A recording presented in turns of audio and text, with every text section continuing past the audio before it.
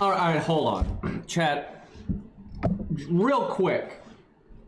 Do you think this event has anything going for it other than free quests?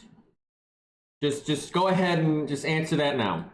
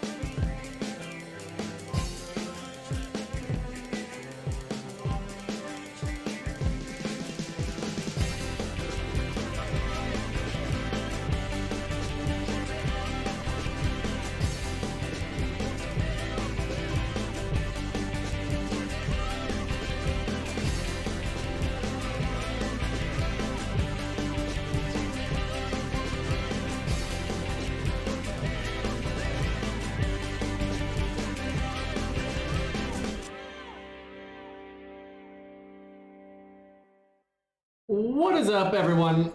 All right, so I haven't looked at this event, but I already know it's dog shit. I'm so used to how bad these devs are that we're gonna have some garbage main story that is so easy it's irrelevant. It'll be time gated a bit every day. Every day they'll add one new free quest. They're all going to be boring as shit until the final one. There will be no bonus fights, no bosses worth a damn in the story. I already know. I hope I'm wrong. Also, why isn't he playable? Right? Why? The one good thing about this jackass we're getting, and we don't get this guy. I'm dying over here. I'm guessing this has custom music for it, but they do that a lot for White Day. Oh well.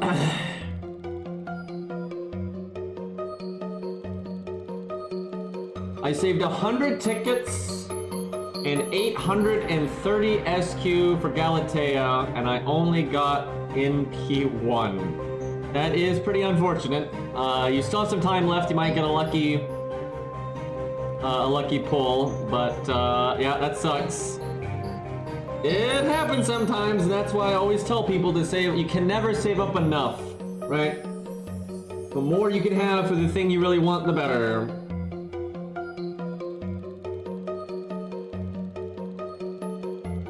So chat, out of all of the Gooda NPCs that are not playable, he is the one, not him, but the guy that we got, is the one I want the least. Like, I'd rather have this guy, Shambata, Maxwell's Demon, like the caster guy from way back in the day, right? I'd pretty much prefer all of those over what we got.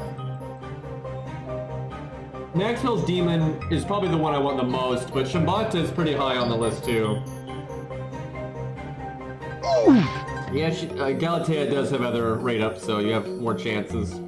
Still, 800 SQ is a lot, so that would suck. And 100 tickets. Like, honestly, no joke, 100 tickets. That is, that's massive. That's 10 pulls, if you can do math.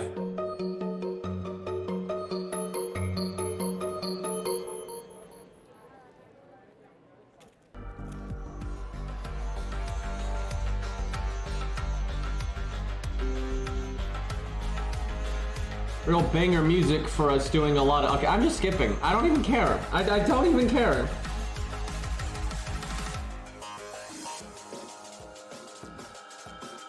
I'll take the free SQ though, but yeah, I'm gonna play NA today. I actually like that tower event. I don't like the beginning of it. The first 100 floors or whatever are just snores fest. but it does get really fun later. And I'd rather do that than play this shit JP.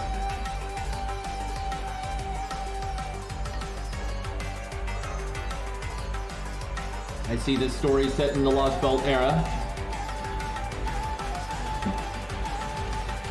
as they generally are these days.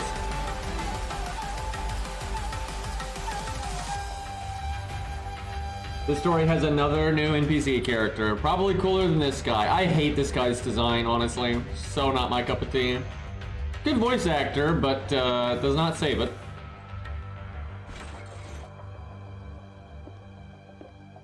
Oh, see, I'd rather have that. I'd already prefer this guy. Kind of weird glasses there, but yeah.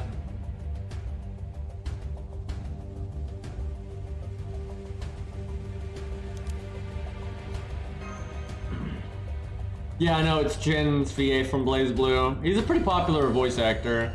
He does a lot.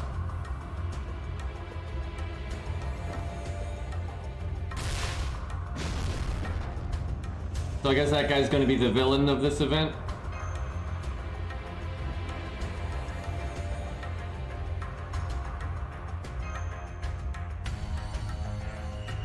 So, Hector is rated up right now. 3-star Hector. And that's like his second rate up since they added the coin system. And Vanilla Coup still hasn't gotten one. I don't understand. Like, I really don't understand. Oh, hi Hector. But yeah, it is kind of messed up that Coup, one of the more popular 3-stars, just cannot get a rate up to save his life.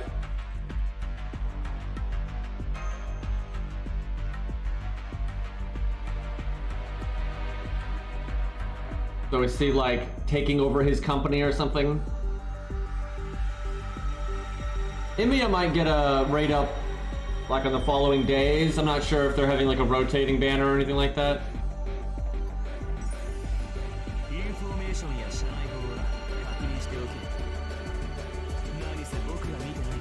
Oh my god, I'm so sick of 3 million point ladders, dude.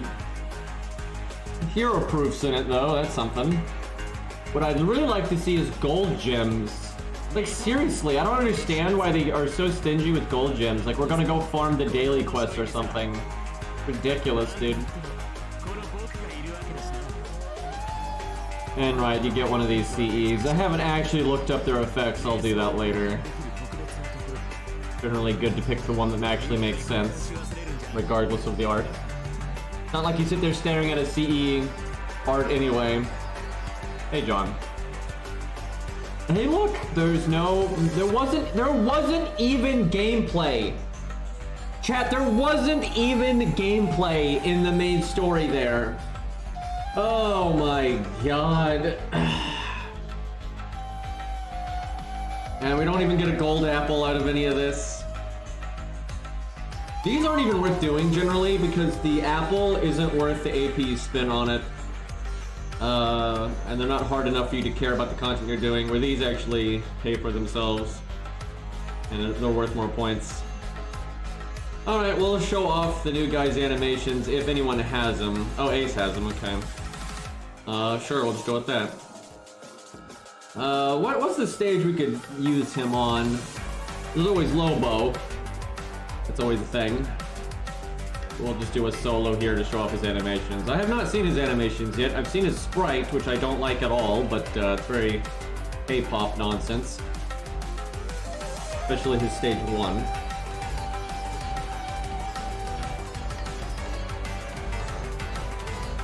He is AoE. I already saw that. He actually has a pretty vanilla toolkit. Kind of just gut survival, battery, damage up stuff. And yeah, that's pretty much it. A bit of a crit focus. Got crit up on one of his skills and on his MP. But yeah, that's about it. I have not seen his NP yet, but we will see that shortly. I'm gonna stay in speed mode until the taunts die. I do like the voice actor though. I've seen him do a lot of stuff and he's generally good. But that does not really save the character for me.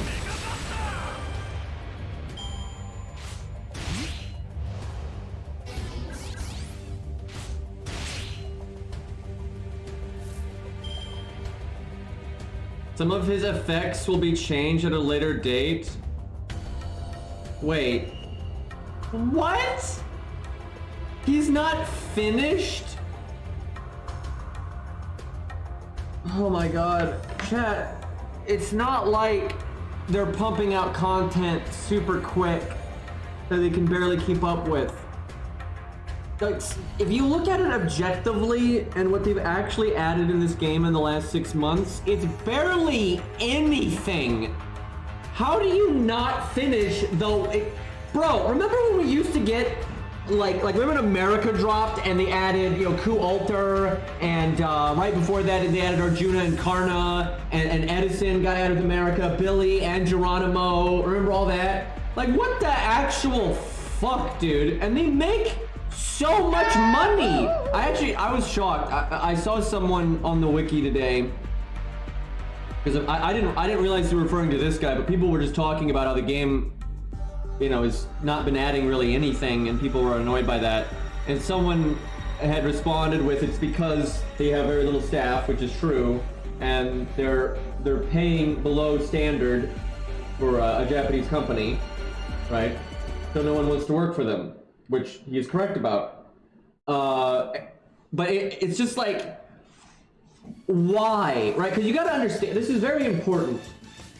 There are uses, just ask Lost here because he knows the business world. Like, there are uses, someone that knows how to code and things like that, like people that know how to do game development, that skill set is used for more things than just video games, right? Everything from graphic design to, you know, just in developing OSs and all kinds of things. There's a very high demand for people that are tech savvy, right? It's not just video games, they're in high demand fucking everywhere, right? So you're not, when you're hiring talent, you're not just in competition with other game devs. That's actually very important. You are not just in competition with game devs. You're in competition for a lot of fields, right? And so the fact that Lazangle pays kind of when they're so profitable, it doesn't even make sense, right? Like, yeah, apps and, you know, there's so many things. There's custom. God, the pizza place I worked for, I had to hire tech people to make like a OS for their like computer system to take orders and things like that, right? Like, there's just always demand for these kinds of things. So if you're paying below standard, right, for the industry, never mind video games, you know, the video game standard across the board is lower than it should be. But that's why they don't get talent, right? And like, this really is just shocking to me that Sony and Type Moon hasn't realized that they just need to pay better. I mean, this is pathetic. Like, if they're releasing characters unfinished now, and it'd be somewhat forgivable if this event was packed, right? They added Maxwell's Demon, they added Shimbata, there's new enemy sprites, there's a bunch of boss fights, right? Maybe there's some quality of life updates, right? If it was like packed to the brim with content, I would easily let it slide that one of the characters maybe wasn't finished yet, and they'll be updated, you know, at a later date to finish them up. You know, I'd be like, yeah, that sucks, but, you know, they're doing so much, you know, sometimes, you know, deadlines get missed, it happens, right? But he's the only thing that they added. Like, he's the only thing that they added, and he's not even finished? Like, are you kidding me? Oh my god, it's just annoying, dude. But yeah, we'll be playing NA later, because fuck JP. I like the green there, at least. That looks so stiff.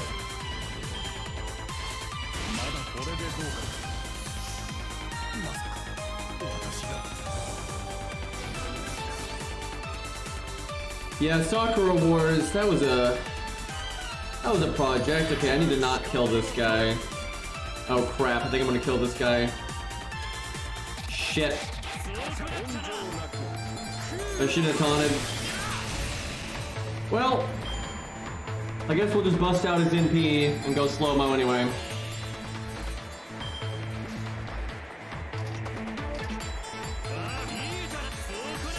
We'll turn the game up.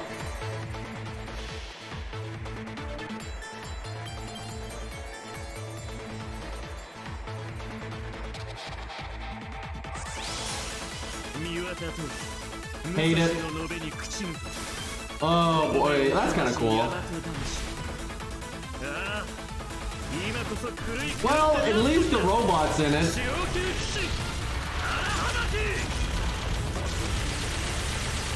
Honestly, I don't mind the ending there.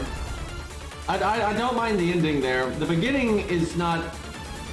It feels like an excuse to be lazy, to be honest, but the ending's fine.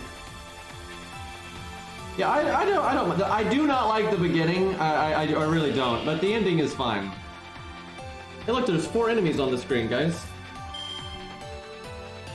Gong moment. So we still haven't seen our extra attack. Really need Gong to die. Yeah, I don't like the CGI either, but you know, they can't be bothered to draw things. I don't even know why. Due to the angle there, they would have only had to have drawn the robot maybe 2 times. Maybe 3 times because of the arms moving, but you'd only have to reanimate the arms. Like, that really would not have required much animation work. It really does surprise me how often FGO will use a 3D model for something that they could just draw 1 fucking time. And it just looks terrible, dude. I just feel like FGO is completely hopeless unless they actually hire good talent at this point. I see no redemption for them otherwise. If they're just gonna keep on barely putting out any content, and everything's gonna be CGI and so on and so forth.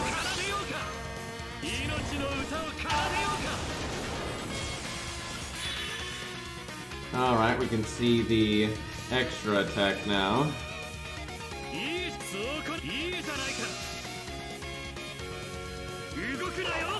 Yeah, robot cool, CGI not so great.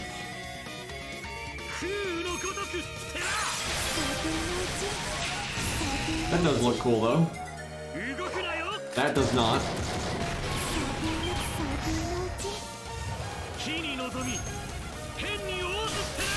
Does he have different...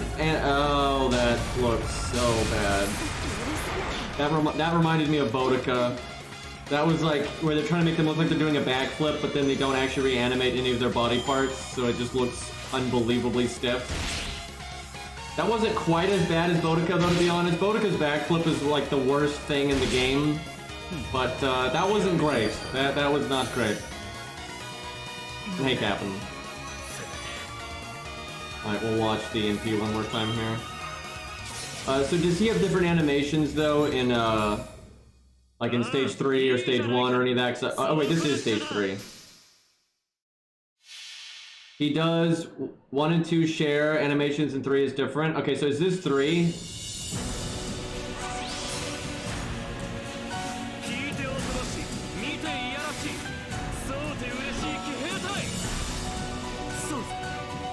Honestly, yeah, that cut-in is bad. But yeah, I actually like this part. I mean, I really wish it wasn't CGI.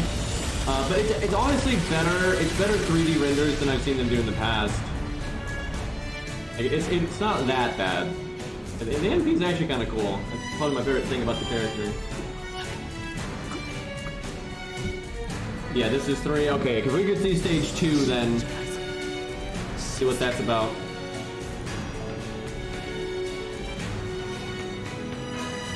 Did we just loot chicken fingers or something?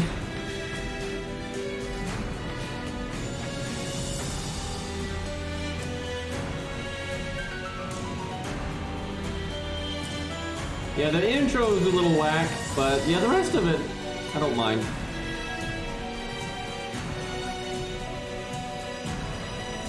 May not have updated. Yeah, looks like you gotta, maybe I just need to refresh, let's see.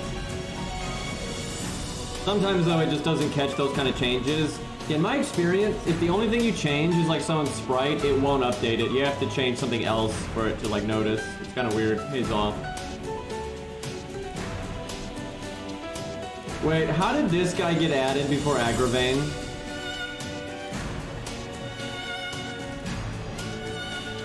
Can someone explain this to me? Because, and here, this actually really annoys me because this event is like made to add this guy, right? So they could have just made an event themed around Agravain, you know, set in Camelot or something, put a singularity there, and then there's your reason to add Agravain, right? So why do they keep spawning just bullshit out of their ass to justify adding these characters, but then they don't add things like, you know, Agravain that people have wanted for a long time? That just doesn't make any sense to me. And they were all like, oh, we couldn't add Roland until the right opportunity arose. But then they just make the opportunity to add this guy, right? Not that that's a problem, right? Because I'm sure this guy has his fans and good for them. I'm just saying they could have been added all these other people at any time they wanted to.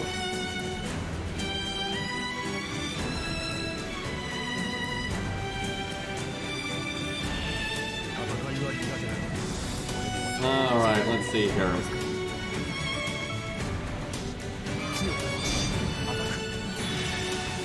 Okay, we get a Brave Chain right off the bat. That's nice.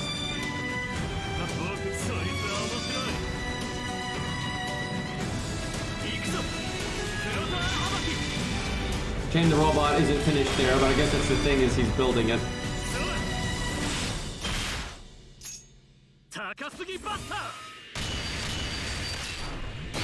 Okay. I do like these animations just because of the robot. I really dislike his stage 1 though. So if I did have him, which I'm not gonna roll for him, but if I did have him, I'd use stage 2, I think.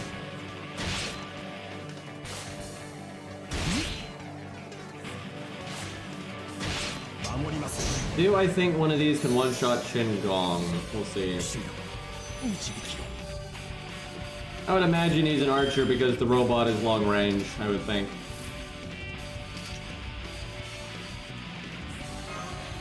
Let's see, level 32, level 34, but they're different enemy types, so it's hard to say which one is actually going to have the higher attack stat.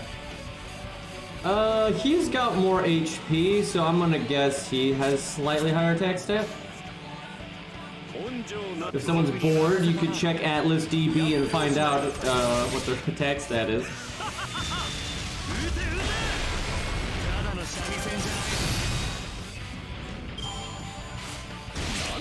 Damn it.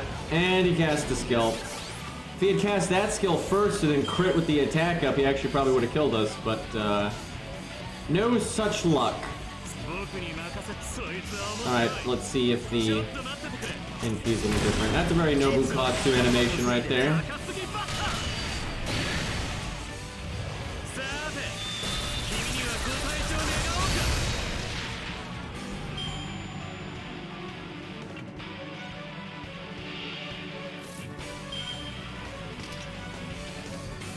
Alright, we'll just NP here. Do slow-mo in case it's different.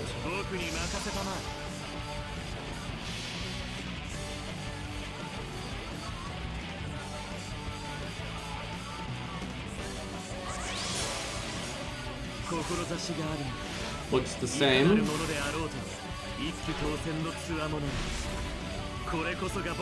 Yeah, it looks like, I guess it's daytime instead of nighttime. I think the armor on the tank dudes at the bottom is different. But yeah, not too much change there. Yeah, I gotta say the nighttime NP looks better. It also hides the CGI better. But I like the animations in stage 2 more, so that'd be a tough decision to make if I had him.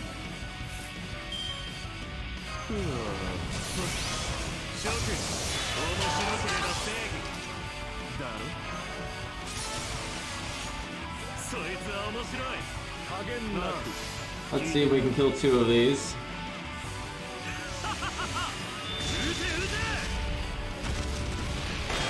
No problem. I do like the bonk there. Honestly, I don't mind the robot effects. Like, they're cool.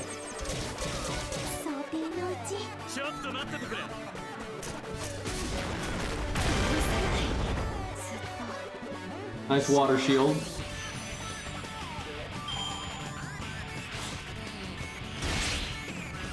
Yeah, I imagine this guy can loop pretty easily with Scatty. It looked like a pretty high hit count. Probably like 7 or to 9, somewhere in there. 7, 8, 9. 8, yeah, that's probably gonna loop. No problem. He's got his own quick up built in too.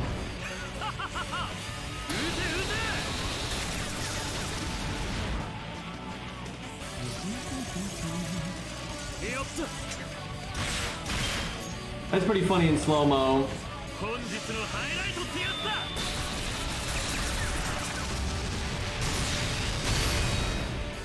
Some of his animations are pretty stiff, but honestly, I don't mind some of his animations. They're kind of cool.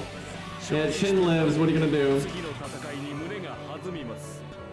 Yeah, the animations are actually better than I was expecting. I was expecting them to be pretty dull, but they're not bad. You know, some of his sprite work is pretty stiff. But maybe that's some of the stuff that's going to get changed, like they said. Alright, so I've already got NA, like, boom, right here. But we do kind of need to jump on the ult account if we want to use him against Lobo. We could obviously fight the dragon, but that's just going to be too easy. Because he's an archer.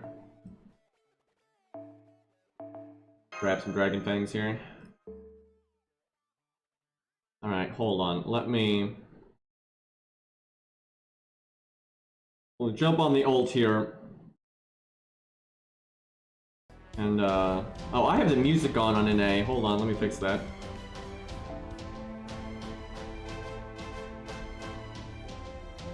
Wait, do I? Yeah, I do.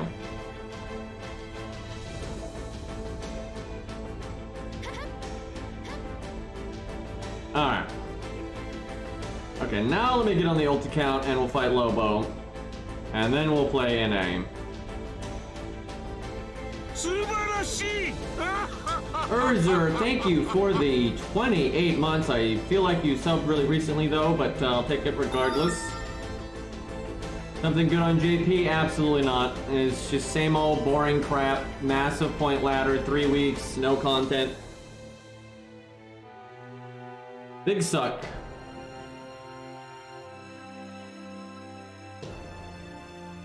But yeah, well, I'm gonna play the tower event on NA. It seems more interesting.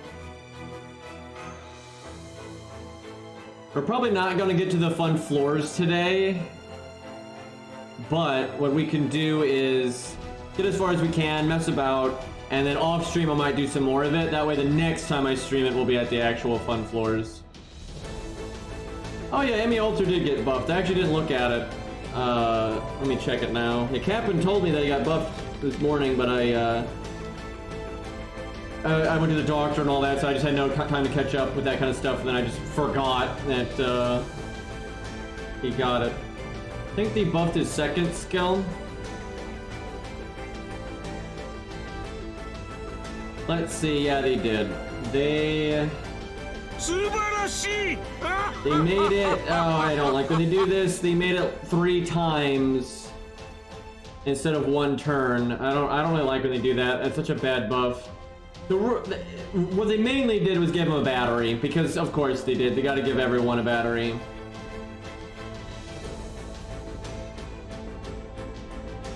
But yeah, he's instead of being 1 turn all color up, he's now 3 hits all color up, and then a 30% battery. Which, although is incredibly boring, and I hate those kinds of buffs, especially when they're on units that don't really need it, but it's good. Regardless of if I like it or not, it's a good buff. Oh, and Dr. Deus, oh my god, I don't know why Dr. Deus does this. He could just give me like 1 sub, but gifted 10 subs. Jesus Christ, thank you, dude. Now if they could add Zeus, that would be great.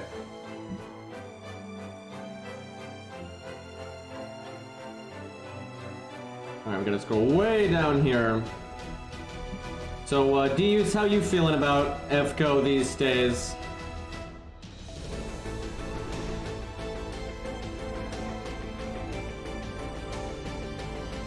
I think I have Ace on my ult account. I do, fantastic. Okay, how do we want to do this for him? Maybe Jufu. Yeah, that seems pretty legit.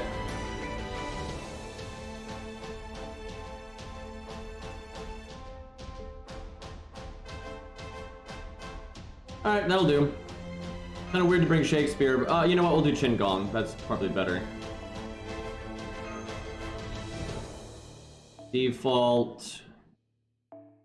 Or maybe Atlas. Yeah, let's go Atlas, actually. The skill seems good. I've reached the point where I have the units I've wanted the most, but I've nothing fun to use them on. Yeah, imagine if we had, like, I don't know, like a roguelike mode that was permanent, that was really fun and challenging, like hard, and had good replay value that we could go take our favorite units to. Wouldn't that be great?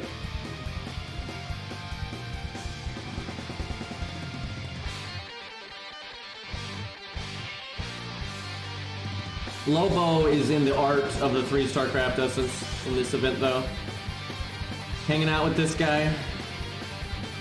Alright, that's an opening turn. Man, look at Ju Fu giving you that sweet 30%. Although, you know what? I should have done his. Isn't his 30? Although I can choose it on the next one, but I think that would have been better to have switched the order around. I don't need buff removal resist right now.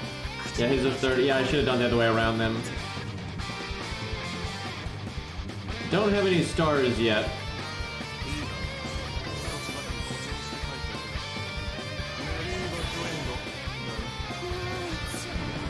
Now I can give him an NP gain up if I waste the heal, but I don't think I want to do that.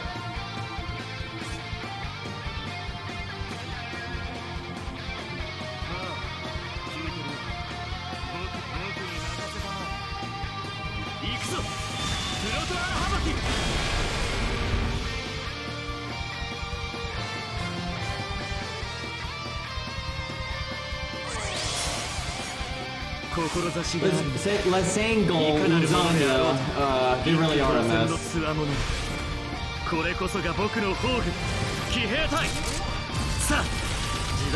like the robots at the bottom in the daytime one more, but the overall aesthetic is better at night, I would say.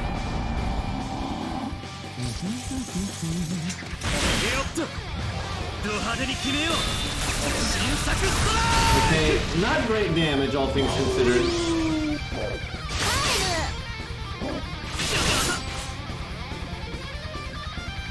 Definitely seen better. I don't think he's going to surprise us here, right? We've used some AoE servants here that can win pretty quick, and it's pretty good.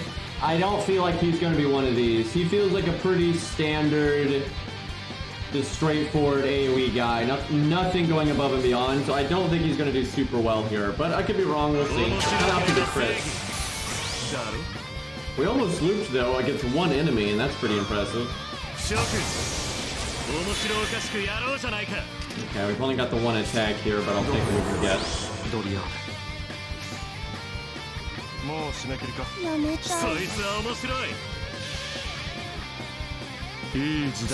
Yeah, I think if he's gonna go fast, it's gonna be down to the critting, which actually is bad then that we got all of our cards in turn 1, because we had no way of critting turn 1, so I'd rather have them on turn 2 or 3. That actually sucks. NP again, though.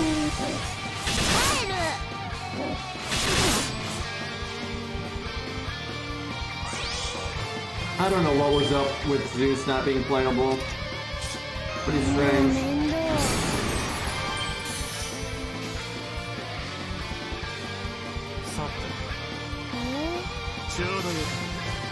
We're gonna run into the defense buff here, but it is what it is.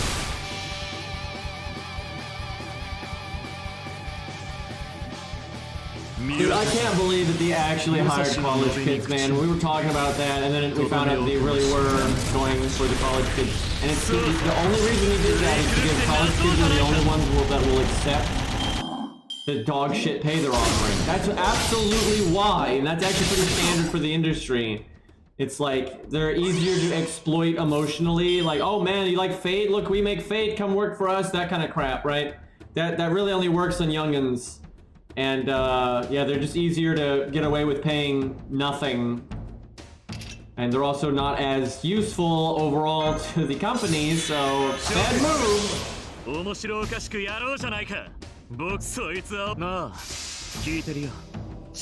Boy, we are Struggling a bit with the damage. Okay, there we go. Okay, to be fair to him, we probably win two turns sooner than whatever we're gonna win at if we had gotten some more cards later. That first deck rotation was really bad for us. So if that hadn't happened, we probably would go a bit faster, because we did miss out on some juicy crit action. Okay, I'm not really a fan of this turn.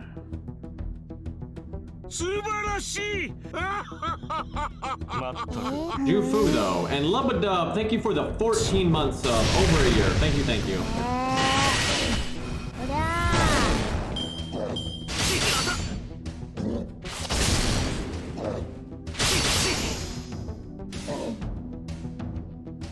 Like, imagine you can't hire anyone, because like they've been trying to hire for a long time, by the way. Like, they've been searching for a long time, and you're not getting, they weren't getting anybody.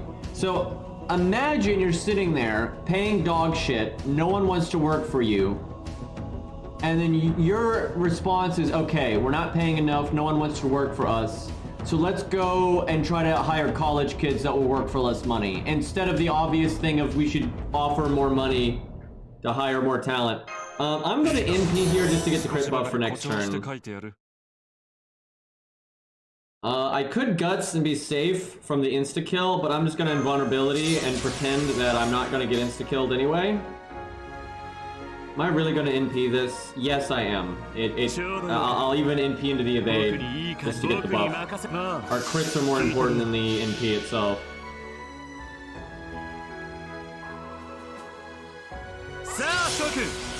If they didn't have the Fate IP, we never would have gotten to the point that they're at now. Most people weren't playing the game when it first launched, but you guys do not. Oh my god. The FGO's reputation when it first launched was so bad. And if it had been just a new IP, it would have gone the way of Sakura Wars. Even faster though. Because, well, maybe slower, because there was less competition, I suppose. The Sakura Wars came out, there was more competition in the market. But still, yeah, it would have died very quickly.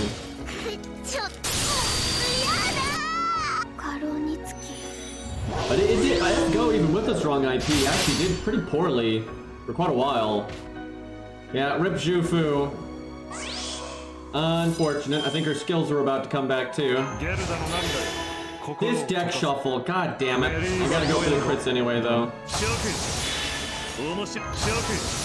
The buster at least.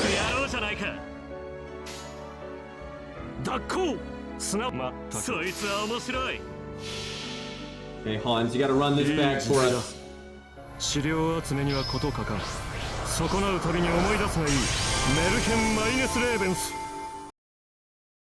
Honestly, I don't think Multi-Blood needed FGO funding at all. Like, Actress again was a successful enough fighting game that you could get another Multi-Blood game made without any problem. If you need investors, you'd get it easy. I doubt FGO had that much to do with it, really. If anything, I actually suspect FGO slowed down Multi-Blood. It was really weird how they didn't make a follow-up to Actress again for so long, and I think Time Moon was just busy with other nonsense. He doesn't have a lot of buffs, but I could double attack and then get Leonidas' NP off if I wanted to, yeah, and then I can do his NP actually. Let's do that. Kind of a weird. Normally I save that buff removal for a turn that the boss has a defense up or some nonsense, but yeah, I think this was the right play. Okay, he's not doing too bad. And if we didn't have that scuffed first turn, this actually might be more impressive than I was thinking. So yeah, crits are the way to go, absolutely. So you really need to have a setup that generates stars if you're gonna use him. Thankfully, even on a budget team, you've got a decent amount of ways to make stars these days. Jufu, Han, 2030, Leonidas. I really should have given Jufu though starting in PCE, because that'd have been really good. 50 stars though, I'll take it. Yeah, he does maintain the crit buffs pretty smoothly. We're kind of on death's door with our HP though. Yeah, not bad. And imagine if we had like actual, like more. Oh, we have some damage support. We got the Buster up and the attack up there and all that, but we don't have that much damage support here from the teammates.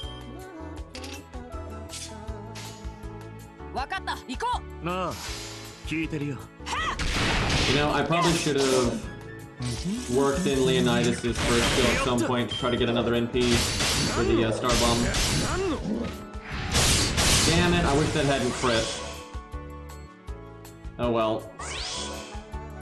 Might not be able to tank the NP. I could save the taunt. He's got 5,800 HP. He's probably okay.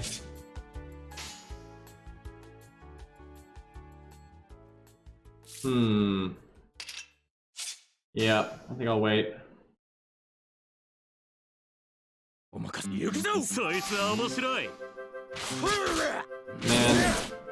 I miss animation updates. But if he can't complete this guy in time, which is how much bloody time we did have, that shows why. Oh my god. That shows why we haven't had animation updates.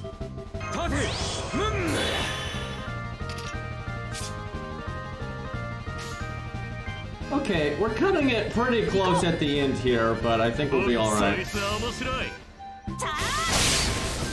Shengon can taunt.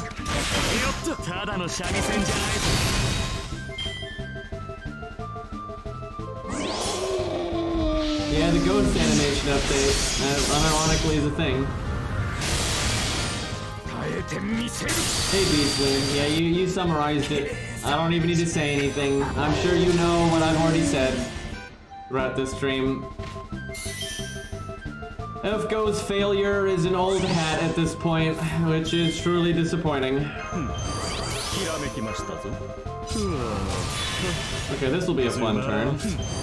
This would be the perfect time to do the buff removal though, like right here. Get rid of that defense buff. I guess I do the Buster card to get rid of the evade and the defense buff, then I do the NP, then I do quick.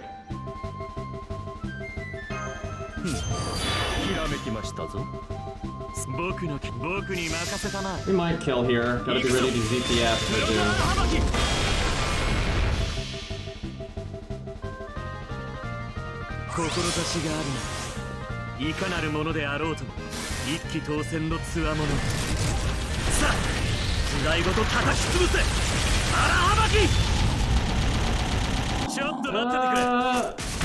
Nah, not quite. Oh, we might not get him next turn if he does the defense buff again.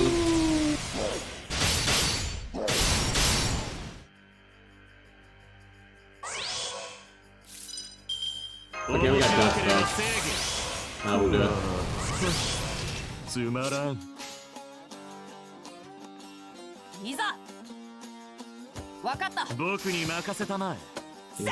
Maybe with the Buster crit, we might get it. Well, we didn't crit, so we didn't get those 2 crit up buffs, so... Nope. Let's defense up again. Really messing it up at the ending here, not sticking the landing.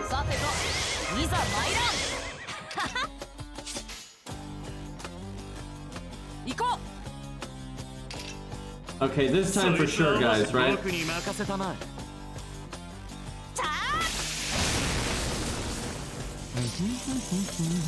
If we crit, absolutely. If we don't, probably not. Oh my god. Yeah, the 2 crit buffs, like, it would do it. Whew.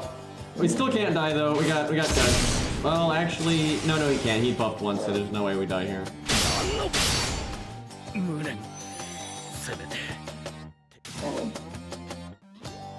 Okay, he doesn't have the defense up this time. Unless Alex takes every card. Oh, no, we win. GG. We even get a free turn because he's charmed. And we have a Brave Chain. Okay.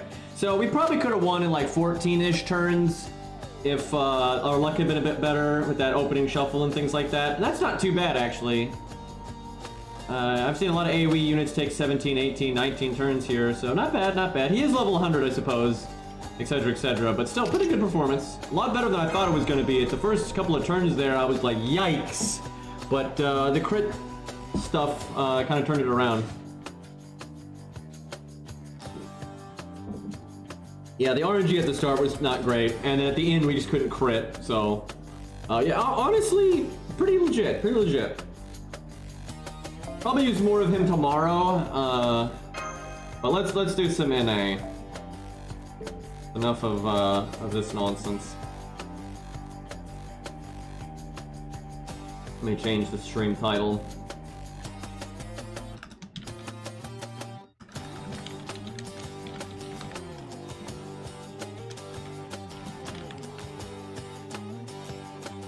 Alright, we're gonna have to endure the shitty opening floors.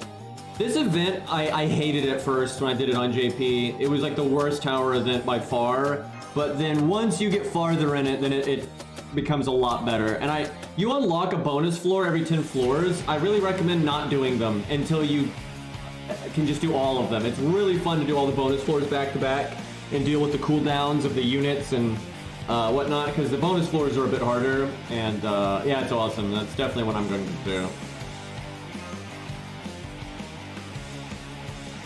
NA is the superior server for now, but you guys are going to hit the drought at some point, so...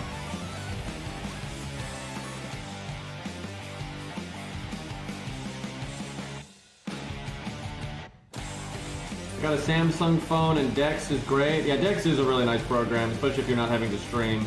You're just using it to play it. It's great. I can finally play up on my PC without needing to move the account. Nice, nice.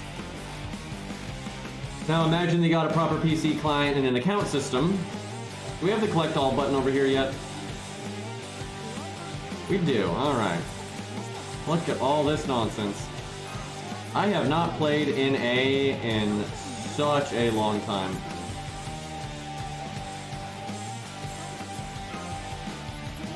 That was kind of weird.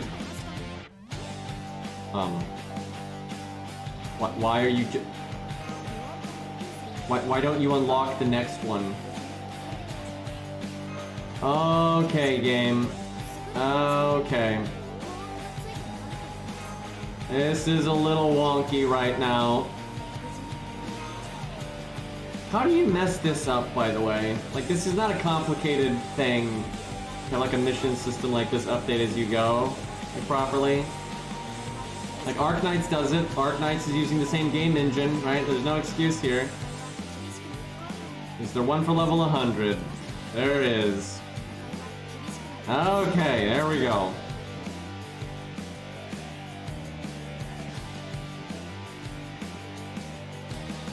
All this free stuff. Okay. Probably the bullets. Oh yeah, you fuckers have the coin system already. It's so ridiculous.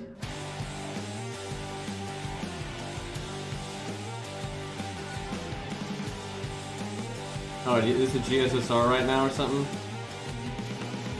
Oh. Chat, we gotta get this 2-for-1 with our summon ticket. Oh, class banner. Oh, fuck. I might want to roll in Lancer then. Fuck. How come we have literally not had a class banner on JP since the coin system. There's a lot of 3-star Lancers, though. I mean, it's not like I got anything else I really want on an A. Yeah, fuck it. I'll try to get coup coins. Gimme, and hey, if we get Virtue out of it by some miracle, I'd take that too. I would love this on JP.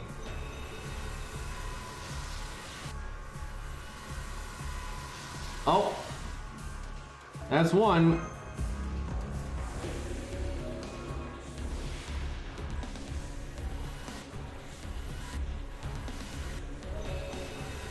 The little shit. Oh, baby, that's 2. Yeah, I would really like this on JP. Okay. That's the thing.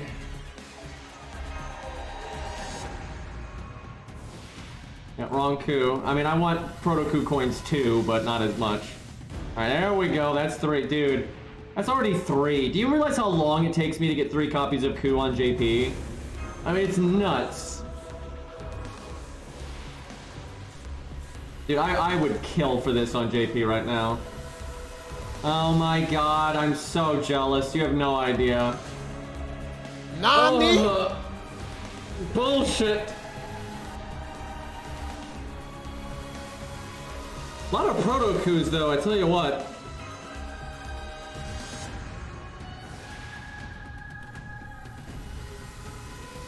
Oh, damn. We'll take that too. Look at these deer mids.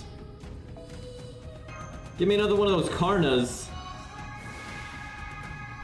Oh, hi. Look at all these cool answers.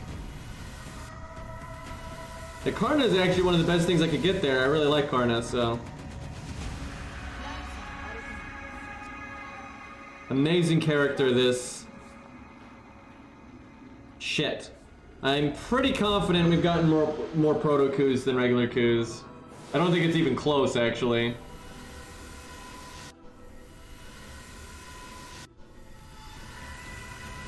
Damn. Only Taiga on that one. Alright, we got one more.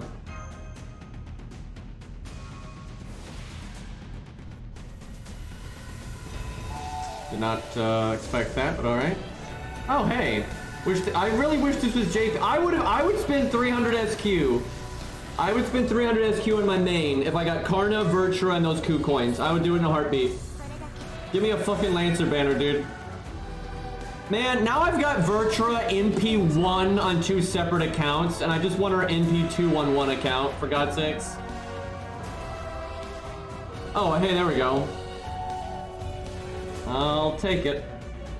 How long does this banner last? Because I might wait to do another roll until I can actually do a 30 roll and stuff, but if it's like a really short thing, I might actually want to use the summon tickets and stuff, because I really do want coup coins. Alright, how many coup coins do I have on this account? 170. I think I've already got his... Oh wow, no, I didn't even... Wow, I had none of his stuff. That's fucked. It ends in 6 hours. Okay, I'm just gonna use what I got then. Yeah, this shows how bad it is for 3 stars. I just got all those coup coins, and I only got 1 passive. And I'm pretty sure my coup is bond 10 on this account. Fucking bond 15 on JP though.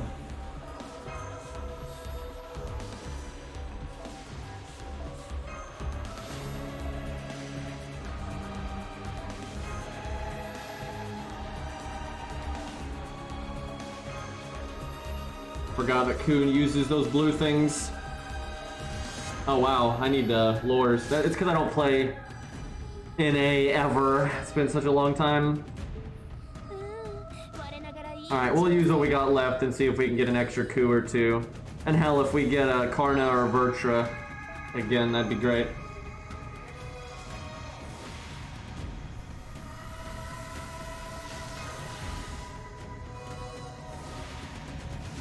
Oh!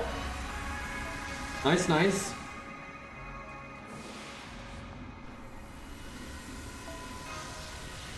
Yep, if we had a Lancer banner on JP, I would take it.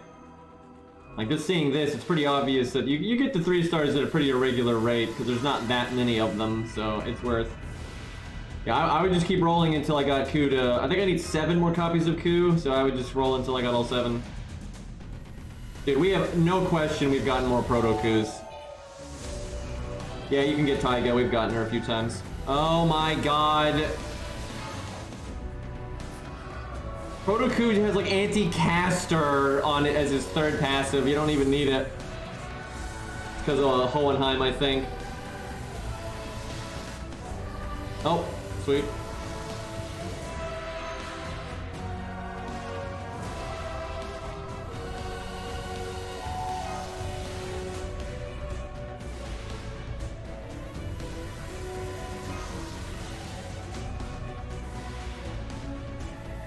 Alright.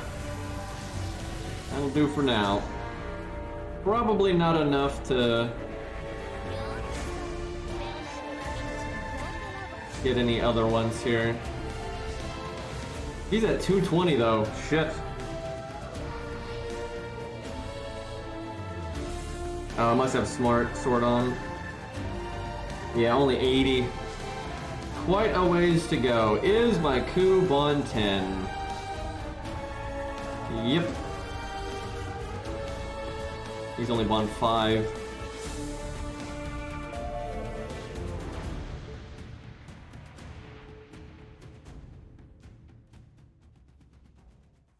Probably did not get monthly tickets, having not logged in so long.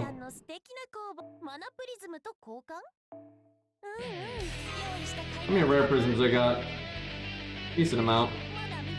Might get lures with those, we'll see. I think my NA account may have already had a Karna. So if so, this would be my first NP2 Karna. Oh shit, he already is NP2, I had no idea. Fuck. I'm gonna have to level Karna. It's annoying because his mats are hell on earth. But NP3 Karna is pretty great. Have to get a bunch of hero proofs and Lancer gems and all that. I don't really play NA, so I don't know. Yeah, 216 hero proofs, man. Brutal.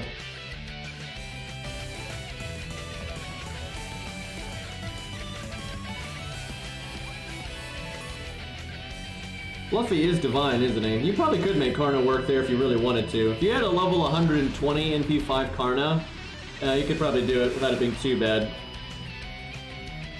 If you're level 90 NP1, it'd be pretty bad.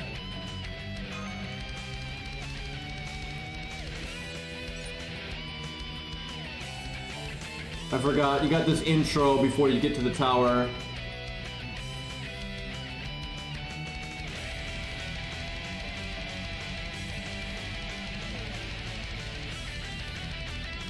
Who do we want to use? It's only level 40.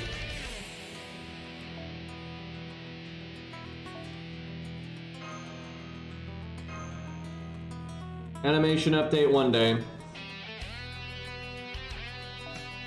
You can use AoE versus Fluffy if you got like a niche boosting you up or just a really strong support.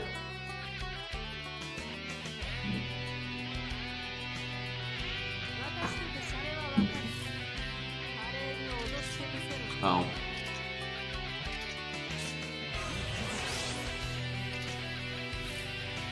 Man, you guys got the back button early, the coin system early, and that's the most impactful thing you guys have ever gotten early. Because that has a very tangible effect on your account. Like, if JP had the coin system, like, as early as you guys did, alright, the banner that's happening right now, we would have had that already, right? And that'd be great. And there's a bunch of examples like that, so... Yeah, you got the AUs early.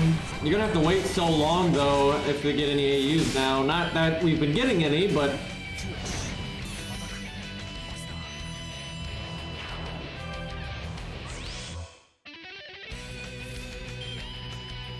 I guess King Hassan fans were eating pretty good because, did she do 2,000 damage with the Buster Chain? Let's find out. She's level 1, too. Hey, she got it.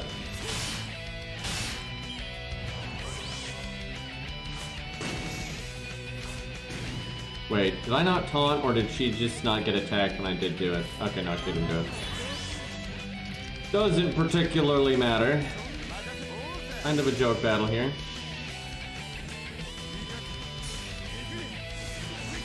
NA's normally not like quite the same game version, but they're normally really close. Your game version is always way ahead of your content. I think that's why they finally just gave you all the animation updates, because it was...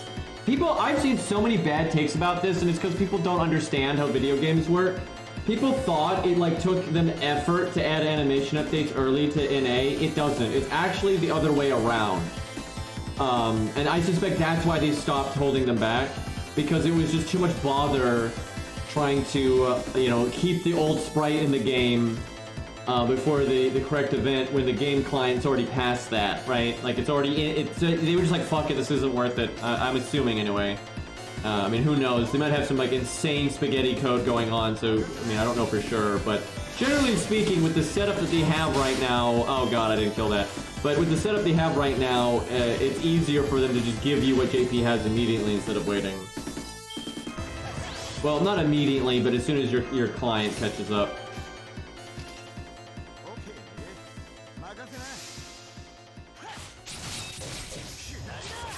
So what they did, pity has no effect on 4 stars at all, but on JP what they did recently was they just straight up boosted the odds of getting a 4-star. Which, honestly, I think they should have just made an independent safety net for the 4-star, but I don't think anyone's going to complain about slightly better rates.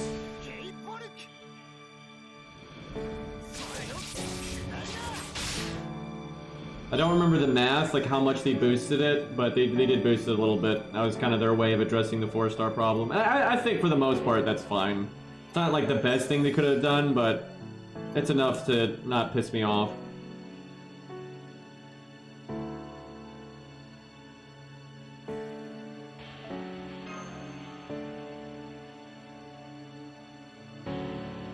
Also, they just need a rotating story banner that just has like a random 5-star that's an unlimited, not unlimited, but like, okay, this is not a good time to demonstrate it because there's all these extra things, but like, there needs to be another banner next to story that's just some random unlimited 5-star rated up and like a 4-star as well if you wanted to. And you could make it count as story summon, so while you're at it, you could get your Bedivere copies and stuff like that. Every game ever does that. I have no idea why they don't. Even Genshin is starting to do banners like that. So I'm like, and Genshin's not really good when it comes to that kind of stuff. And obviously Genshin's a lot newer than FGO. So how are they getting with the program before FGO is?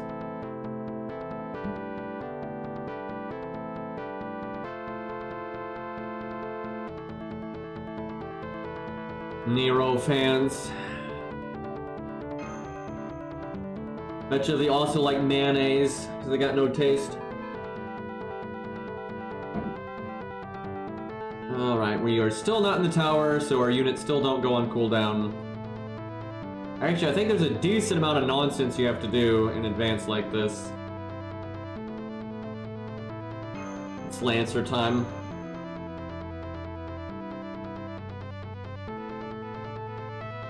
That's offensive to Mayo fans. Alright, anyone here, everyone I see on Mayo's side, but do you like Nero as well? Alright, and then the opposite, like do we have someone here that likes Nero but doesn't like mayonnaise?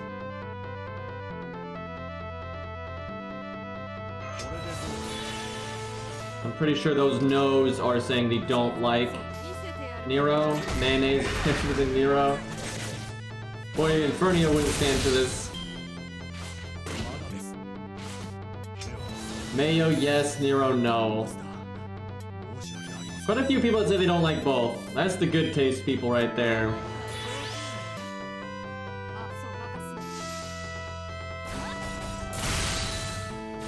I'm not super crazy about sour cream either, but it's got its place. Mayo is just disgusting.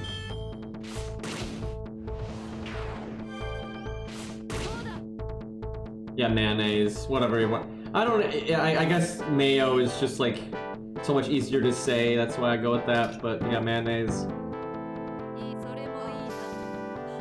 Mustard is good stuff. For the like really basic condiments, ketchup, mustard, mayonnaise, that's probably the big 3, right? Mustard is definitely the best, I would say by quite a lot.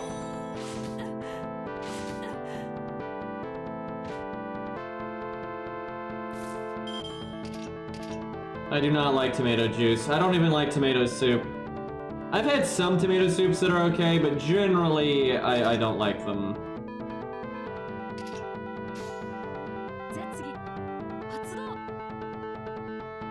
Wait, you guys don't have rainbow chains. I have not really been playing in accordance with that. Whoops. I was about to do a rainbow chain there, and I'm like, wait a minute. That is not a thing. That's gonna be a problem in the tower. I'm gonna make that mistake a lot, I have a feeling.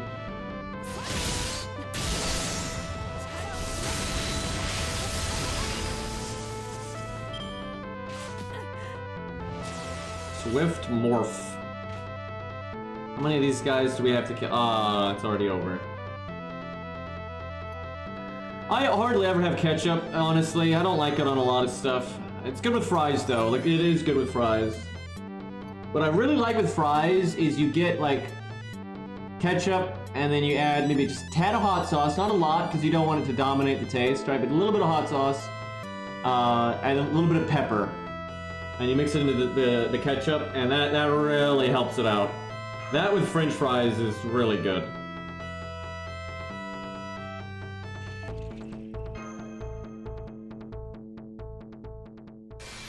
God, that roll eye emote is so good. Fuck you, but I love hot sauce, but still the emote's amazing. Blue Note giving me that sass.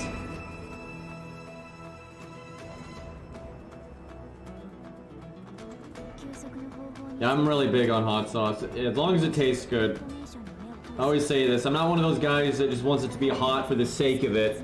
I like it to be hot because it tastes good. And the thing is, the way the heat is, you really can get a lot of flavor. So is this the... He doesn't have a bonus in there, though, I don't think. I'm assuming that's the none. Does this one not have a bonus? Because if I remember correctly, some of these just didn't have... Like, one of the slots, I think, was just purely generic.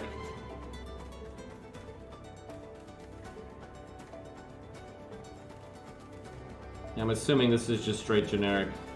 But we'll use Ku immediately just to get him back, because there's not going to be any floors in like the first 50 floors that we're actually going to need Ku for, so we might as well use him just because.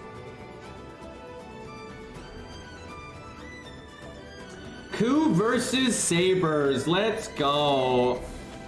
Do they force you to... See, now, I bet you if they ever do a new tower event, they're probably going to do it like Ort, where you don't have to bring the other units. Let me see if by some miracle they let us do that. No. That was really nice of Ort. Okay. Jesus, I need to clean up this inventory.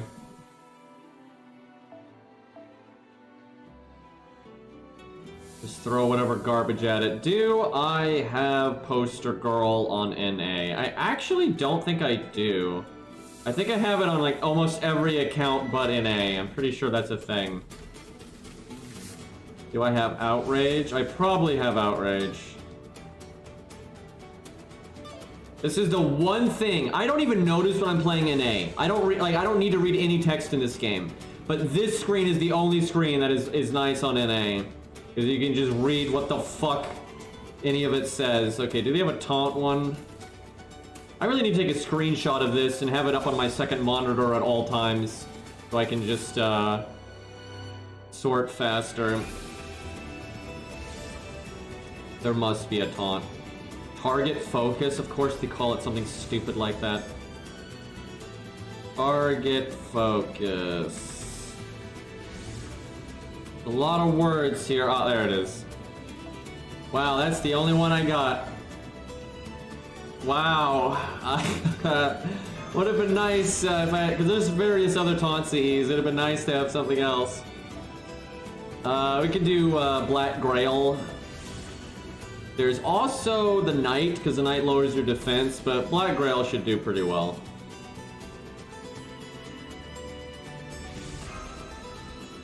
How come we haven't had another tower event? For those that don't know, the one we're doing right now in NA, this is the last one they ever did. And they've never done another one. And it's probably because they're lazy, so... I just got Vertra and then Enkidu. I mean, hell yeah. Cheating, but we don't have a proper taunt. Take what I can get.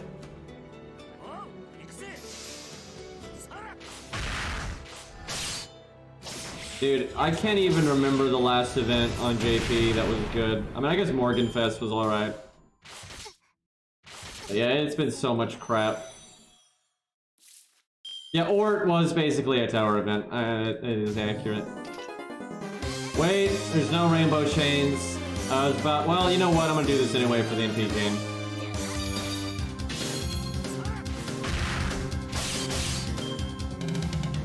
Although if I had gone for damage, we might have killed him there. Fuck you guys.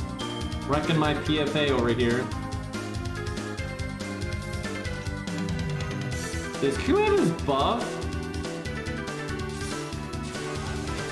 Okay, he does. I was like, I got no idea. See, look, I can't quick chain, so I would normally rainbow chain.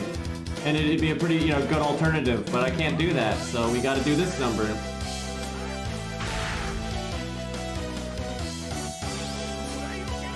Tesla Fest was honestly an event on its own. That was a pretty unique thing that they did. And honestly, it was good. You know, they repurposed old content, but they did it in a fun way, so Liz lived, by the way. Oh god, Karna will eat every single one of these if I go to level him, dude. Now I got Death Proc. I don't know if that enemy was golden or not, so I don't know how rare that was. The Tesla Fest should have been a permanent event, like hands down. Right, so 3 hours. I don't think it's one of the bonus rooms. Eventually you get like certain servants get even faster times if you put them in like corresponding type of room. I don't think his is like that. Either that or that one gives you the super bonus no matter what. I'm not really sure. Anyway, alright. I don't really need to counter class, but there's really no need to avoid it either.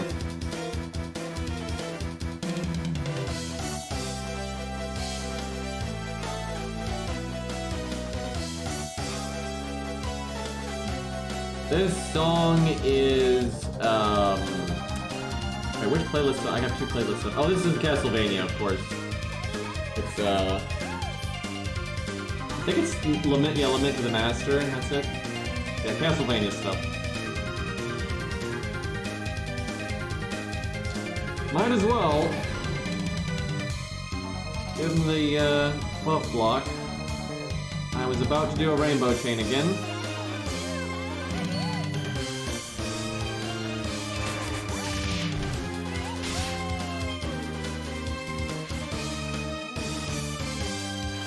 Good.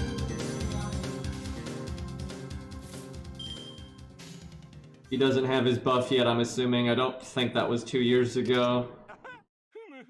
It's pretty nice for soloing, but this is easy enough that it won't matter.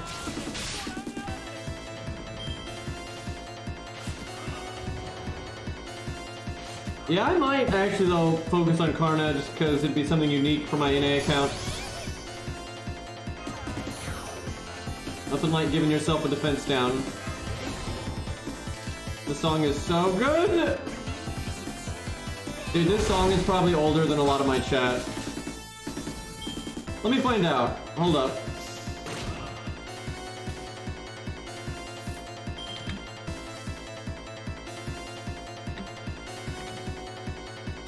This song came out in 1994.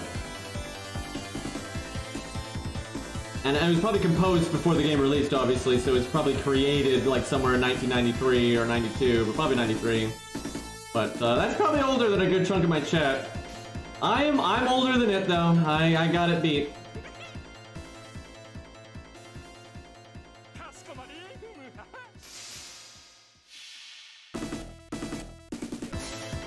Folded ship. Wait, is it someone's birthday? Did I miss that? And any birthday gamers?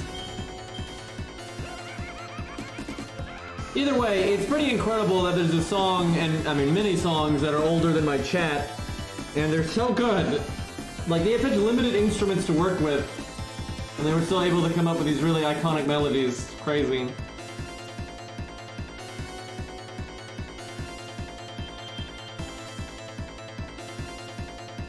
Dragon, is it actually your birthday, or are we memeing?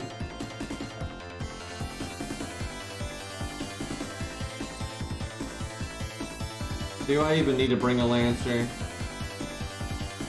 This song is Act 1 Boss.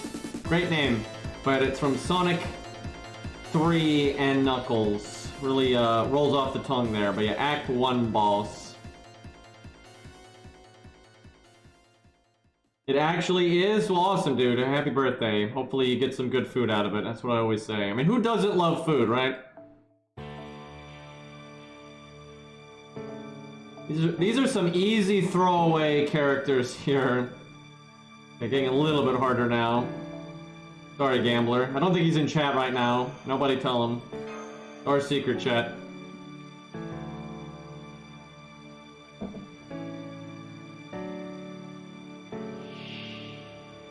I like how everyone's saying happy birthday and the music is all like melancholic now.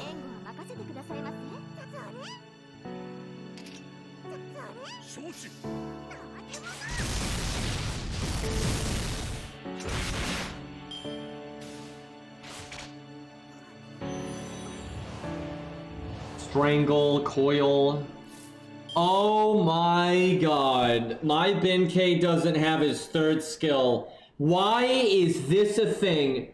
If Benkei couldn't be any stupider, you have to spend a bunch of AP to unlock your third skill. Dude, FGO. I mean, get with the fucking times, man. Like, it's ridiculous. Look at this. We don't get the 20% crit from having the quick card in first place. Dude, FGO drives me so crazy, dude. Why is it, like, it refuses to get with the program. Like, it just... kicking and screaming all the way. Man, I haven't done these old school combos much. You only do them when you, like, can't rainbow chain or you don't want to rainbow chain. Like, occasionally you do want to do those old school combos, but, I need to reprogram my brain here. Okay. This could be better right now. I mean, just stun them. We can kill maybe 2 of them. Oh my god, these crit chances. Okay, watch this big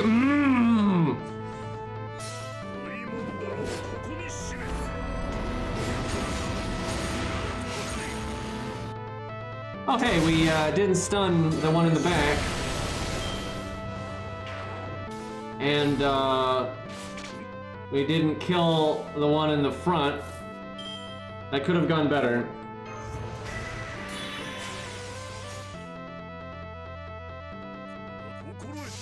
Alright.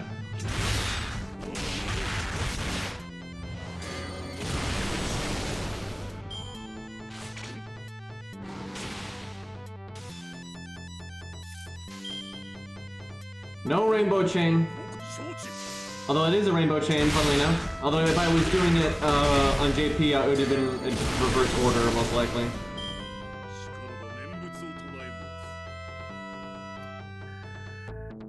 Nice bond.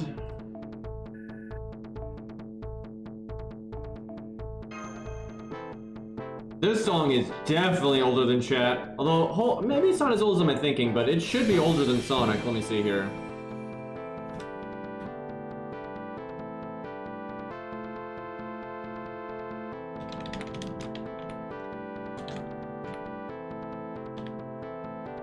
Oh wow, this song came out in 1989.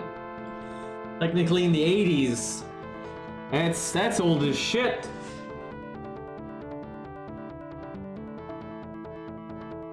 It's Golden Axe, the original. So chat, this game that I'm about to talk about. Not this Golden Axe. This is just called Golden Axe, right? Really, really old game. But do y'all remember that card game I streamed, or kind of card game, that Magic the Gathering, like battleground game I streamed, right? Where you're like summoning the monsters in live action and all that. So the developer of that game made a game called Golden Axe Beast Rider, which was like them trying to resurrect the Golden Axe franchise. Now, in its time, this game was actually pretty famous. Like, if you were a gamer back then, you had probably heard of that game. It was absolutely notorious for just being awful, right? Just horrible video game. And it was trying to be like a DMC, right? You know, third-person action game, you know, melee combat and that kind of thing. Now, I remember I was aware of this reputation of that game being really, really bad. And one time I was in like a game store or something, and I saw it in a bargain bin for like 80 cents or something, right? I remember it was not even $1.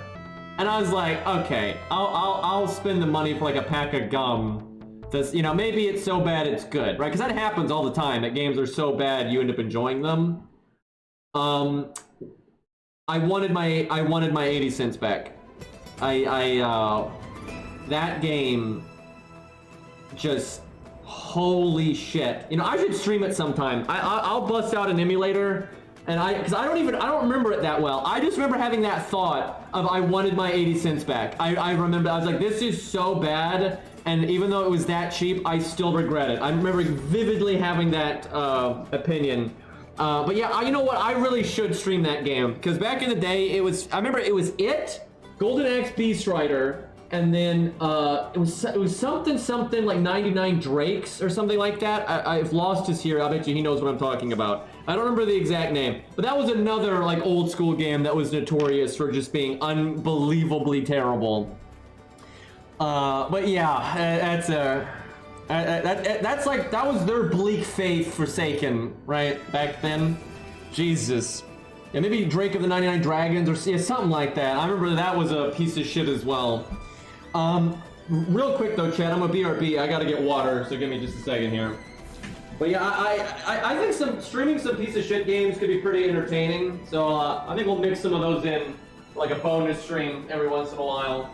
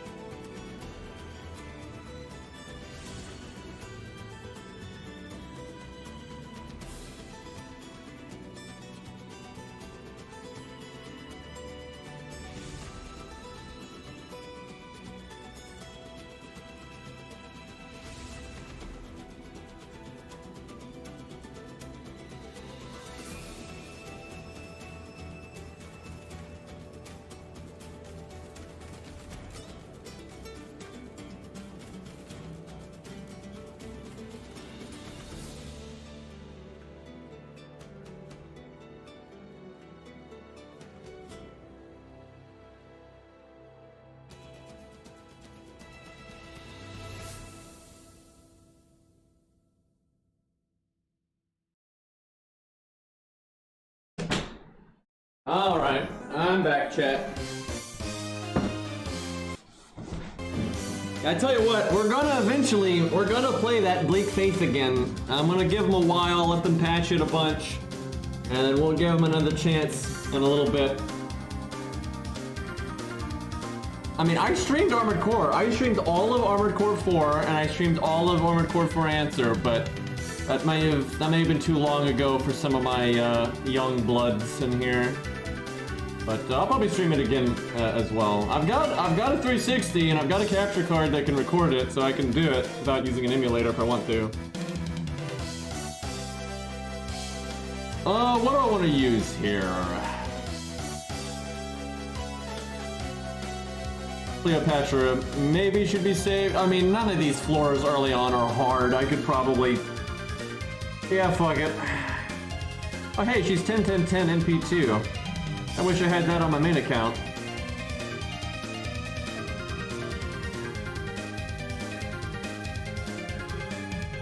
sorry, nursery rhyme. Desperate times call for desperate measures. You know, I would be surprised if my NA account had phantom levels. I don't expect that's a thing. Chad, I remember on my main JP account when they re-ran the Shiki event, because I didn't have Shiki.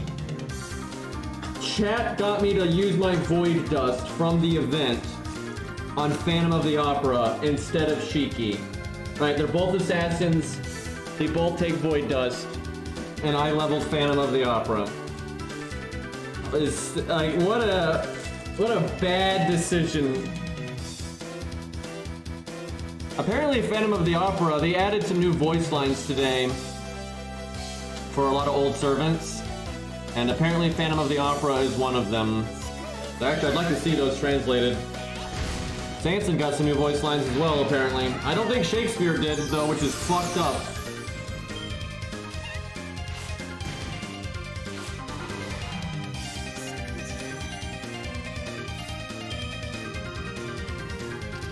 It's like they'd have no respect for Shakespeare being the most famous writer to ever live, and they can't be bothered. It's either that or they're just intimidated that they can't write him well enough. I'm not on enough copium to think that's the reason. Dim, thank you for the 8 months, dude. Jackal got some too. Yeah, it's another character that deserves more, I don't know about credit gameplay-wise, more credit story-wise. Calm down there. The music is clearly looping, but kind of appropriate right now. I'll let it play.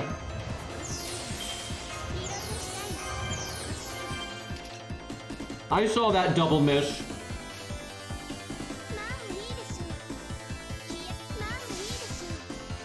I really should have brought Caesar along.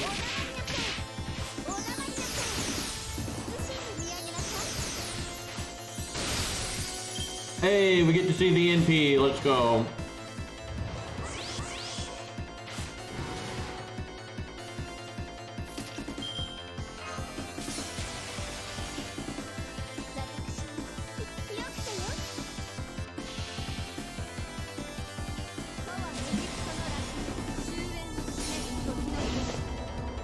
Came too quiet.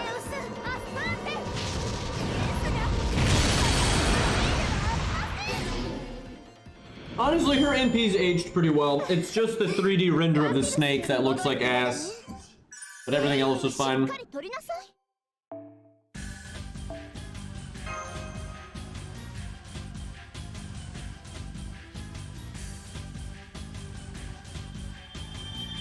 So I honestly can't imagine what it's like to look at old video games as a zoomer, because when I was young, like Pong, the first video game, wasn't like that old, right? It didn't, you know, you didn't look at Pong like, wow, this is so lame, right? Like Asteroids, Space Defenders, you know, those old games. Those are still pretty relevant, right? And I kind of just have, through my life, I've just seen video games go from the Game Boy to Game Boy Color, and then, you know, so on and so forth. So there's no backlog, like I'm not exaggerating, there's no like backlog of video games for me, right?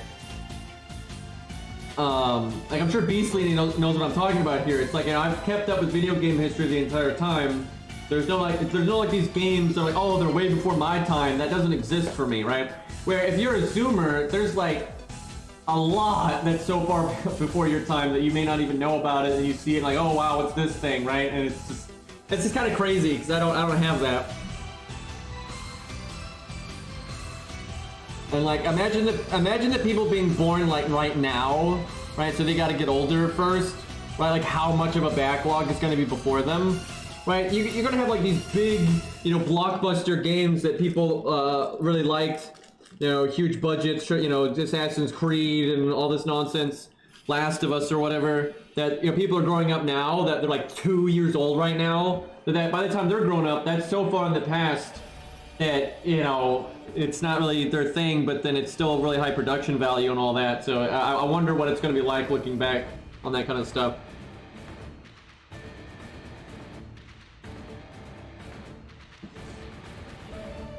So what's wild is you got like sometimes young people really getting into games like Mario 64 and stuff and like really enjoying it, right? And like really getting into it. So you know, some things are just really timeless like that. So it'll be interesting to see what ends up being timeless from, you know, more current generations and stuff. Yeah, emulators, all that. Emulators are pretty popular with youngins because they're, when you're young, you don't have a lot of money, obviously. And emulators are free, so you get access to some pretty awesome shit.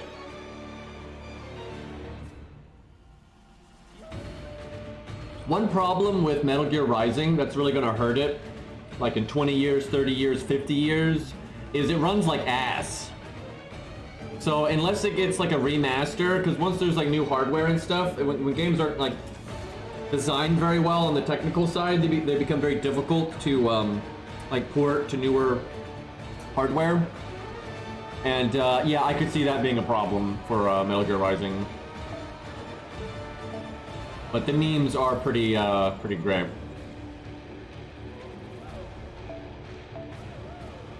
Honestly, Virtua's probably going to get used as fodder at some point because she's level 1, so why not? Yeah, I'm sure emulators will get better. I mean, they've been getting better every year. I remember for the longest time, they just could not get Xbox emulators working, but now we've got several of them. They're still not perfect, funnily enough, but they're decent. I actually think emulators are really important because it is one of the best ways to like preserve gaming history. Oh yeah, Elden Ring is gonna be, it already is. Like, it's already been so influential on games and stuff. That one's definitely gonna be timeless. Dark Souls as well. Not Dark Souls 2 though. Sorry, Dark Souls 2 fans, but dude, I've seen so many big streamers, like youngins, up and comings, so that are just, you know, maybe 15, 16, 17 of age. And, you know, they'll get into, if they get like a streaming community, the reviewers always try to get them to play Souls games, right? That always happens. And it's so common that they play Dark Souls 1, and then they just go to Dark Souls 3. And then they go to Elden Ring. That always happens. And there's a reason for that. Like, yeah, Dark Souls 2, love it or hate it, there's just no way around it. It's not gonna last the test of time very well.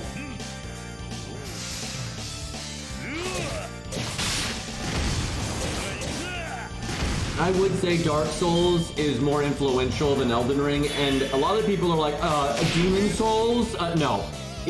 Demon Souls did not make a splash. It just didn't. I love Demon Souls, don't get me wrong. But Demon Souls basically had no effect on the gaming landscape. It just didn't. Right? Dark Souls took the Demon Souls formula and made it better and popularized it. And that's where it really had a huge impact on the industry. That's why you had people saying Cuphead was like the, you know, side-scroller of Dark Souls games or whatever the fuck that nonsense was, right? You didn't get that from Demon Souls. Like, obviously not. And again, I love Demon Souls, right? I'm not hating on Demon Souls in any way, and we wouldn't have Dark Souls if it wasn't for Demon Souls. And we wouldn't have Demon Souls if we didn't have Kingsfield, etc., etc. But those games didn't leave a mark on the industry. They left a mark on the developer. What got the developer then to make Dark Souls, which then, you know, turned out to have a mark on the industry. So it just kind of is what it is. I would like to play Cuphead. I never have, and it's just because I don't think my eyesight could handle it. It looks awesome, and like the fact that they like hand animated a lot of that shit, it's amazing. I mean, it really is art in motion. It is something. I really respect what they did there, and it looks fucking incredible. Like, really, like, there's no you know, we can do all this stuff with computer animation and all that, but there really is no substitute for actually drawing the shit, right? But anyway, yeah, it looks amazing. Gameplay looks fun. Sound effects are good. All that stuff. But I don't think my eyesight could handle it. I really struggle with like those kinds of games with my shitty eyesight. So I have a feeling I wouldn't be able to keep up with it.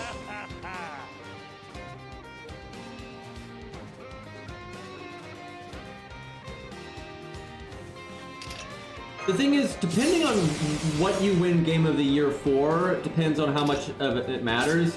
So again, I don't really like award shows, and I don't care about that stuff. My opinion is not based around what other people say, but that doesn't matter. Like, for example, Elden Ring winning Game of the Year at the Game Awards, because I'm gonna be honest, the Game Awards is the only award show for video games that matters. And I'm not saying that because I like it or anything, it's just, that's a fact. It's the only one that matters. It's the only one that has enough eyes on it, that has any, like, backing to it, like, the industry responds to what happens there, right? It's the biggest gaming event, it's really the only one. All the other ones literally don't matter. No one gives a shit who IGN gives Game of the Year to. No one cares. But the Game Awards, people actually care. Regardless if they should or shouldn't, the people actually care. And, for example, when Elden Ring won Game of the Year at the Game Awards, Bamco said they got a massive sales spike, like millions sold after that, right? That actually matters, right? Like, regardless if you agree with them, disagree with them, it doesn't matter. But that actually did translate to something pretty meaningful. Yeah, before the Game Awards, I do remember GameSpot was a thing. But yeah, these days, Game Awards is the, really the only thing people care about. Oh, I see, he's got a sure hit gimmick. Too bad he's about to die. Actually, I think it's a crit gimmick and he just cast sure hit.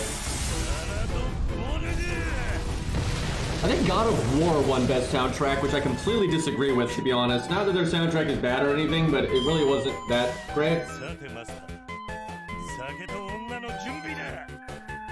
And thing with Genshin, like people like it's like everyone thinks it's cool to hate on Genshin, and Genshin has so many problems. I could criticize it until I'm blue in the face. But again, love it or hate it, Genshin has had a very large impact on the gaming sphere, and there are so many up-and-coming games that you can tell have applied a lot of Genshin's design philosophy with like trying to make a more normal game, open world maybe, and have a gacha and stuff. We have loads of those are getting made, right? So again, you can, you know, hate it until you're blue in the face, but it doesn't change the fact that it has been very impactful, and you know, lots of people love it, lots of people play it all the time, and so of course other devs are going to follow suit. Now, I will say, Genshin has made more money than like anything other than maybe FIFA, but I don't think its impact on the industry is actually ultimately going to be as big as Dark Souls. Because Dark Souls had a really powerful effect on the devs. I don't mean FromSoft. I mean the other developers out there. Like it really did. It got a lot of devs more inspired to make, I'll say, real video games, right? Like to not always make everything a theme park and that kind of thing. It really has had a big effect on that. And we're still seeing that effect today, like very, very much so. And Elden Ring is just kind of a continuation of that. So its effect on the industry has been really shockingly powerful. But Genshin's done a lot as well. Okay, let's not do the bonus floor. We're gonna save those. Dark Souls save FGO. Funnily enough, it did to an extent.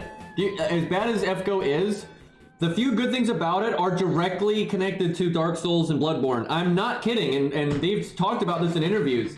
Like, they were not planning on making real boss fights in FGO ever. They were never gonna do it.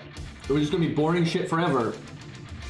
But then Nasu played fucking Dark Souls and was like, oh shit, we need to have boss fights. Like, I'm not kidding. Like, he has said this in multiple interviews, that is the reason they made like actual boss fights on Camelot and on, is because of FromSoftware.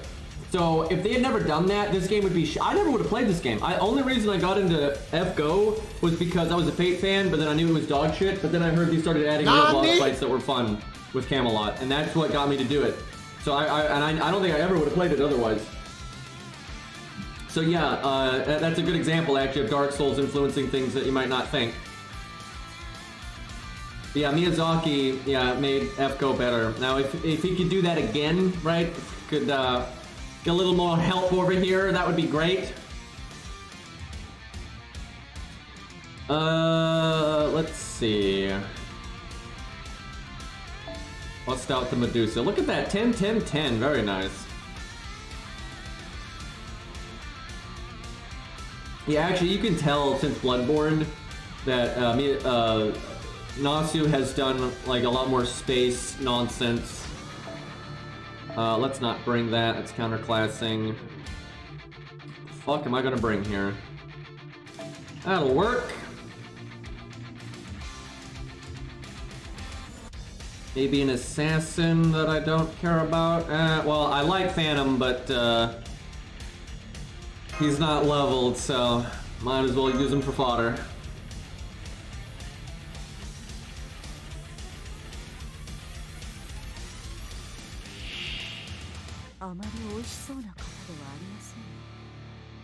Why are the servants locked? Because Ort ate them. Totally the reason, guys. What a great opening hand.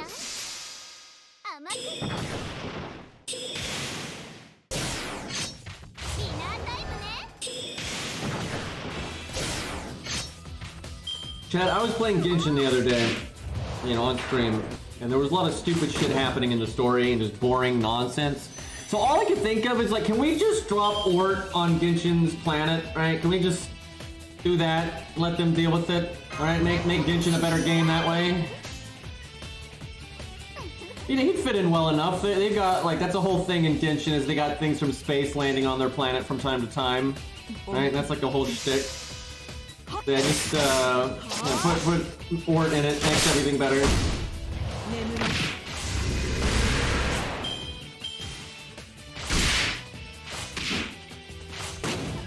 Well, that was lucky. Kind of weird that these count as the like convention floor or whatever when you're still outside the building. I just rainbow chained, but it doesn't matter.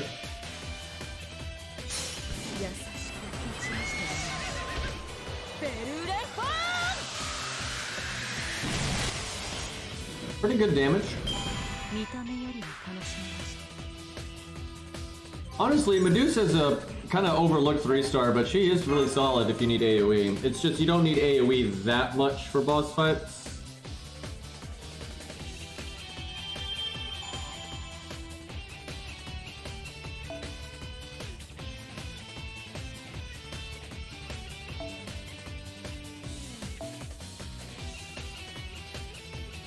Only 2 hours and 20 minutes, guys.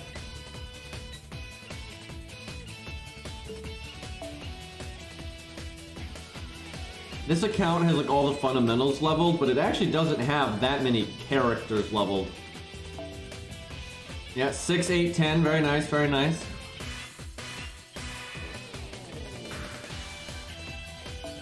One, 1, 1, I kind of figured. None of her buffs have been done. Honestly, she can probably handle it anyway.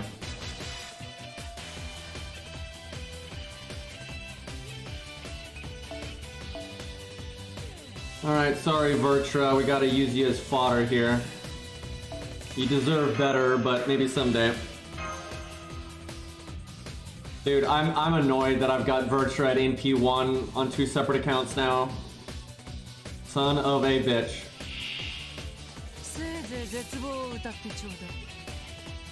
Pretty sure I got Arjuna altar when rolling for Asclepius. What's messed up is I still didn't get Hot Wheels.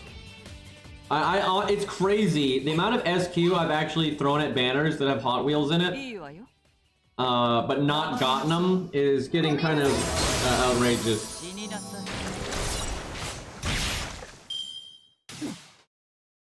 Yeah, the new guy's AoE. Surprise, surprise.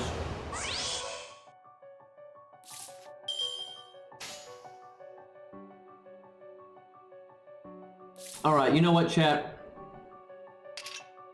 We're gonna try to save Vertra. Let's see if we can do it. We need to kill this guy this turn, then we need to kill the middle one, the boss Wyvern. The NP next turn here.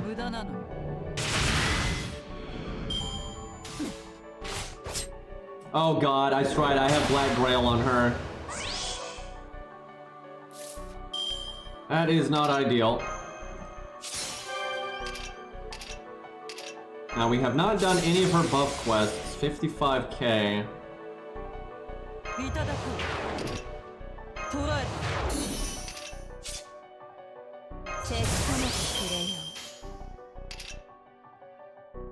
I don't know if she's got this. We'll see.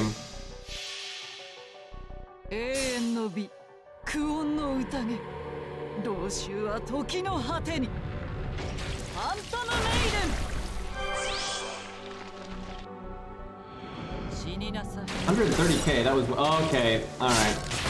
I have underestimated my damage.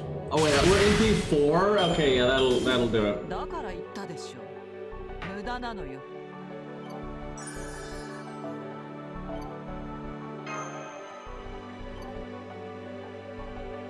Really do need to do her upgrade quests. It's because the last time I was playing FGO, I don't think they were really a thing, so let me check on that. Yep, I've oh my god, yeah, I've fallen behind the times.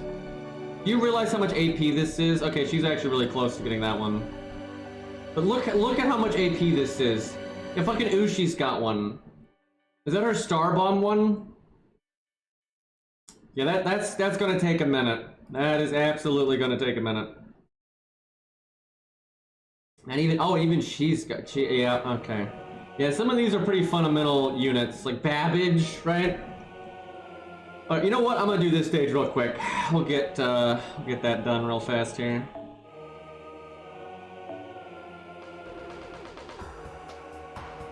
I don't think this team would be particularly efficient for this. Alright, what do I got farming-wise on this account? I don't think I actually have Waver. I don't think I have any of the big supports. We got Musashi, yada yada. Probably best to do the old school Arash Spartacus thing. The classics.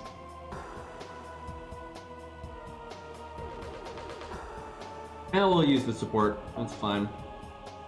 And then Cleo ought to do it. Yeah, this should work fine.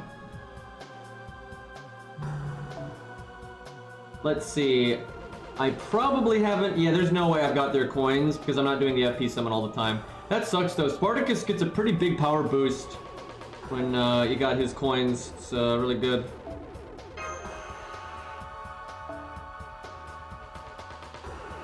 He's probably won't have that much HP though, so I don't think it's that big of a problem.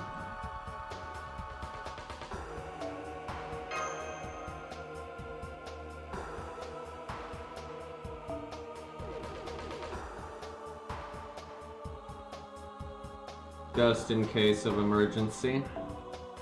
And get Coup Bond, because why not? I'm kind of too lazy to worry about the other craft essences.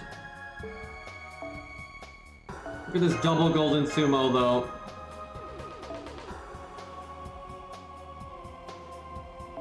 Need to get that to 10, it's super close. Actually might use it during the tower event because, only 200,000.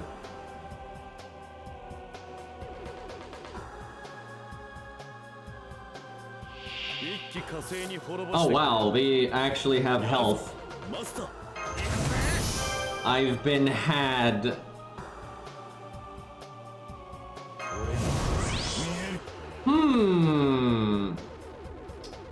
You know, I could probably just have both of them NP. That's probably fine. I was not expecting an interlude to have a trash wave with 82,000 health.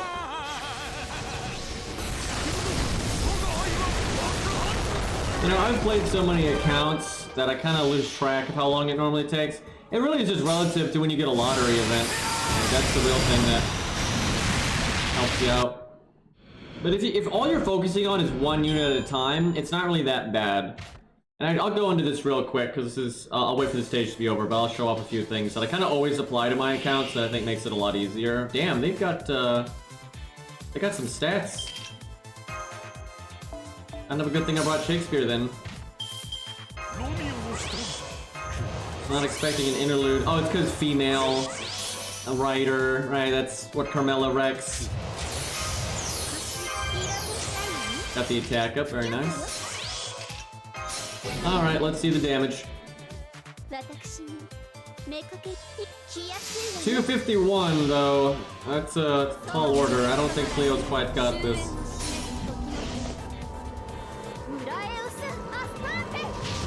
Only 10 days worth of AP. Upgrade to units, yep.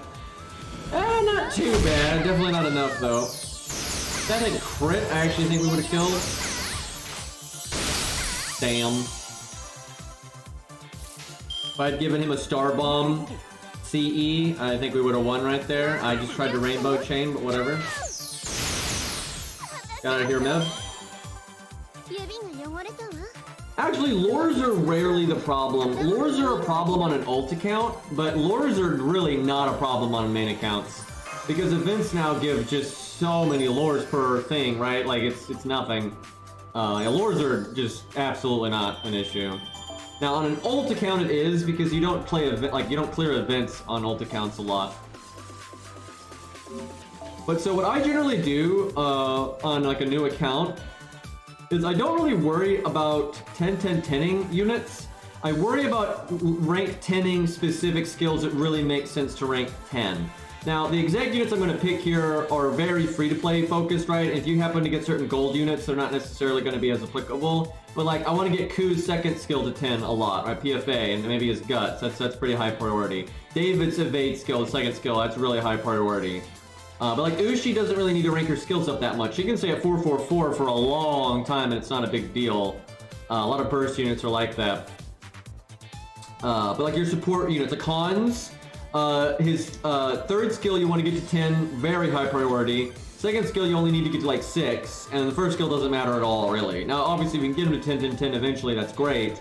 But yeah, you really only need that third skill at 10. Same for Chin Gong, you really just need the second skill and like maybe the third skill up a bit. The rest of it's just not that big of a deal. You know, George's first skill being 10 is big, things like that. And then there's a lot of like customizable stuff based on your account, like if you happen to have, you know, Siegfried or you know, whatever popular gold waifu here, right? Then there's certain skills of theirs that are more important than others. So yeah, for a new account, I don't really worry about, you know, 10-10-10ing across the board. I worry about 10ing the skills that it has a high impact to 10, right? And then once that's done, then you start cleaning up and, you know, then just getting things all the way to 10-10-10. I actually don't really know how my main account is with that kind of stuff, or my NA account. My main account's like all 10-10-10 is the stuff I care about, but honestly, that's not bad though. I'm surprised I got that much done on my NA account. You know, all of these are in pretty good shape. But like a Russian Spartacus, right? You really only need the batteries high enough to hit like that sweet spot for farming. The other skill ranks don't actually matter that much. You know, these days, Siegfried is unironically a pretty awesome unit for new accounts. You do have to do a bunch of upgrade quests as you go, and that's kind of annoying, but good for farming, good for bosses, good for killing dragons, just really good AoE saber, and he can stand in for single target, especially if you are a dragon, and that's kind of awesome. Alright, gimme Ku. More Ku. Gimme. Nope, that's not Ku. That's the wrong one. I had 3 Deermids. That's crazy.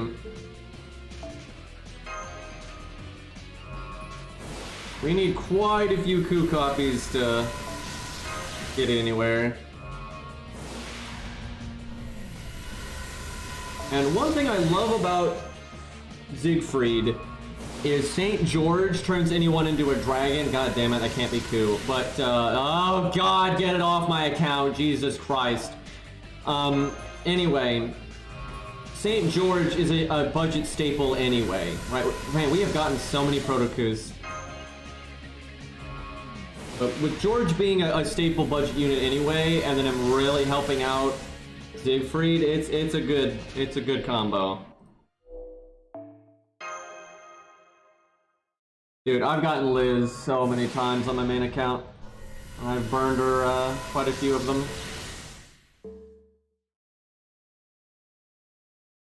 Mecha Liz Mach 2 is the only good Liz.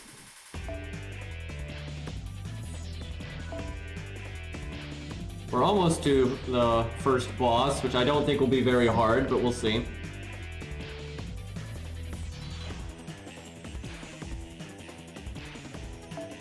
Whoops.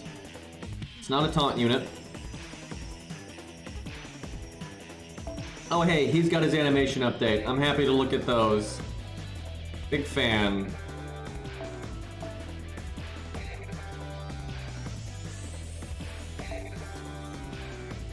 Weird that he's level 8.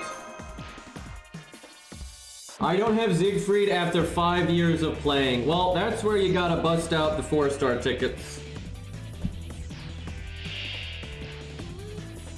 That's ultimately how I had to get Hercules. I just could not get him. Only 4-star in the entire game I didn't have. For the unlimiteds anyway. Fucking bullshit. And now I want him at NP2. So if they do another free 4-star ticket, I'm just picking Hercules again. If he did a free 5-star, if she was available, I'd pick Vertra. Because I hate having her at NP1. Like Tesla, one of my favorite 5-stars these days. It's like Tesla and Mordred. But Mordred, oh, and Enkidu. But Mordred's NP5 now. So, you know, lucky. I don't have to worry about that. And then Tesla's NP3, but that's good enough. Like, I'm super happy with a 5-star at NP3. I never complain about that. So I really want to get Vertra out of NP1 hell. Because once you're NP2, it's no big deal. I love that attack right there.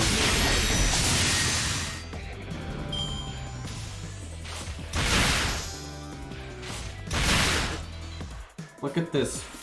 Frickin'... Look at this. Takes every card in the deck.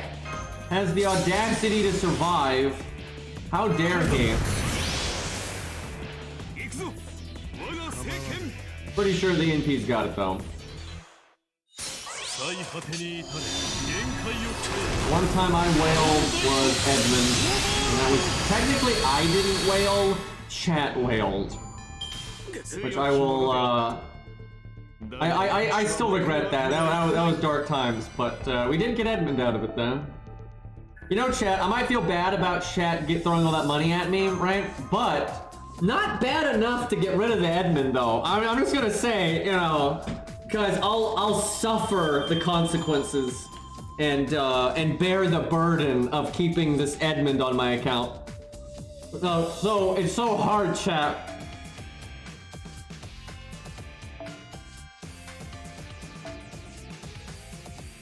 All right, let's see here.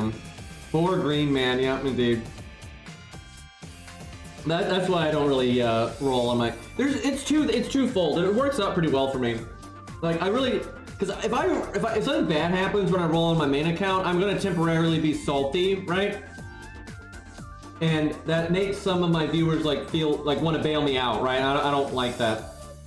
But the other side to it, it's been kind of nice not streaming my main account when I roll because it is kind of stressful because they kind of care about it the most. So it's kind of nice to just do it on my own and not have to worry about it.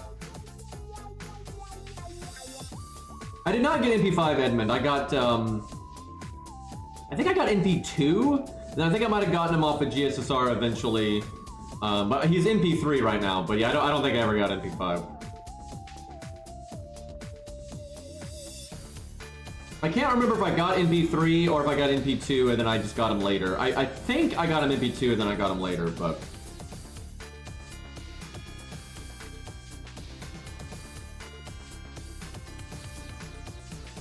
I can't stand not skipping the summoning animations. I'm not, I know people do it for like the content, but I don't care, right? And it's just, it's so annoying. Like if the summoning animations were a bit faster, like if there was a middle ground between skipping and not skipping, I would probably go with that, right? That way I think kind of everyone would be happy. But yeah, they're just way too long, so I just easy skip.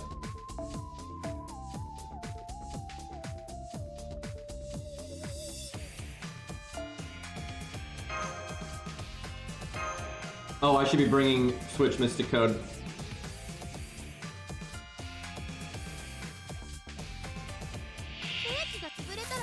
The only time that I might stream my main account again for like roles is if I had so much SQ saved up there a calamity couldn't happen, right? And it was something I really wanted, because then I feel like there'd be no like no bad outcome, right? Because of safety nets now and everything. That yeah, maybe eventually I'd do it, but I don't know. It's kind of nice to just do it off stream and have it done.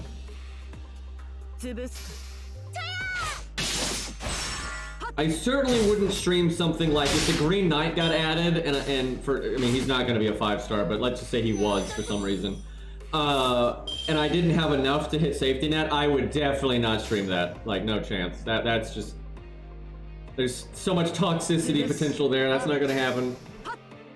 But let's be honest, if they ever added the Green Knight, he'd probably be a 4-star. What's interesting is they were going to add him, so I do wonder what their Chat, this just hit me. Oh god, chat, am I on copium? I actually don't know if this is copium. So, okay. We know that they made a basic outline for all 7 Lost Belts from the beginning, right? And that's a fact. We know that's the case, right? Like they put out all the hint words for the different Lost Belts all at once, you know, before Lost Belt 1. So they already had an idea of what they were going to do in each story, right? They already knew about Ort and all that stuff. Now we know, like it was that the original outline for Lost Belt 6 did have the Green Knight in it, right? We know that. It also had regular Vortigern, but you know that got cut. Anyway, so it's possible, because a lot of times they at least do the basic designs way in advance. It is possible that whoever they put in charge of drawing him actually did it. There's a lot of evidence for this. They said King of Son's art was done like back in Septum or something like that. Calamity Jane's art was done a crazy long time ago. They said Canis was done like really early in 1.0, like 1.0, not 2.0. So I imagine if they had the rough outline, they probably did contact an artist to do it, right? Now, not always. Sometimes they do the art last second, because I know Morgan was pretty far in development when they actually finished her design. Although they clearly had concept art that they shared with APOC. I mean, clearly, right? If you look at the design of Morgan in the APOC anime, Type Moon blatantly shared with them concept art because their design is so similar. It's not spot on, but it's super, super similar. But anyway, so it is possible whatever artist they chose did make it, and if that's the case, then they are way more likely to try to find another time to work it back into the game. Now, from what I have seen, I don't know this for sure, this is just kind of my guess off of what I've seen FGO do. Whenever Type Moon does the art in-house, they do it last fucking minute. And we've seen a lot of evidence of that. Like Morgan, right? Morgan was in-house, and they did it last minute, right? So if it's an in-house design, they probably didn't do it. They probably did like concept art. They probably did make concept art, but that's not really enough for them to necessarily revisit it. If they had decided to get you know, some other artists to do it outside of Type Moon, then they probably did draw it, and it probably is finished, and that would increase the odds of them wanting to revisit it. However, Roland was finished for like 5.5 years. Like he was like finished, and they didn't add him to the game. They even said like it wasn't just his art. They said just everything about him was about 80% done for like 5 years. Like battle animations and stuff, a lot of that stuff was done, and they just didn't put him in. So yeah, even if the Green Knight did get finished, right, or close to art-wise, God knows when they'd actually get around to putting it in the game. So we'll just have to see, really. Okay, if I want to NP this wave, I actually don't want to kill any of them. I guess I'll decide if I NP or not if we end up killing this guy or not. Although I don't have my NP gain buff, so there's a chance I actually won't get my NP right here. Oh, no, we got it. Oh, he died, though. Yeah, there's no telling who else is like that. They did say that the all the Olympians have designs. However, they were very unclear about that. Just having a design doesn't mean you have proper art done. It could just be concept art and stuff, so it's, we don't know.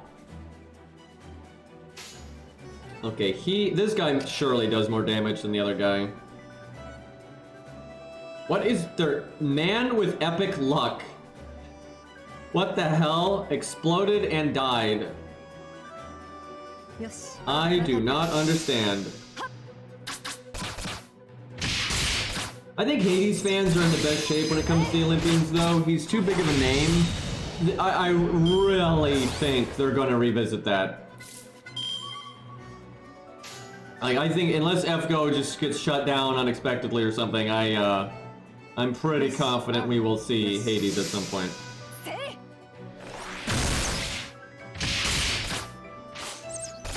There's so much Nero. Look, you got Nero on this building back here. You can't see it right now. Yeah, right there, and then on the big screen up there. Nero's right there as well. There's Nero right there and there. Yeah, this is like Nero Town.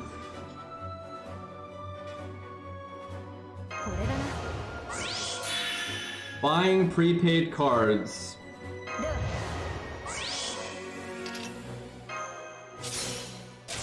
I really don't understand this name. That's the one I'm not getting it.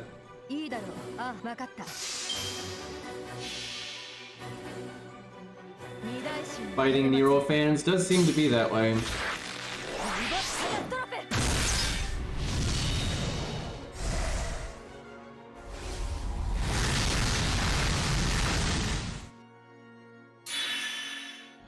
That was pretty nice, over 100k damage each.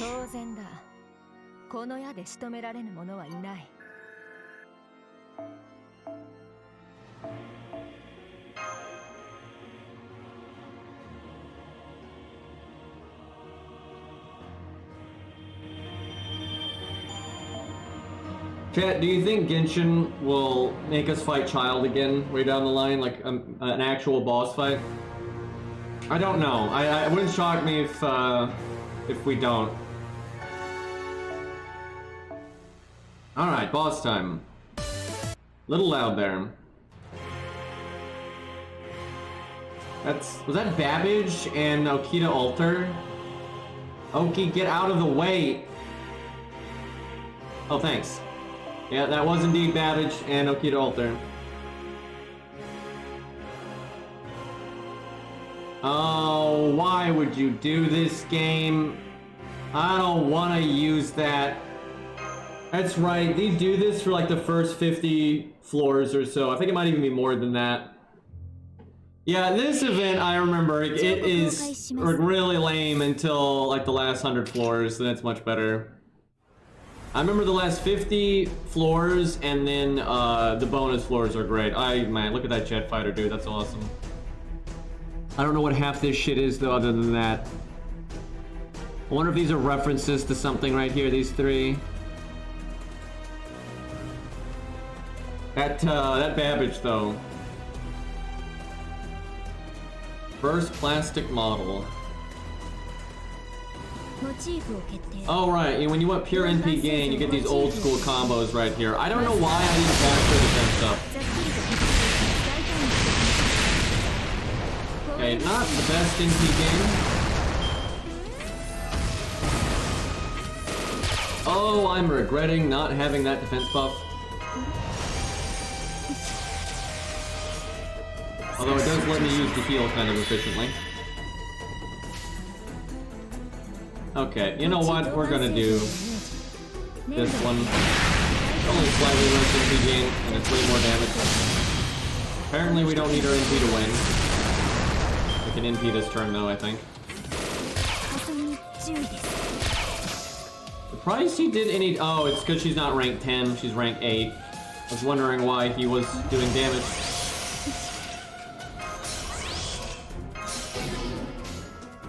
I have not seen her NP in so long. She seems way more popular on NA than JP. I've seen a lot of people rolling for her on NA and stuff. She was like one of the absolute worst selling banners of all time on JP. I think she beat Karen though, which is insane. I don't remember, that may not be right, but I know her and Karen were just massive stinkers. But NA does seem to like her more.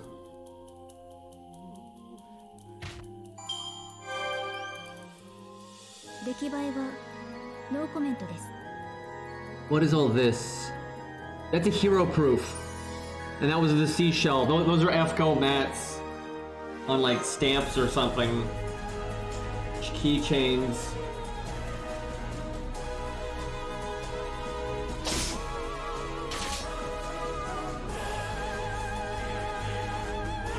The camera would scroll over, I could see, because they're like right over here.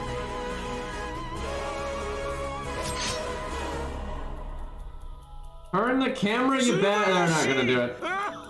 Alabear, thank you for the 23 months, basically 2 years.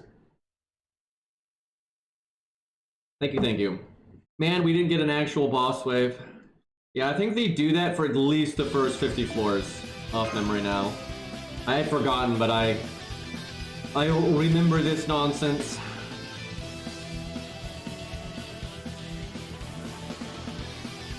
More Nero. Oh my god. Yeah, they would hang out. I believe that.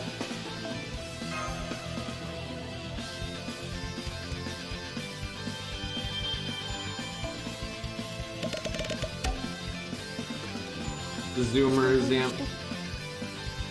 Gozen's not a Zoomer though, she just pretends to be, but she would hang out with Save, regardless. Do we have blue apples? You gotta be kidding me. Chat, I gotta dump this AP. You know what that means, chat. I'm gonna do some of these. Honestly, it shouldn't take that long to dump my AP here. These are pretty expensive. So chat, obviously this is the important one, right? Right, guys? Okay, Ushi's a pretty good one. We can keep doing solos though, honestly, it's fine. Do some chat stuff. See, Kai actually plays NA. He doesn't play JP. See what Kai's got going on here. That's a big Arthur. I wonder if he'll go for 120. Damn it, he got Ash. Why does everyone get Ash but me, dude? It's fucked up, man. Ten Shiba.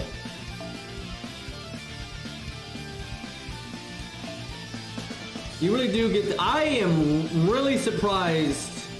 I wonder if he just had nothing else to slot. That's not the kind of unit I would think Kai would slot. And she's not 10-10-10. So I'm kind of surprised by that. But she does MLB K-Scope. So that is kind of useful. But I am kind of surprised by this. Okay, I buy all of these. That 999 though. Love that skin, however. Okay, we can see all of them there. Yeah, Martha, yeah, that makes sense.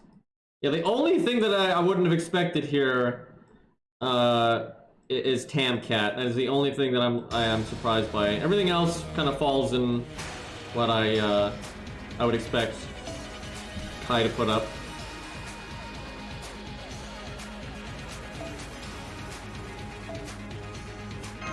Alright, we're soloing with a 999, which always feels bad, but we'll make it work.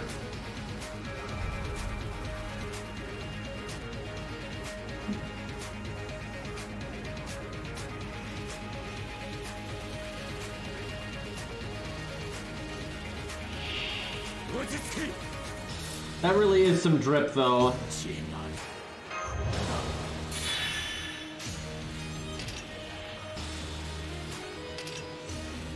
Man, we keep getting hands today that are just the solo or the font walls.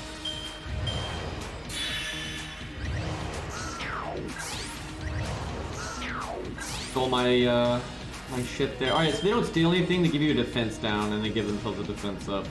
There's actually two types of monkeys as well. There's one that actually doesn't do the steal, and I think they didn't have them originally, but after the first time they used them, I think enough people were like, this is so annoying, that they made like an easier version of the monkey, but they still bring the harder one back, I've noticed this time.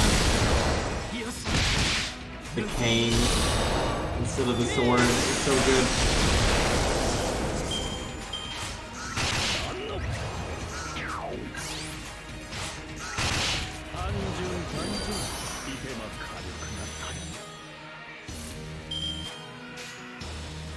Double defense buff on that monkey.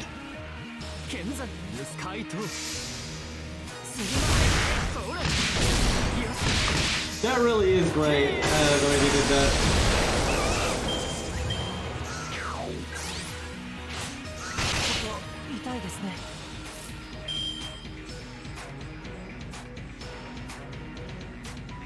I almost read that.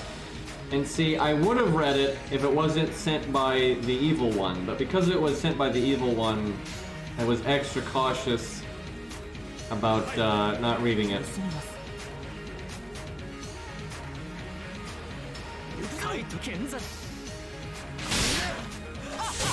This monkey has 3 defense buffs, and as such he survives.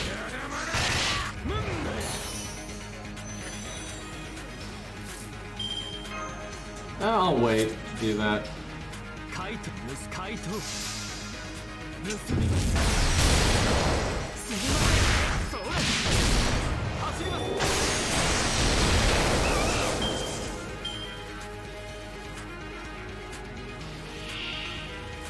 Game Press has absolutely no idea what they're talking about, so I never put it. It's the wrong Mystic Code. It's not good for him, and it's not the one we need to level.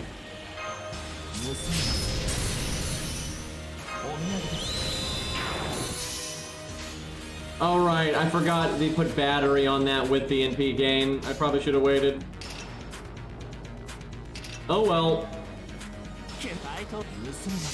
Make some stars real quick. Why not?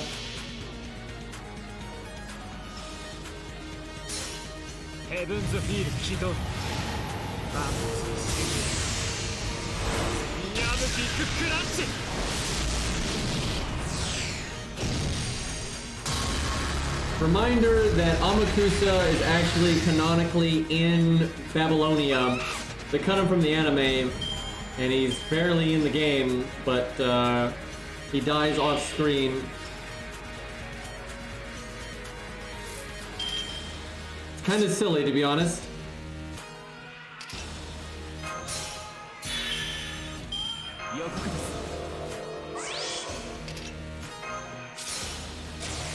I need to make another video for him sometime. I like him enough that I want like a good video quality and all that for a video for 10 minutes. If we had story replay, I could do that tonight. Literally no problem. But because we don't have story replay, I cannot do that. That was pretty good damage. You know, if he had triple crit us, he would have killed us barely, but yeah, he would have killed us like almost right on the dot. Should have cast Guts.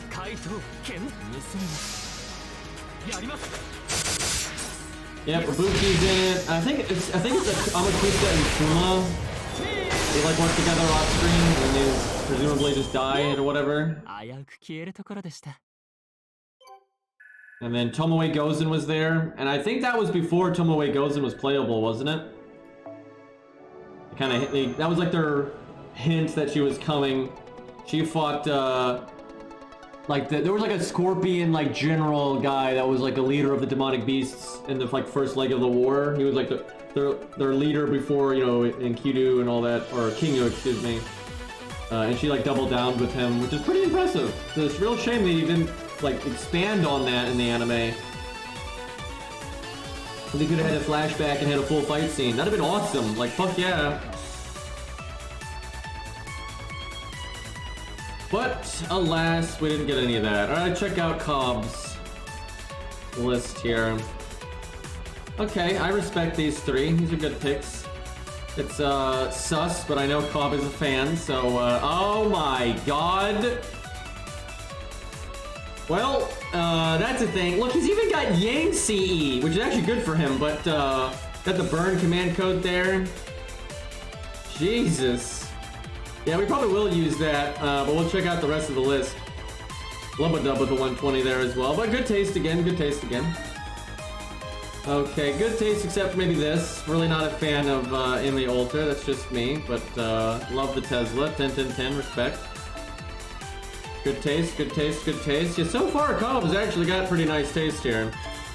Yep, good taste. This really should be grailed at least once. I mean, come on, what is Cobb here? Can I sell this man? It's only one grail. That's so low investment. It's just one grail, and the 1 stars get 10 levels. No other class gets to do that. None of the other rarities get to do that. 1 grail goes from 60 all the way to 70, right? That's if you've got to be on your support list, totally worth the investment there. I'm just saying. Oh no, that's rare. That is so rare. Okay, yeah, I don't know about the Bond CE there. That's pretty shite, but you can't actually turn 1 NP with that, with your battery, because this doesn't have starting NP, so that's not so great. But that's a good pick right there. Wow. Boy, Cobb likes some interesting things here. Good taste so far. The only unit out of all this that I don't really like is Alter there, but this is surprisingly agreeable for me. Robo Mom's pretty cool. Not a common unit. This is very unique taste too. Like, you don't see a lot of this. I mean, when do you see 120 Gilius, right? And Saber Gilius at that, and extra Vlad and stuff like that. Like, these are some rare picks here. Tesla's not maybe as rare on NA, but overall, like, the player base as a whole, he's pretty rare. And like these are pretty rare too. These are really rare picks. But yeah, so far pretty respectable here. All right. Let's see. Anybody that likes Mori, right? I can get along with, right? No problem there. So that's good stuff. Penn's pretty cool. Nightingale's cool. Okay. Yep. Good taste. Good taste. The extra class is so easy for it to go south, right? But yeah, no, good taste here. Love the Lobo, and who doesn't like Antonio? And even the rare stage 2 Nobu there. That's super rare. Jesus, yep, good taste. I'm a fan. You don't see support lists like these very often though. This is a very unique one. The shame. Oh hey Cobb. I didn't think you were here. I will. Don't worry. But I want to Grail Columbus to 90 first. But yeah, it is just 1 Grail, right? It's good shit. But yeah, these are some good options. It's nice stuff. I'm not gonna lie. If I saw this list blind, I would, if I had to guess, I would assume I don't think this is true, by the way, but if I saw it blind, I would assume the owner of this account was a lady. Just because so many of like the lady fans I know, this is the kind of support list you see a lot. Like a lot of the lady fans of FGO like Anna, right? Right, that's very common, right? Like, it really is. They like a lot of the dudes, but then they like Anastasia, right? I see that all the time.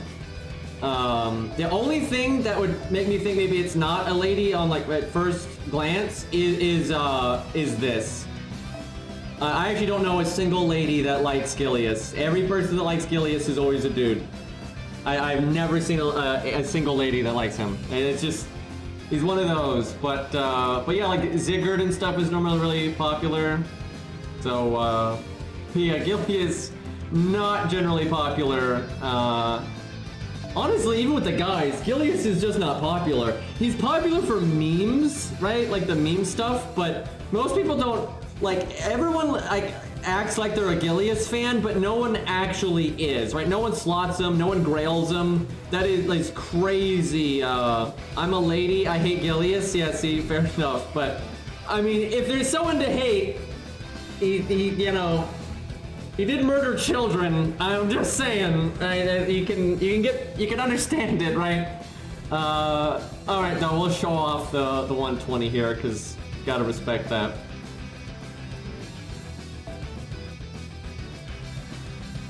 Yeah, no animation update. Yeah, it sucks, man. Maybe someday. Okay, here's a question for Alabear. Do you like the voice actor though? Do you respect the voice acting talent, right? Because Gilius is not an easy character to voice, I would say.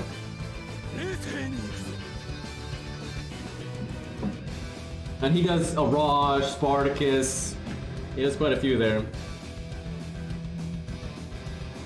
I don't know though. I could see somebody not liking the Gilius voice or something, right? It kind of rubs them the wrong way or something. I like his voice actor, obviously. I think he does a great job, but... Alright, we need to do... I think this has burn on it. Am I crazy? Let's find out.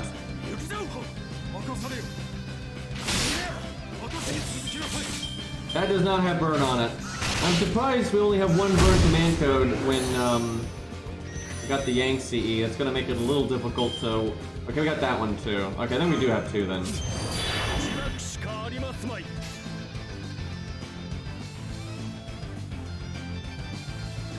Let's see.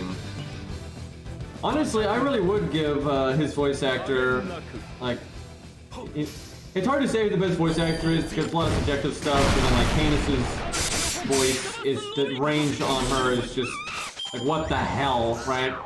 But I really gotta give it to Gilius's voice actor because his voice is very easy to pick out, right? And some people are just cursed with that. The kind of voice they have is just not gonna have like insane range and stuff. And, like he really is easy to pick out. You can easily tell Araj, Caligula, Spartacus, Gilius is the same voice actor. However, he still does such a good job with the acting, right? Like the inflection in his voice and stuff, that they don't feel similar at all. That is truly hard to do. And like Caligula and Spartacus really impressed me because they're both berserkers. It'd be so easy for a voice actor to just go to their default berserker voice, you know, rangy type character voice, and just use it for both of them, but he doesn't do that. And that's pretty impressive. And I've just seen from like things he said that he really does put a lot of effort into the, like, caring about his roles. Even if it's a minor role, he tries to really understand it and, you know, do his due diligence and all that. And I think that's why.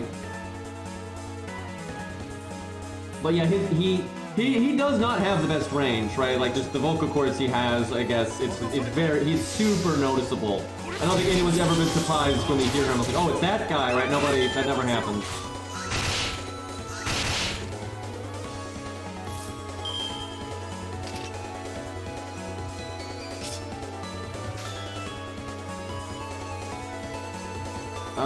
Do I want to NP here?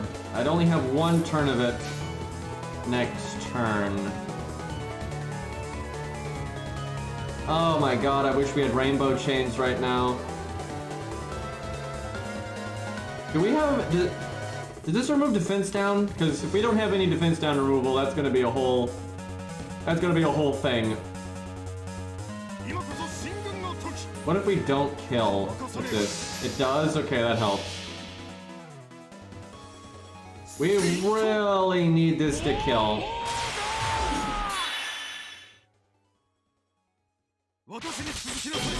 Alright, we got it.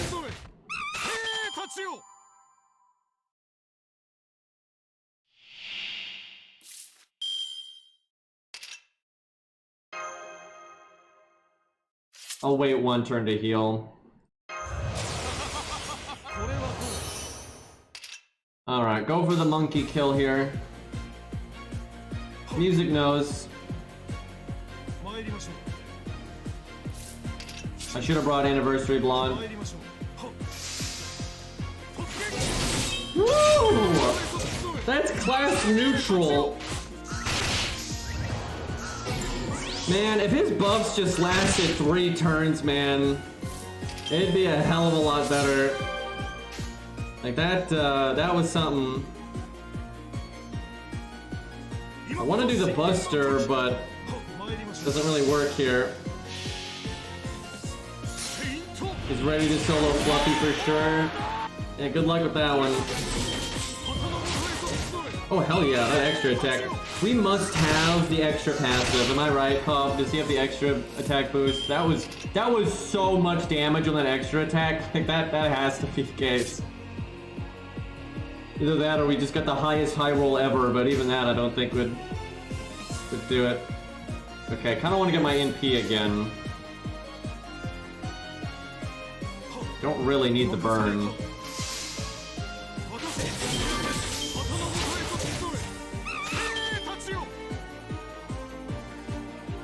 Has he ever been drawn with a helmet? Not officially, I don't think so. I could be wrong though, because there's some pretty obscure Fate material out there. Like a lot of people don't know Arthur has a canonical helmet. He has all of his passives, Max? Yeah, I believe it. Alright, next turn we're gonna go for the real damage. So I need as many stars as possible. God damn it, man. I wish we had Anniversary Blonde. Yeah, I like Arthur's helmet. A lot of people don't, but I like it. Some people say it doesn't fit, but it's like, it's for war. He's not supposed to look nice to his enemies. I also like it because it kind of ties with Mordred, which that makes sense to me, because obviously Mordred idealized, you know, Arthur a lot in Fate and all that, so I think it works. And again, war helmet. So I gotta do this one first to get the burn, sadly. Double attack up, buster up, didn't crit there. Damn it, we got, look at that, we had 51,000 on a non-crit buster. That's wild, dude. That was just self-buffs too.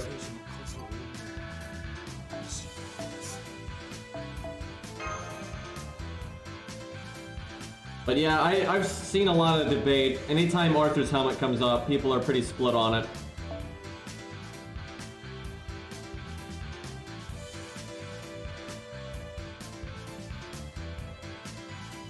Oh, does he have anti-caster? Yeah, that would explain, because I just realized that was 50k, no crit at neutral. So that'd have been 100k at counter class, dude. But because of the passive, it'd probably be like 80k, but yeah, still. Yeah, I've said for years that Gilius is very close to being viable. Like, he's almost good. There's just a little bit of wonk that really throws the value off massively. All you really gotta do is make his buffs last 3 turns. Maybe allow his NP to be turned into a buster optionally, like how Emiya can change his NP. Those 2 things I think would fix him. Alright, let's see what Lubadub's got. Okay, so this you don't see very often, and also I don't recommend this. I think if you're gonna Grail Kojiro, you Grail Kojiro. Because 1-star stats are yikes. Here, I can even show what I'm talking about, right? Like, he's still just 9k, 9k. That's not good enough, right? Even though his toolkit's amazing, 9k on 9k is yikes. So I always say, when grailing Kojiro, you gotta go all the way to 100. Otherwise, he's still just not enough. 120 or bust. Maybe not that far, but yeah, he doesn't really feel good until 100 in my opinion. But then he gets the stats and lines up with his skills great, and he becomes quite the monster actually. It's really, really nice. Quetz is pretty rare, although she seems to be more popular in NA. Karna, always respect that. Who doesn't like Karna? Holy fuck though, level 120, Kojiro, not Kojiro, I wish, but Musashi, that's a big one. Got good old Bedivere. Also, 2 120s. My god, you do not see this much. Not even on JP, you don't see this much. But good taste on Mordred there. But a lot of good taste people so far. That's some good shit. Got David and Tristan. Grailed Emiya. Grailed Scath. Okay, now as a big Coup fan, I gotta say, you know, it's nice that you grailed them, but 80? Only 80? Yeah, at least go to 90. Alright, and then we got Ereshkigal. Alright, so far good taste. No, nothing standing out. I got taunt, solo stuff, good times. Ushi, always respectable. Aussie and Grail to 100, respectable. Everyone loves Aussie. Okay, Plot Monk, good. Merlin with, this is rare. Merlin with a non-farming CE, right? This is what you want to see when you're doing a challenge quest or something, right? So that's my kind of shit right there. Caster coup. I don't know why you gave him this craft essence of all things, though. Definitely not what I would go with. Okay, now there's one I don't approve of. Never been a shooting fan. It's that's low on my list. But 100 face and Shiki, right? We can respect that. 10, 10, 10 across the board here. Surprised that he's not grailed if you're gonna slot him, right? Same thing, 1 grail all the way to 70, right? And people either grail him, or if they don't grail him, they don't slot him, right? So that's kind of surprising. MLB K-Scope, though, you just drop the NP the second he's there. The good old Hercules, of course. Stage 3 is a little whack, but another Masashi, so clearly a Masashi fan, because you got both of them. Okay, I got both Jonah Arcs here, and then good old Angra. Not too bad, not too bad. Alright, what will we summon, though?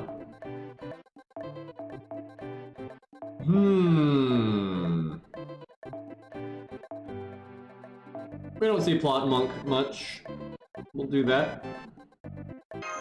Caster versus caster.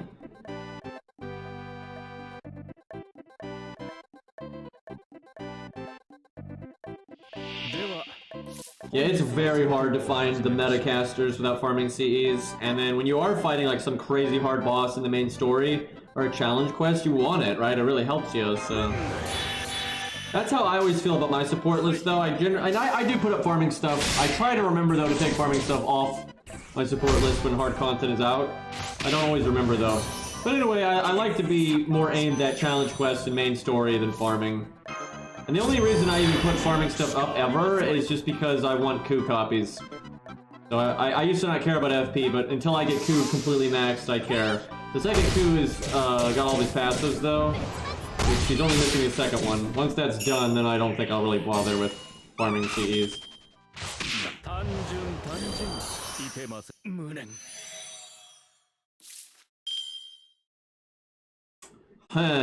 This hits harder, but this guy can debuff us. I think we still kill the boar, though. Let's go for overcharge, why not?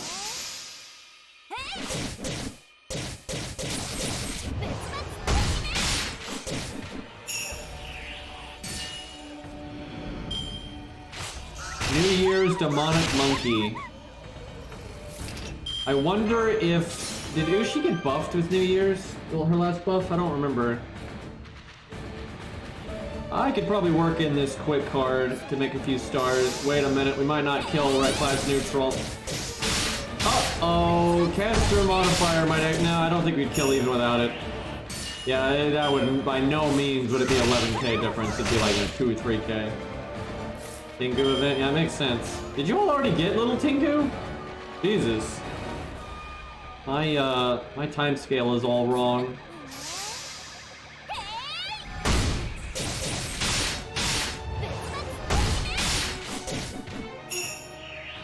That was a pretty tough challenge quest. If you didn't have a good DPS. If you had a good DPS, it actually wasn't that bad, but... A lot of people I don't think even thought to summon a friend's DPS. I really do think that is a stage, though, that if you don't have good units for it, you should summon a DPS, not a support. Guess we cast both of these. You know what? I'm NPing the board first. He's gonna do too much damage. The Rainbow Chain would be so good here, because it'd be a nice chunk of damage in Star Gen, and it'd be enough NP gain to do our battery skill. Art might be more than we need, but we've got 40 and 70% crit rate, so I'll go with that.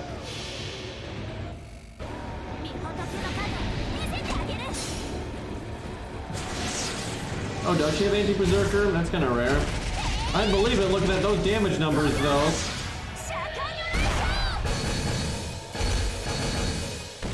Yep, that was a lot. 168, not bad for only having the attack up. She didn't have her buff from her first skill.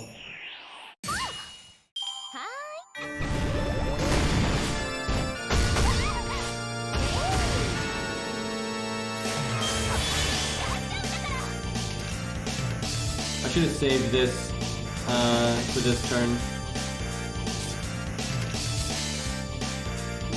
Probably art because 80, 90. And then we'll probably loop, actually.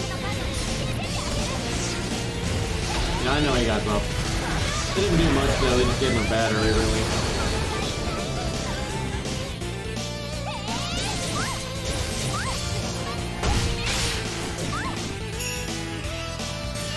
If he had been brave and made his damage up last 3 turns, then that'd have been amazing, but they did 3 times, so doesn't make much of a difference.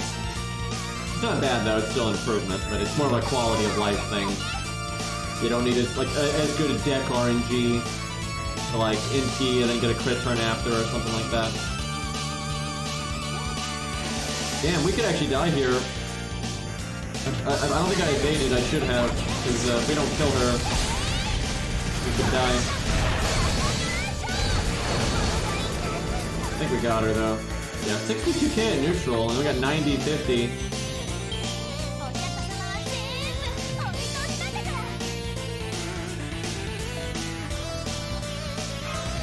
Now we gotta use up this AP though so we can get back to the event.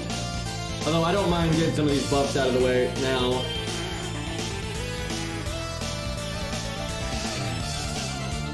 Let's see. If Martha's 10-10-10, I'd say she'd probably be next priority, but I'm not sure that's the case. We'll go with Babbage, because he's a staple low star these days. Alright, I think this is GP. Obviously, I like all 3 of these. Romulus is pretty rare. NP5 Romulus, man. Rome indeed. Alright, Lancelot. Stage 1 Lancelot, you don't see that much. More Rama and Dwayne. Good taste here. Wow, more Tesla. Oh, I missed this first one. 120 Hot Wheels, dude. Look at this nonsense. That is crazy. Actually jealous of that. And I mean, 90 coup, that's enough to pass in my book, right? 90 is pretty good. Obviously, you get bonus points if you're 100, but I'll take that. Waver in the all slot. You don't see that every day. But yeah, that I'm jealous. That's a real killer there. There's Cap in there. Alright, yeah, we saw that. Oh damn! Man,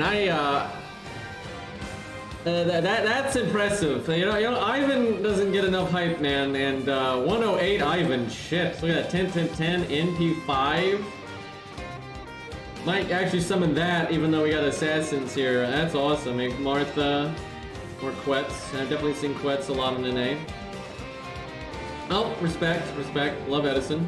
Another plot monk. Tam's kind of mid, but she does have really fun gameplay. Okay, I like all of these. These are good shits. I don't like her final art, but what are you gonna do? Oh my god. This man's going crazy with the grails, dude. Got 120, a 108, and a 110. Wild. Good pick too. Love Beowulf. And Lancelot, 10th.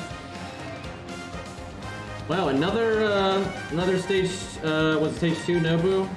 Crazy.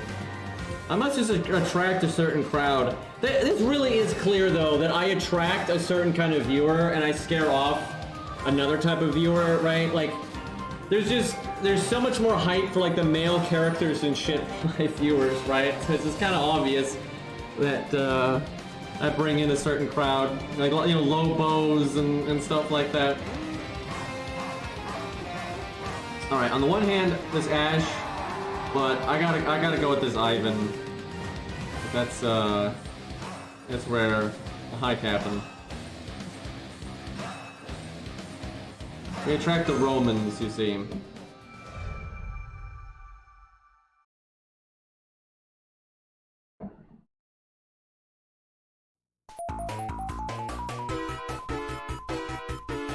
I can prove your theory wrong if you want, but I'm not saying everyone that watches me has that kind of taste. I'm just saying I have noticed over the years that I definitely have a disproportionate amount of people that watch me that aren't like, you know, booba everywhere, right? I'm just saying, you know, clearly, I know, some of my viewers, that's not the case, but Yeah, if for example, if like Kadroff did an account reviews of his viewers, I mean, it's just, you're gonna overloaded with waifus, right? Like, you'll might find like one or two people, like, you know, what we're seeing here, but they're really rare, where with my viewers, it's very common that we see that kind of taste, right? So I clearly, my viewership reflects my own taste to a certain extent, right? That's why I've said a lot of times when we do polls in our community and stuff, they're very biased, right? We don't have the same results that if you like polled the FGO community at large. Like, we don't have the same results at all. Like, not even close. We'll do more account reviews soon. You kinda need time because all of our regulars had mostly done it. And, you know, we didn't have a lot of good accounts to go through anymore, so we will do more again now. And if anybody ever puts in like really high effort into it, then I'll obviously, you know, show it in advance. But yeah, it's just like a content curation thing. You gotta have good stuff to. It's either that or people that are actually new, right? If someone's actually new and wants advice, obviously I'll do that. Because I'm happy to help new people, and as much as I hate on this game recently, I still know this game like the back of my hand, and I absolutely know how to give people good advice in this game. But I think people that watched all my account reviews back in the day can attest to this. Like, if you knew what I was gonna say, right? Like, if I was giving you advice, you knew what units I would recommend and stuff. So I didn't need to do it over and over again, right? There, you need some time. But now enough time's gone by that I could probably refresh. And catch up with the newer viewers, and also there's new things like Jufu and stuff like that, right? So there's more options. And the problem with flexing is like it's boring unless you put effort into it. I'm sorry, that's the thing. If you don't put effort into the account review, right, and it's just a flex, it's fucking boring, right? And yeah, it's just not worth it. But when people put effort into it, then it's better. Yeah, if people are gonna put effort into it, I'd rather just look at their support list, right? And then you just get a quick, you know, quick look. Doesn't take forever.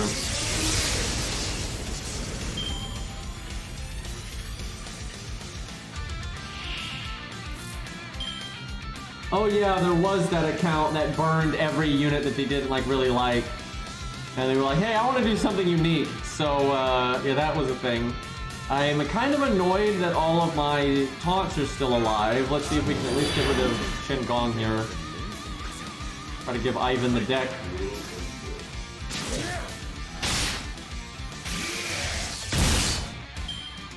But yeah, just looking at the support list is good enough when it's a flex, I think. Because then you can still see their taste and that kind of thing.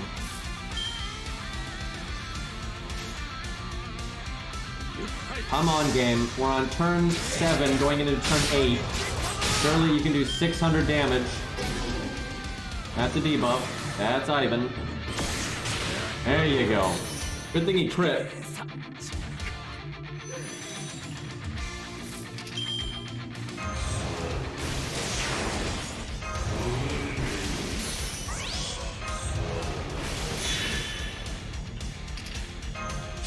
Does Ivan not have all of his buffs?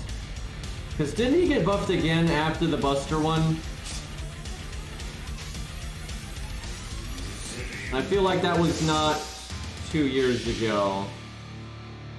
So I'm thinking he's missing something.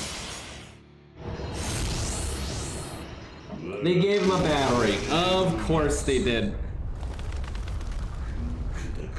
Oh, Road to Lost Belt 7? Yeah, you got a minute for that.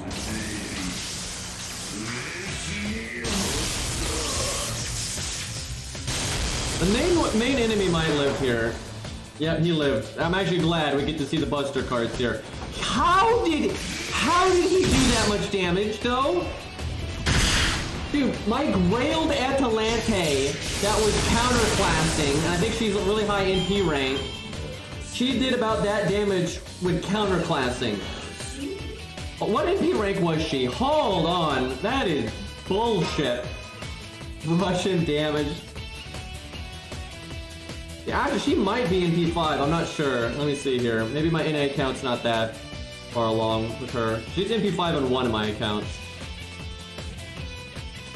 Okay, NP3. But the thing is, counterclassing is no small thing. It doubles your damage. That is wild.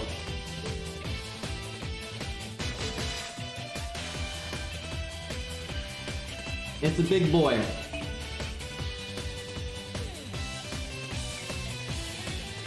Alright, we got Ethan here. Now, I'm already seeing it. I'm already seeing my influence on chat here. Right? Like, how many Arjuna fans are there? I like Arjuna, but like, how many Arjuna fans are actually out there, right? I'll get to this Gajuna. He is more popular. Oh, we got Summer Nobu. All the Nobus we've seen up to this point have been Avenger. But good old her got the bond 10. Young man, you level up that first skill. Right now, you go in there and you see if you got the fucking mats for that first skill. No bond 10 hurts. With fucking 8, 10, 10. Hero proofs? There's hero proofs in the event right now. Go get them. None of this nonsense. Ridiculous. Alright, let's check the all swap though. Alright. We're going in on the Kojiro. I respect that. Grailed Robin, really respect that. I want a Grailed Robin, but I also want one at 70, and I don't want to level 2 copies of them. So it's like a whole problem for me, but I fucking love Robin Hood, dude. Itoki, Grailed to 90, that's nice to see. I'm sure that doesn't let you down. Grailed, Bedivere, like it. Okay, look at this 9-9 though. 9-9 Arturia. NP2, which a lot of people really want for their Arturia, right? It's really popular. And then we got 9-9 here, so I don't know about that one. Okay. Okay, we got 9, 6, 10. Wait, what level are you? Because to be fair, you're 147. Look, if you were, wait, let's see. What era are we in? You're higher level than me, for God's sakes.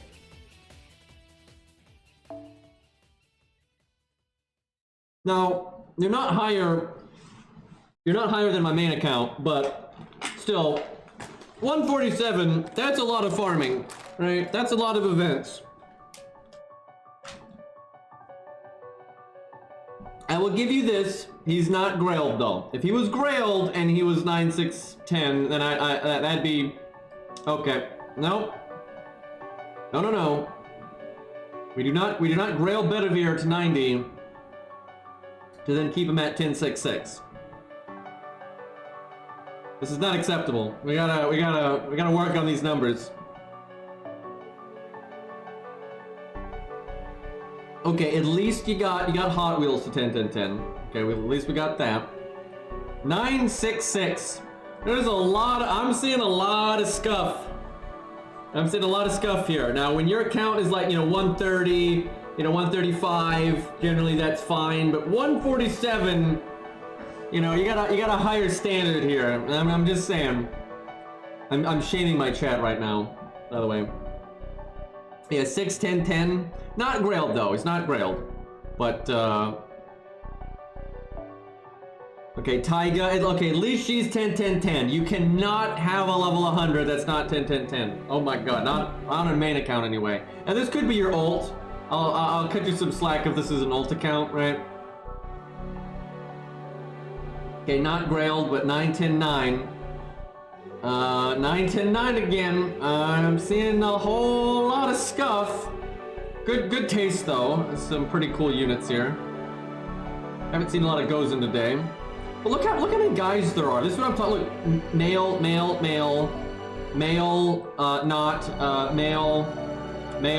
not right. Like that. Okay, 2 to 1 here, but I clearly have an audience. I'm just saying, like, goddamn. Okay, Big Ushi, 10, 10, 10. Okay, Achilles is 10, 10, 10. Got the taunt. That's always nice to see. It is my main. Tisk. Okay, 10 to 10, 10 to 10, 10 to 10. Farming CE. Also farming CE. I see you there, TJ. And TG, excuse me. Alright, 10 to 10, grailed. Alright,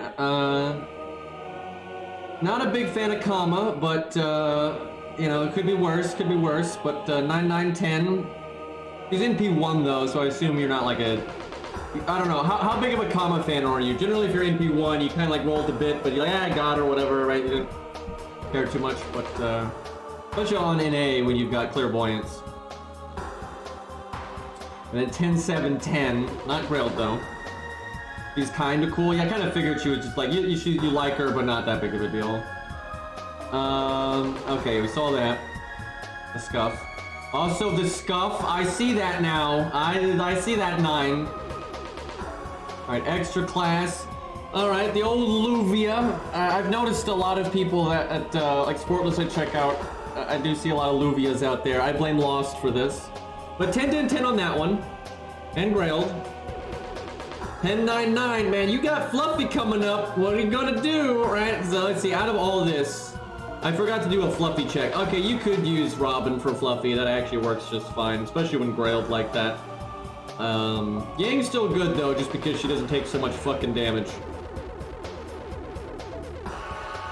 You could technically use Ushi, but would not recommend. I'll use Enkidu. So you have Enkidu, but he's not slotted. Feels bad, man. And he's 10, 10, 10, but he doesn't get slotted.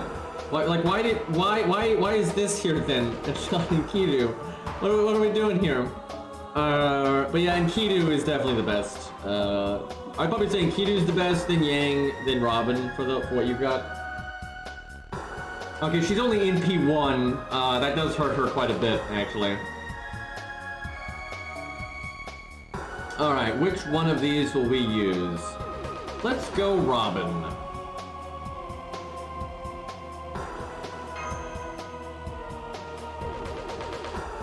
Enkidu is also in P1. You know, you might want to try Robin then. If Robin's 2K FO'd, I would probably go with Robin. It kind of depends though. If Robin's like good enough or not really depends on what units you're working with.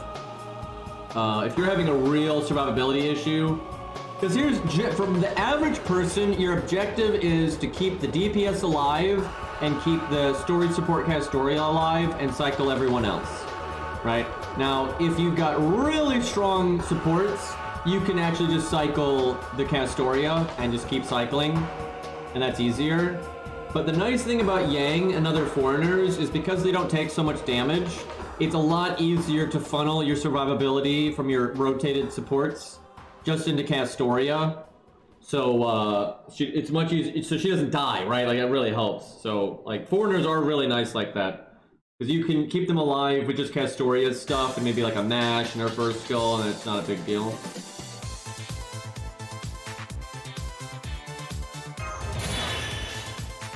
Alright, no rainbow chains for us. Tesla versus Mev for ticket, who's better? Off of pure practicality, I would probably say Tesla, but it does actually kind of depend on what you're looking at, right? So Brant's make a new account, I would say Tesla, because he's very good for farming and he's good for plenty of challenge quests and stuff as well. But if you've already got good farming, right, like maybe you're an already established account or something, I would actually say Mev. And you know I'm not biased because I fucking hate Mev. Tesla is one of my favorite characters and Mev is at the bottom of the barrel. But if you've already got really strong farming options and you've got a good archer, right, I would say Mev, because she, although is useless for farming, she is a very good boss killer. Right, like she not every boss ever, right, like she's not the most universal nuker because of like her niche and stuff, but she is a good boss nuker. So if farming's not an issue, archers aren't an issue, then I would do that. Now the reverse is also true, because you might already have a good rider, right? Maybe you've got a Grailed Ushi, or just a 10-10 Ushi, maybe you've got Kentoki, maybe you've got Achilles or something like that. And if you've already got a really good rider, then I'd say that goes way back in Tesla's favor. Like overall, I would say Tesla is the better unit, but Tesla also is an easily replaceable unit just due to the fact that there are a lot of really good farming units out there, right? That's not like a rare thing, although I guess boss killers are more rare. They're not like crazy rare, but they're definitely more rare. But yeah, overall, I do think Tesla is still better. It's just easier to replace. So honestly, with that one, like, I'd probably just pick the one I like. As Oh yeah, and this sounds weird, but I really stand by this. I really stand by this. I think a really good pick,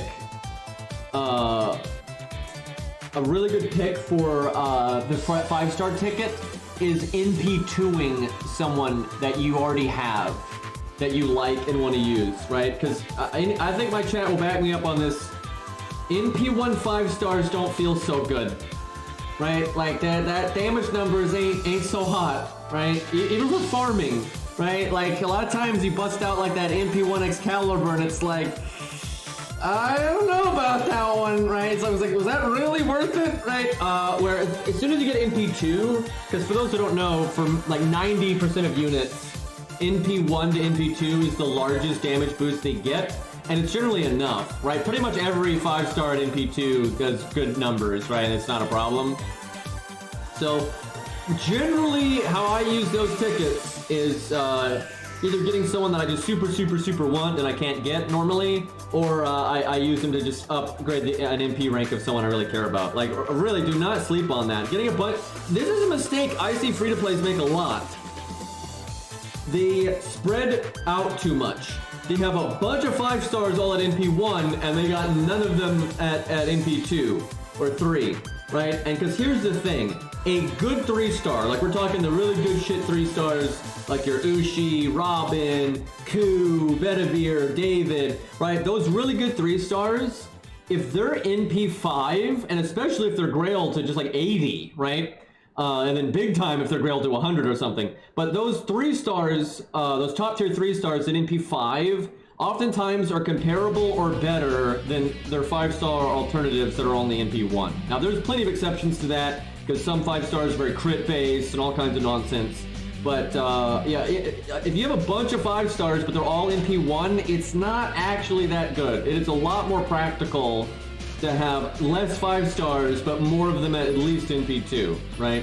So, and that's how I generally try to do it. I try to be more focused. I try to like roll bigger in one place and roll less often, right? That's what I generally do. Now, don't get me wrong, you know, that's just a practicality thing. If you just like getting a lot of units and you'd rather have more units, even if they're a bit weaker, that's fine. You know, play the game however you want. You can always compensate with, you know, friend supports and grailing somebody and things like that. It's not like you're screwed, but it is really nice to have some 5 stars at a higher NP rank, and you do not need to be a whale to do it. You absolutely don't. The trick is just not rolling every other banner, right? That's the shtick. Ku Alter is fine at NP1, but he is noticeably better at NP2. Because he is a solo unit, he gets his NP pretty quickly, right? Even as a Buster unit, triple Buster deck, it is not hard to NP 3 or 4 times in a Ku Alter solo. And if he's NP2, that extra damage from NP1 to NP2 is now being applied 3 or 4 times.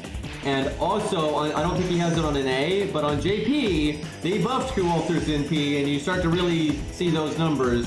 So if you're going to be like a Ku Alter main, you still want NP2. That being said, he is so good, period, that a lot of times he's good enough just focusing on the face cards and NPing when you happen to get it. But between the rank, I think Ku Alter fans on JP have seen this, but it's not just his NP buff, it's the rainbow chains, right? Sometimes you don't need the BBB. It's like you're gonna break the health bar anyway, or you're gonna kill that one enemy anyway. So you rainbow chain, and you still do good damage. And now that you're working in some rainbow chains from time to time, your NP gain is a lot higher, which means you NP more, right? So the more you NP, the more you want those NP ranks, because you're applying that bonus damage again and again and again and again. Where if you only NP 1 time in the entire fight because you're like Beowulf or something, it doesn't really matter that much, because that's like 15k, 20k damage difference and that's it, like whoop-de-doo. Where if you NP 3 or 4 times, you're looking at 60k to 100k damage sometimes difference, and that starts to get pretty significant.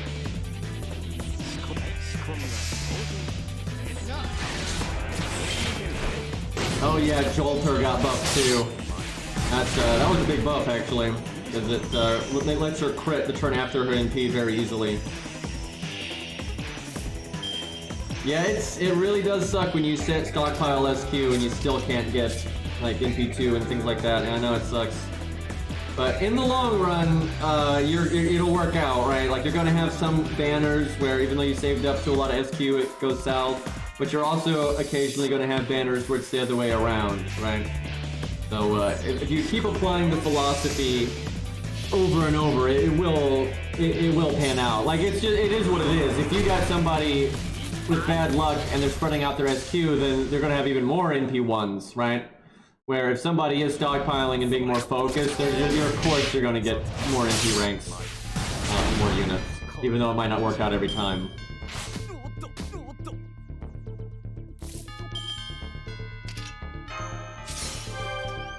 This is going pretty well for, what is his BM combo? I know I ask this all the time, but I can just never remember. Because his is more specific than most, because I think it's like if you do the art card in the wrong order, it doesn't work. I want to say it's quick art buster. Because I think quick, you gotta do the one that he closes the gap. Yeah, it's quick art buster, okay. Because a lot of times you do art first for BM combos, but yeah, his is weird.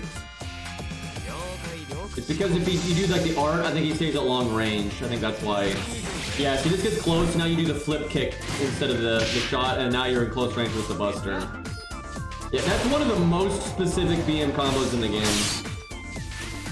Interesting enough though, it's not necessarily a BM combo anymore on JP because of rainbow chains. Like QAB is a real combo now. Now, I will say, you probably still don't do it much on Robin because Robin likes MP gain, so he's more likely to do buster quick art. Or even meet in the middle, right, and do like quick buster art if he still wants to do like a mix of damage and MP gain. But there's gonna be times you're like, oh yeah, I'm gonna get my MP next turn, doesn't matter, so I'll focus on damage. And when you focus on damage, you do quick art buster. That's actually nice. That's awesome that we can actually see his, because that's a fantastic animation. I love it. So it's nice we actually get to see it now. Or before you had to do some bullshit to do it. Actually, so technically on JP it's not a BM combo anymore, where a lot of the other BM combos still are. You still have no reason to do art buster and crap like that. Actually, a lot of times you have even less of a reason to do it, because some units actually, like Penth, had better NP gain, I'm pretty sure, off of doing stuff like that, like art buster. Like if you were in a team situation, so you don't have your full deck, and you had 2 busters and 1 art card, right? You are better off doing art buster there. Now that's not a BM combo for her, but like for other units that can happen, and same logic. Like that can absolutely be a better gain combo. But it's pretty rare. That's very, very rare. Like Arthur, right? Arthur's never going to do art buster. That is just not going to happen. And with rainbow chains now, you're absolutely not going to do them. We're like Penth, right? Like Penth before might have or maybe not Penth, but a few units might do a weird combo with art first like that. But now with rainbow chains is very unlikely that you're going to do that. Funny thing is, Scath is actually a lot more typical than people realize. They're always trying to do weird stuff with Scath, but it's never worth it. Like, generally, Scath just wanted to do stuff like art buster quick, which is what you wanted to do anyway, back in the day. And people are always thinking it's art buster, but it's not. Okay, I don't actually have my NP, but we'll get it here, no problem.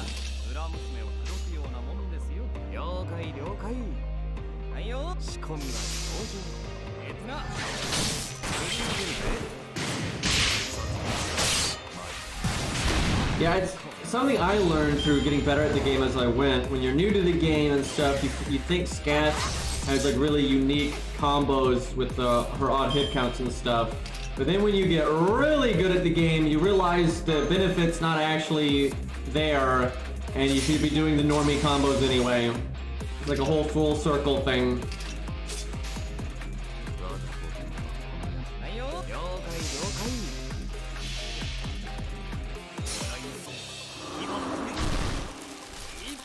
And now with rainbow chains, though, it doesn't matter anymore. Because now you're going to do stuff like buster quick art, if you want to get into the game. I would say most units gain variety because of the rainbow chain buff, and most teams you have more decisions to make, which is good. But I do think units like Scath actually are less interesting. Oh, good. One more stage, and then we can go back to the event. And then Jack is probably the unit that got the most scuffed by the rainbow change. Every other unit in the game got a good bit stronger with the rainbow change, where Jack basically stayed exactly the same. So she disproportionately falls behind everyone because of that. Now that doesn't make her any weaker against the okay, we got Cap in here. All right, before we look at Capin's account, I gotta get water. But yeah, Jack is not any weaker against like the content, the boss fights or anything like that, but she doesn't look as favorable against her competition anymore. Funnily enough, yeah, and Kidu, who is a similar unit to Jack, he really liked rainbow chains, and that worked out really, really well for him.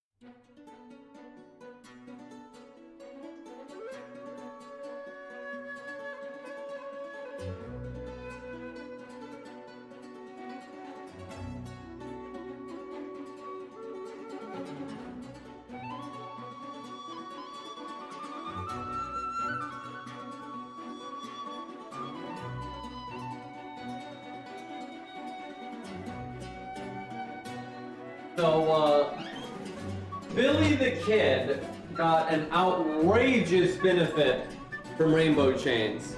Now, he was never that strong of a 3-star to begin with, so it's fine. And so I'm very, very, very happy with that, and I want to use Billy a lot more, but I want a fucking animation update, dude. I've been waiting for it for so long, and he deserves it, and like, he's one of my favorite units, and he's so much more fun to use now. But I'm like, god damn it, can I actually have some animations, please? But, yeah, Lizangle is scuffed as hell and it sucks, but... Alright, so Cap in here, we got maximum roam. Well, actually, I guess we'll see. How Roman are we? We're gonna miss some of those key Romans? So, we got... That's... the Matahari's a surprise, especially because she's not Grailed. If she was Grailed, I'd be like, of course that's slotted. But I'm actually surprised by this. But she's really good with K-Scope when it's MLB, because she can just show up, do her 2 defense downs, then do the NP, and then boom, you've got a 60% damage bonus for any card color. She's a 1-star that gives you a 60% damage bonus, right? It's crazy. So yeah, MLB K-Scope, that makes it pretty nice. But I'm surprised she hasn't been Grailed at least once, because again, 1 Grail on a 1-star takes them all the way to 70. But big boy Caligula here, got command codes and everything, absolutely ready. We'll probably summon that here, I think that's the obvious pick. And then Taiga, I didn't actually realize that Cap'n was a Taiga fan, but we got level 100, 10, 10, 10, all the stuff. What level is, okay, 151, so that's a good bit higher than Ethan a minute ago. So higher standard for the skill ranks. That's what I like to see. That was the one I thought maybe wouldn't be slotted. I knew Cap'n had him Grailed, but I wasn't sure if he was slotted or not. But obviously all 3 of these are Roman. If I'm okay, Cap'n, you gotta do the buff quest, Cap'n. What are we doing here? You got 10, 10, 10, right? She's on the support list. If she wasn't on the support list, you know, that's one thing. But if I'm ever going to give someone a pass though for having Nero slotted, it's if you're a Roman fan, right? Because you know, I'm not a big Nero fan, but you know, if you got a Roman theme going on, that gets a pass then. Oh, did she just now get the buff? Well, yeah, hop to it. I didn't realize it was that recent though. Okay, I already know that it's because of Diana. I already know this is Copium Diana. This is Diana at home. I mean, technically it is the same person. It's just like earlier in the timeline. That's what it seems like anyway. But that counts. That counts. Okay, I do detect a little bit of scuff here. We do got a 999, you know, on a slotted unit. Main account, by the way. Alright, Chiron though, good taste though. I mean, Hot Wheels and Chiron, they're awesome. This is quite a rare one right here. Alright, I would have been shocked if I didn't see this stuff here. So, I guess Valkyrie is Roman now. I mean, fair enough. Aren't we all? But we got 10, 10, 10s here across the board. NP2, good enough. Grailed, very nice. I wonder where he's at, like 2K foe-wise. I'm trying to not look ahead here, which is making it hard to find him. He is 2K foe. Okay, I respect that. That's a rare find right there. You don't see a lot of that. So I do agree that Pink Valkyrie is the worst one, but they're all fine. I don't have a problem with any of the Valkyrie, so I never hate on anybody with that. I don't actually hate on anybody for any of their tastes. It's more of memeing, but people can like whatever the hell they want. But she does have Canis's voice actress though, which is just mind-blowing to me. I cannot believe that. Now, this one really is weird, isn't it? Because if there is one character that's not Roman, it's Boudica, but she's unironically like a super staple for Roman teams because Romulus makes everyone Roman, right? So then all of a sudden, like, this is no meme. Boudica is way better when you have Romulus on the team. She gives the team a massive damage up, and if they happen to be an art unit, now it's just nuts. She gives you a crit buff, I think it's 60% damage up, and then the 20% art up, and she has the attack up, and she's got this thing, so it's overcharged, right? It's nuts, actually nuts. So, like, the most Roman and the least Roman. It's very strange. By the way, St. George's legend has its roots in Rome. He's generally considered a Roman soldier. So, you know, that counts. I don't know if Kaplan put him up there because of that, but that is absolutely a thing. Greek and therefore Roman, so fair enough. Son of Jupiter, you know. Alright, what do we got in caster? Alright, Roman, obviously. Guessing just for like budget hype. And then just Tam. One of the funner big supports though, even though I'm not a big Tam fan, but her gameplay is fun. You know, this counts. That's fair enough. I mean, I was gonna say I couldn't think of an assassin that you could have slotted that would be Roman related, but that works. The wife, you know. A bit random, but I'm assuming Kaplan just likes them, and they're 10, 10, 10, so fair enough. I don't even have that buff right now on NA. Need to fix that. Got it on JP though. Yeah, I mean, yeah, that works. Spartacus works. Technically Roman. That's fair enough, and this is a sensible honorary Roman. I don't actually remember. I know what her role is, but in the story, I just don't remember her nationality. Yeah. She is Roman? Okay, I honestly didn't know. Does she have the tag in-game? Because, like, George really should. I don't think he does, but he really should. Let me see if she does. She does not have it. They are casuals. That is unfortunate. There are a few characters in the game like that though, where like their nationality actually is Roman and they missed it. Sometimes they do update tags though. They've done it before, so maybe someday they would fix it. But they may honestly just be unaware. It happens. But Kaplan's ahead of the curve on that one. That's a strange pick. Wait, do the Romans have a version of Gorgon? They probably do. It's probably just called Gorgon still. I doubt they would change that one, but I'm sure there are Roman stories with Gorgon in it. I'd have to check to be 100% sure, but probably counts. Obviously that's Roman, and that's Roman in a strange way.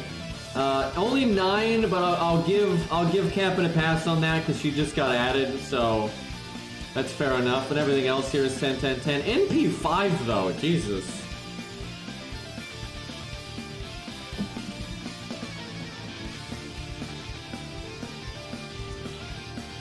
All right. I mean, I think that's respectably Roman. Was there anything, so I'm trying to think if there's any standout Roman character that we're lacking.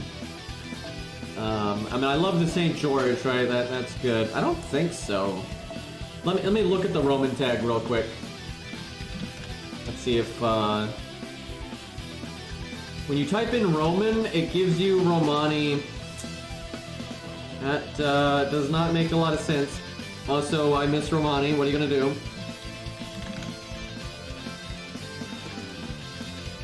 Okay, come on. Where's the Roman tag? Okay. Well, there's Pope Joan, but she doesn't exist. Is Charlemagne? No, Charlemagne can't be. That's 615. So, Constantine, that's not a thing yet.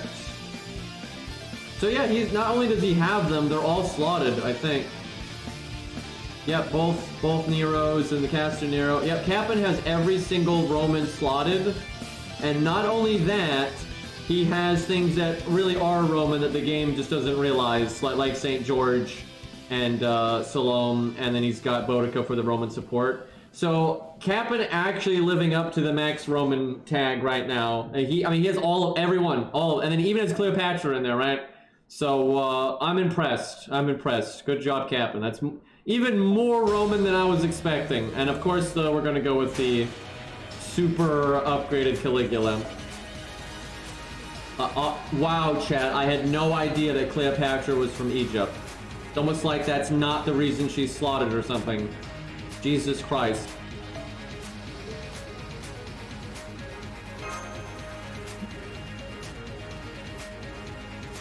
Like, imagine thinking anyone doesn't know that.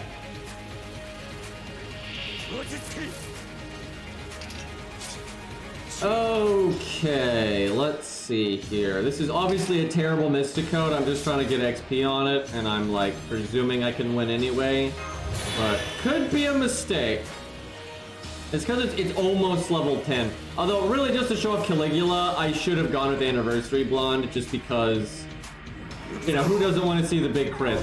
But I'm trying to get the Mystic Code XP. I shouldn't do that, though, when using chat's units. I should not do that. And I could have just done it in the event. So, that was a mistake. I have scuffed Capon unnecessarily.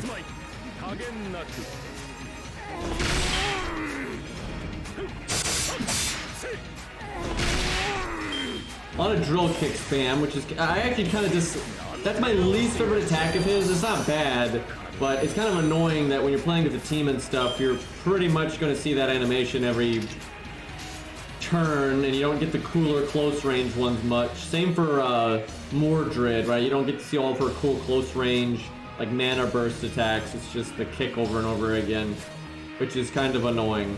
So if this was JP, I would do a rainbow chain, although I might do that anyway.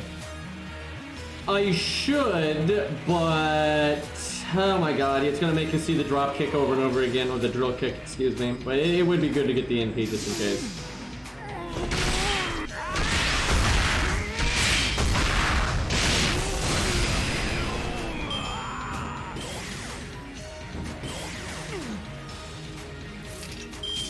Alright. Do that next turn. Do the Star Bomb one. It should get us our NP and still make a lot of stars, which I imagine is why the can coach are like this. Oh, and Capon even put a buff success chance on it. Oh, that actually makes so much sense. I'm sure Capon has played Caligula enough to like know like how you would do that kind of combo the turn before you go for the big hit. Yeah, I'm sure he's used Caligula a lot. Okay. And can you imagine if we had missed that when we had the buff success chance up? So we would probably kill Tesla this turn if we had Anniversary Blonde, but we don't. But we will still see what we can do here. Because we'd have a bunch of crits here. Oh, baby! We just crit anyway! Oh, baby! So, not only would we have guaranteed those crits, We actually would have done more damage though, because we would have had the big buster ups instead of the medium attack up. So, yeah, we would have done a lot more damage. That was a very dead Tesla. Didn't need the NP, by the way. That is such a good upgrade for Babbage.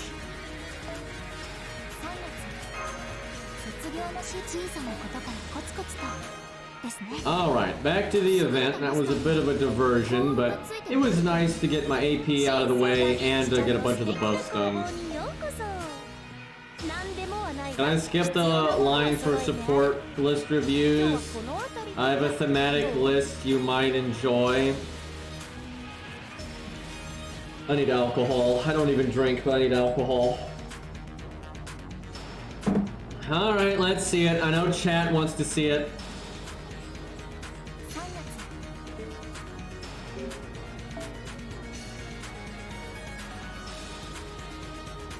Let's see here. I'm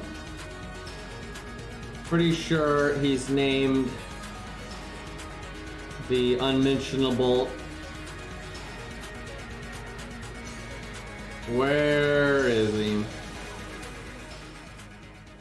Gotta be in here somewhere. Oh, it's set to level, not login. Yeah, there it is. I see that. Alright, what do we got here? What do we got here? That's a lot of Saberface, though. Jesus Christ, that's a lot of Saberface. It's actually all Saberface except Protea. So it's Saber and the Protea right here. Protein shake. But, oh my god. Look, how did you even... Did you have to farm this? I don't think this is a Gacha CE. What did you do? Bro! Who does this for a gag? How? What the fuck? That is insane, dude. Holy shite, that is fucked up. I cannot, the dedication on this man. That is absolutely insane, dude. How leveled is this stuff? Let's see here. Level 100. Level 100. Not even a good one to level up. Because the Canis one, I gotta be very careful with my words here. The Canis one is actually a CE that does see a lot of improvement at 100. It actually works out quite well. The Canith one does not. It sees basically no improvement whatsoever. So like that one is a real punch to the gut. Now if this is 100, I'm gonna, oh my god. What am I dealing with? What forces have I been fighting this whole time? What evil have I had to keep at bay here? This is ridiculous. This is actually ridiculous. Oh, I'm losing my mind. I'm losing my mind. Okay. Okay. This ain't right. This. How do you do this? You see like the wailing chat. I gotta really stress this. You will find the wailiest whales that have ever wailed, and they will not have a full line of 100 CEs. Let alone a full line of 100 CEs that's the same fucking CE over and over again. I don't know anyone that does this. Like, I mean, I don't know anyone. This is a ghost we're dealing this. This is like the Eye of Sauron. This is not a person. This is not real. Okay, so I knew this was coming, okay? I knew this was coming. I like how he's also 2K foe, by the way. Alright, you smart ass. Alright, you're not the coup guy. I'm just saying that's not actually the way to go. Look at this fucker. Look at this fucker. Look what he did. It's not, look at this. Look at this. You know why he did this? Yeah, I know why he did this. Like, he's acting like this is meta. This is not, look at this. Flat damage, flat damage, flat damage, flat damage. All of these are flat damage. Every single one of these is flat damage, and he just keeps it there like that's what it's supposed to be, right? That's how you're supposed to play Ku, guys. Guys, you gotta go fight a saber with that. I'm gonna kill him. I'm gonna fucking kill this man. Look at this. Look at that. I have a Bond 15 Ku, and I don't have all three of these, right? I got 120, but I don't actually have all three of these passives. I'm gonna kill him. It's over. This is all over. It's fucking bullshit. Fucking sitting here with this garbage. This fucking. You know how bad this is on Ku? Like everyone thinks this is good. This is not good, right? And he knows it's not good. He knows it's not good. He just plays into it, and all the dummies that actually think it's good are like, yeah, see, he knows what he's talking about. Fucking bullshit. Okay, so memes aside, I am curious what else we see on this account. So obviously, you know, everything Canis related and Canith, right? I guess she doesn't have a writer version yet, does she? I don't think that's happened yet. But yeah, he really. Let me guess. Okay, no, not fully committed there. Not quite. You know, obviously got this, but we are off on that just a little bit. I'm gonna have to check who actually is 2K Fode throughout the account. I'm assuming it's some of these. Let's see. Well, okay, that's 120. Okay, so that has to be. None of the other Artorias though are 100. So I feel like there's a meme going on here. I'm not even sure, but MP5, MP5, MP5. So 888 on the passives on that one. But so this is clearly 2K Fode. I'm guessing maybe this is 2K Fode because she's level 100. Okay, on the way. There might be one other one snuck in here. I don't know how far along NA is. So it's this one and this one. So that's two of them and then a half. So there's at least 2.5. If there's any other level 100s though, we'll have to check that. Okay, we got Masashi. Okay, so we got 3.5. That's probably the limit. I don't think NA can have much more than that. I don't think so anyway. Alright, so we got Avenger Ushi, got that David. Actually with the invulnerability, would it actually make sense with him having evade, like unironically, out of the... That's kind of funny because he's obviously rotating, right? Every other one. But then he obviously has to have Ku in there, and this Ku has to have this one and not this one because of the meme, right? But it's funny that, and you don't get to control what the archer is, but it's still like worked out where David got the one that makes sense. I'm actually surprised. I thought one of these lists was probably going to be nothing but Canith. I expected one of these to just be not. I like how this one's rotating. Oh, wait a minute. See, this one goes Canith, right? Like she's first and rotates that way, and then this way's the other way around. Which actually means he needs one more. Hold on, we gotta check he's not scamming us. That means this list, actually I think needs two more. So this one's 1, 2, 3, 4. So this one has 4 Canith thingamabobs. This one's got 1, 2, 3, 4, 5. So yeah, he does need one more. So let's see if he's actually got another one at 100 here. Because obviously you can repeat them between the lists, but you can't on the same list. Yep. He got it on all of them. Alrighty. Alright, so what do we got here? I guess technically Artoria face is there. Okay, any 100s though? Any 100s? Okay, yes, these are 100. Let's see if they're 2K Fode. Okay, no. Okay, no. So there's 3.5. That's what it looks like. There's 3.5. Unless someone at 90. Oh god. Of course, Herc. Of course, Herc has that one. Oh my god, though, this level of commitment is just... Wait, Kiara's 2K Fode at level 90? That's kind of surprising. Yeah, wow. Are you out of grails or something? That's really bizarre. You don't generally see that, because you've got other 100s that aren't 2K Fode. Is she more recent? Like, did she come out recently? Because generally you would expect the 100s, you know, like Nero here and stuff, or Martha, to... If they're gonna go to 100, right, then you'd expect them to get the 2K Fode. But I'm guessing they were like 100 before she was even in the game then, right? That would be the explanation for that.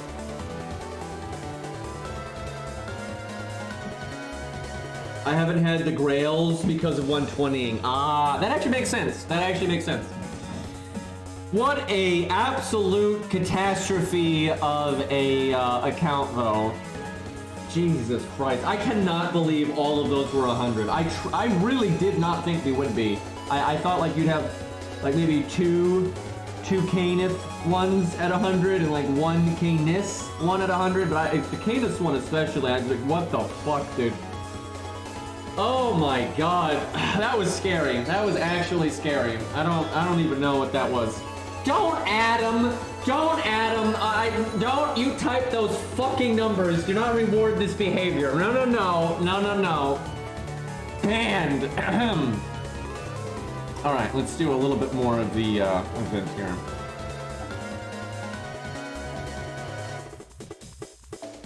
Okay, now the smart thing for me to do is play until I put like all my stuff on cooldown and then, you know, stop playing then, but I'm probably not gonna play that much today. What I'll probably do is do a chunk of floors here, and then I'll try to do a lot of floors off stream before I stream again tomorrow, and then we'll try to get into the good stuff.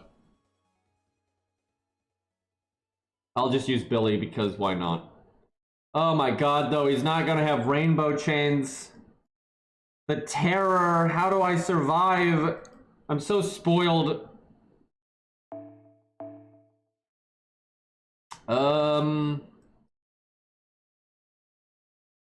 Yep, that'll do. Music is looping, but I'll let this song finish because it's good.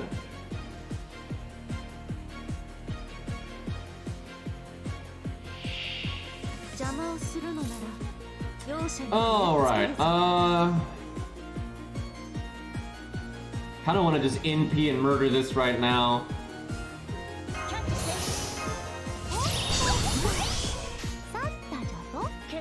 Shame I've only got, one quick card on Billy there.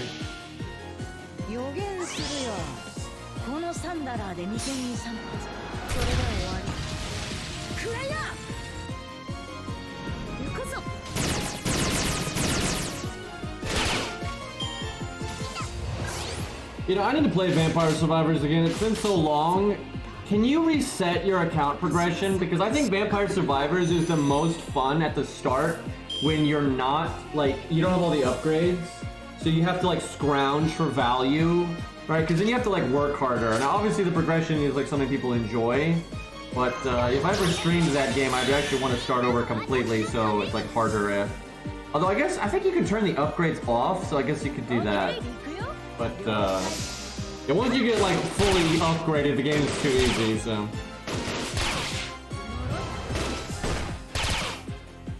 We'll do more Plants vs. Zombie at some point, and then I'll play the sequel at some point, too. Why did I cast her skill? That just kept her... Why did I do that? Now she's gonna live. What a catastrophe.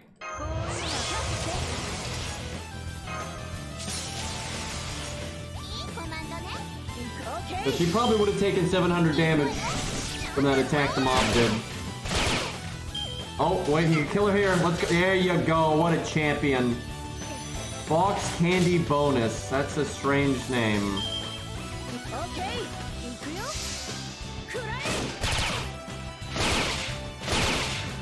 It is crazy how split my viewers have been about Plants vs. Zombies 2.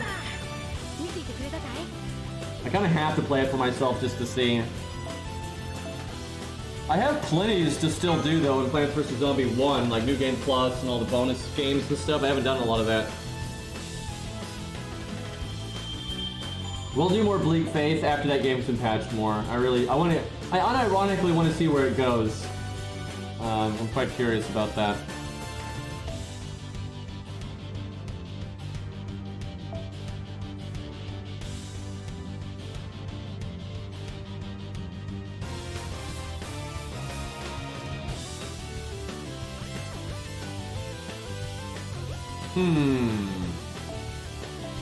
Do some class neutral here.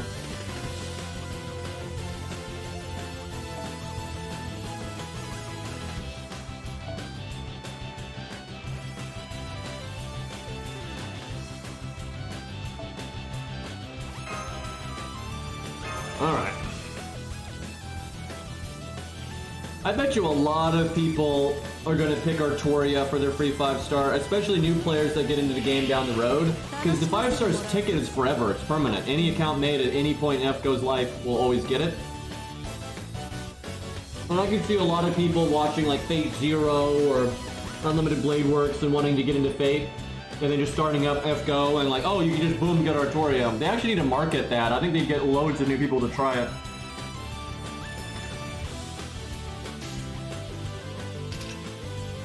And like, if Fate Strange Fake is successful, I would really market like near the end of the anime, because that's when people get withdrawal. You really market FGO and you put in Fate Strange Fake servants, and then you make one of the 5 stars attainable with the 5-star ticket, and you let people know that. You don't need to make money off of them right away. You want them to come in, get into the game, and enjoy it, and then become a payer later down the road. Gotta play the long game like that. And then, you know what I'm gonna say now? They need to make their new player experience better. Oh my fucking god. You want these new players getting into the game and having fun in Fuyuki and Orleans and stuff, and not just face rolling everything and being bored out of their minds.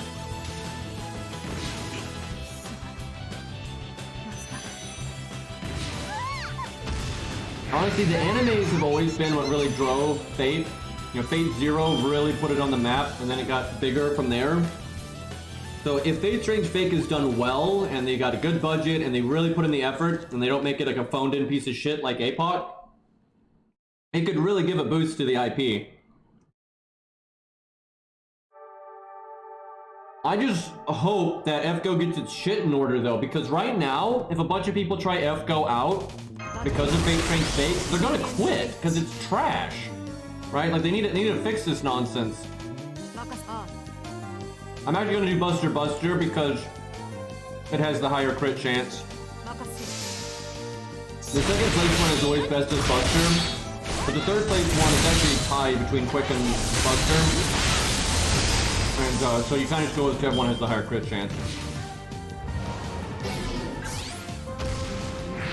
Obviously not true once Rainbow Chains hit, but not a thing. Boy, NP gain down on Scath is not what you want to see, because her gain rate is quite bad.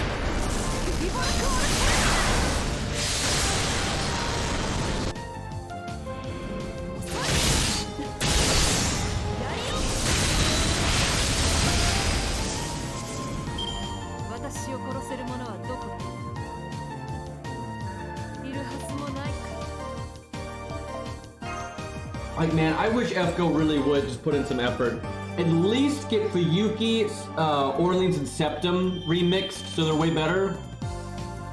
And then you kind of let people know that the game gets better in Camelot, right? That way they get into it, they're having fun, they're having boss fights that actually mean something, and there aren't complete face roll. And they get like more, they care more about like learning how to play, right? But the fact that it starts off so boring, no one is like ready for Gwen or even like thinking about caring about gameplay like that, right? Like, they really got to sort that out, and it's not even hard to do. Like, they've got the core combat system, it exists, they just don't have the enemy content. And like, they do want later in the game, they just don't have it at the start. Let's see. I cannot believe she does not have an animation update. Day 1 character sprite. It's just Ruler, Jolter. The only difference is Ruler, Jolter doesn't have, they're like red at the bottom. It just stays like the gray the entire time. That is the only difference. And she's got the exact same like expression, height, everything. It's a complete copy paste.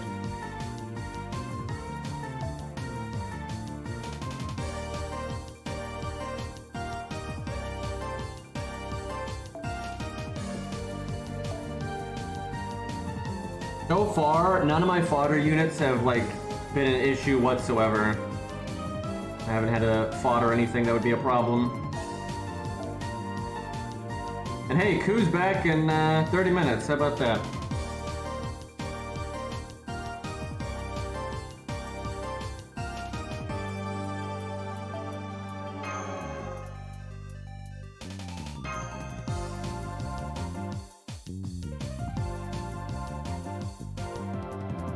Yeah, she's still one of the most popular characters. If she ever gets used in a serious way again in the main story, you know what, chat? I bet you she's going to be in an order call. They're focusing on extra. I really think Jolter is going to be in an order call. Now, the way the company is right now, they aren't doing animation updates. But maybe by then, maybe they will. But yeah, actually, I do think that's going to happen.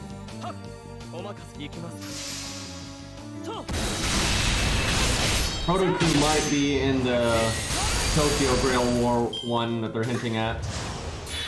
I just hope they can actually do animation updates by then, but I mean, they've had all kinds of characters pop up in the story and in events and stuff, and they're just not getting animation updates right now. So, kinda concerned.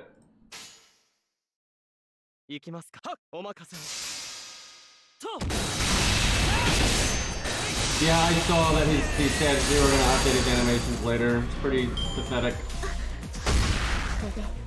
Dead. Well. Oh no, guys, we have quick down. Whatever are we gonna do?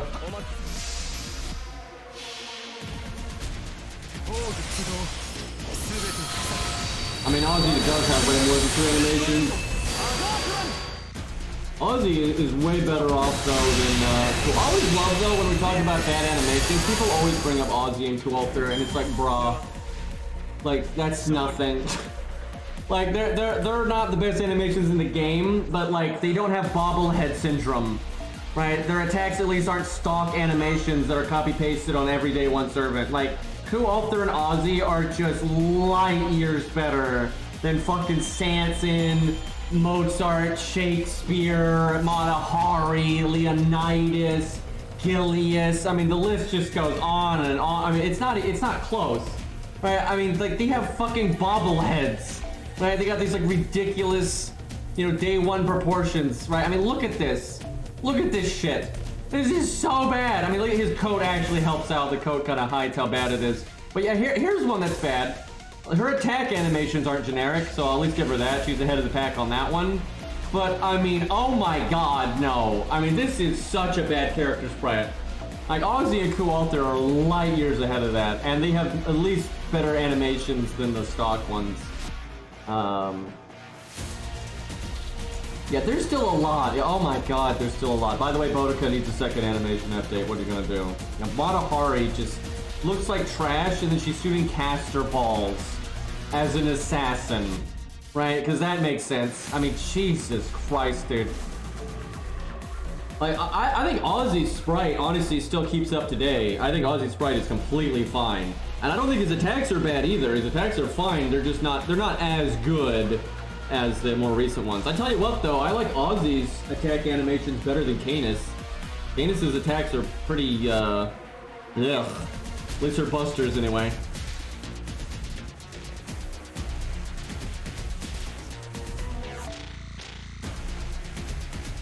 That being said though, I would still be happy if we got animation updates for anybody. And it would be nice to see Ozzy, right, with updated particle effects and stuff and that kind of thing. So I mean, of course I want to see you know, even better Ozzy, but I mean, compared to like Geronimo, right, it's not really there's no contest here.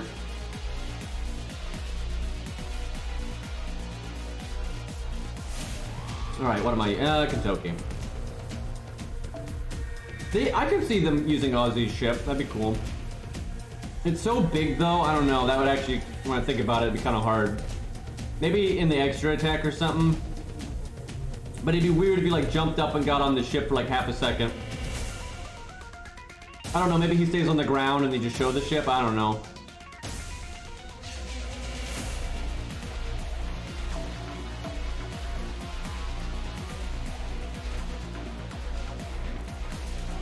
Hohenheim doesn't actually have caster balls.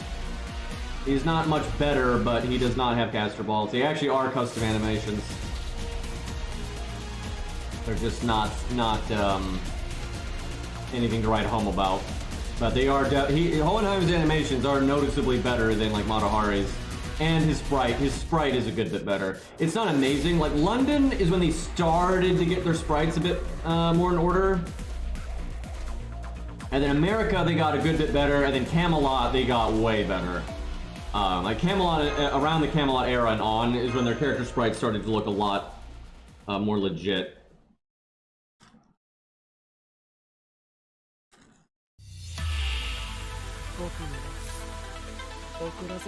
Medea's are fine. I think Medea's animations are actually completely fine.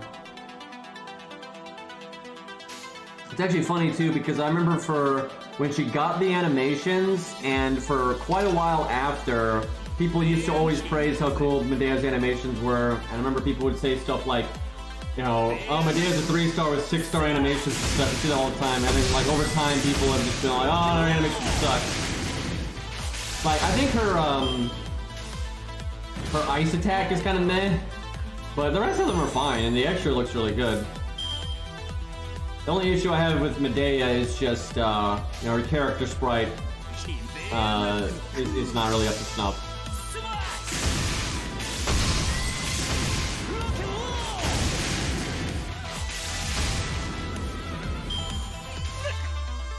Yeah, her damage though.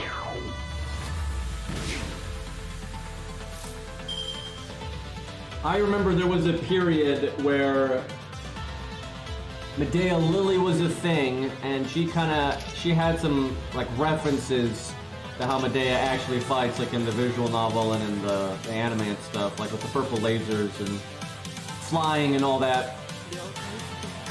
And when Medea Lily had that stuff, regular Medea still didn't have her animation update yet. Didn't take too long, but I mean she didn't have it yet.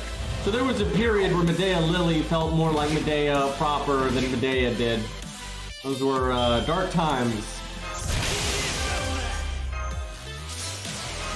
She didn't have her purple lasers or anything. It was ridiculous.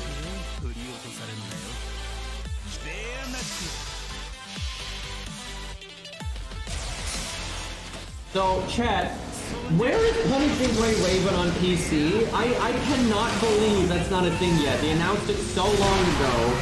Every beta test they've done for it has gone without a hitch, right? Like, no problems.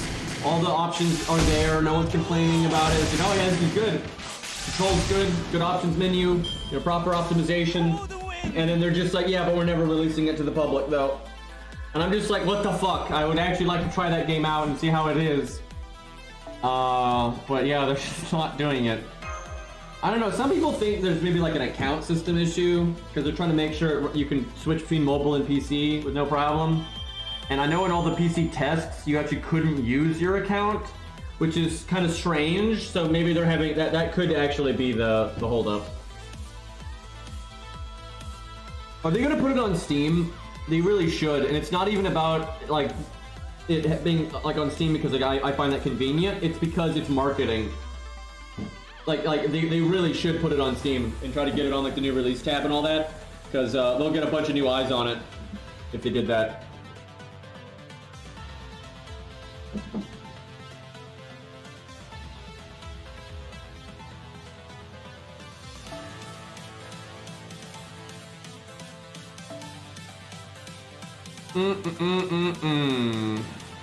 There is a million things FGO could do if they went on PC. There's so many more options you could do, and the game could, you know, I don't know, be optimized so it didn't run like dog shit. You know, the baseline thing you want a game to do.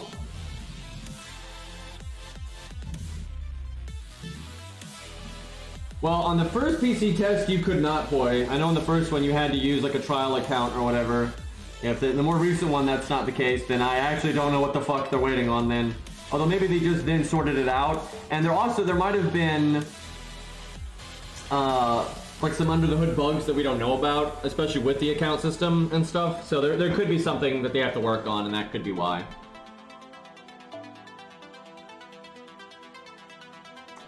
Okay, I don't know how many assassins I actually have left in case I have to deal with the boss. All right, you don't fight the bosses early on. Because this game, I think it's the first 50 floors that you don't fight the bosses with your own units, but yeah, It might actually be the first 100, but I think it's the first 50. Really does suck how bad they made the early of this tower event. Like, this is actually my least favorite tower event at the beginning, but it's my favorite by the end. It's really strange.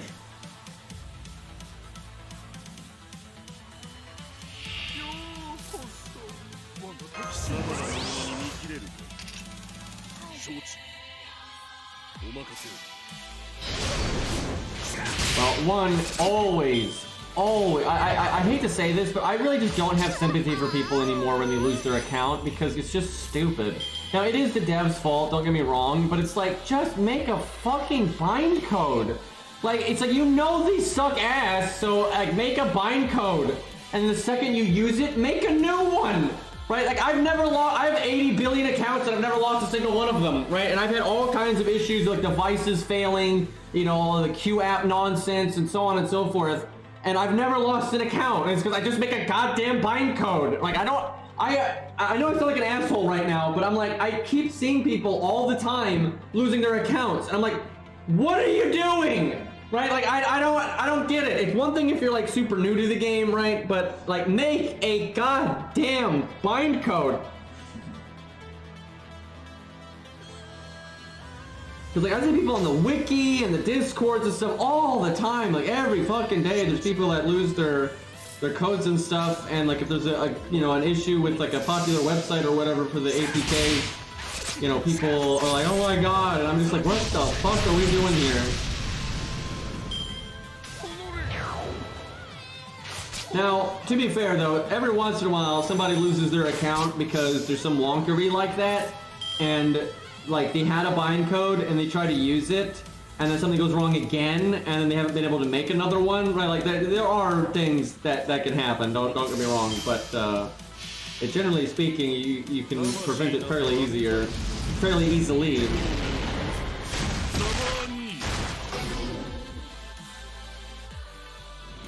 Yeah, you can just contact support, but it's not as easy. If you're on JP and you're an English speaker, it's not super easy.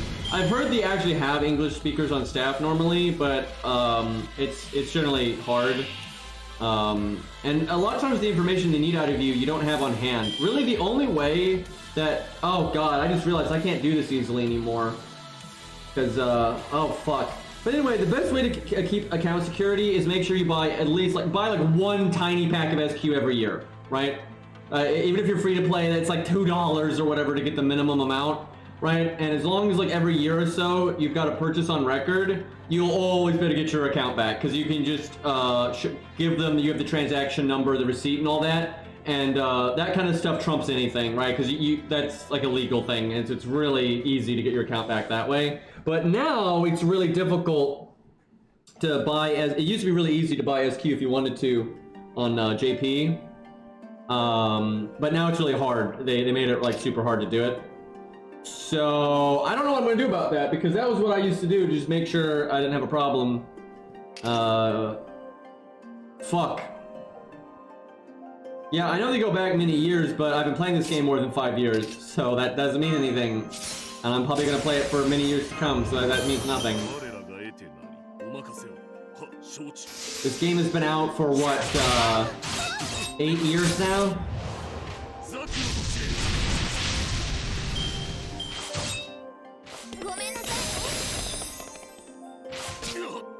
But yeah, you have to like make a JP Play Store account, which is a lot harder than it sounds. If you want to do it, I think you can actually still buy you can buy like pre-purchase cards and stuff like that, but that won't. I don't think that'll give you any account security. So yeah, it's kind of a problem. They just need to make a fucking account system. Like Jesus Christ.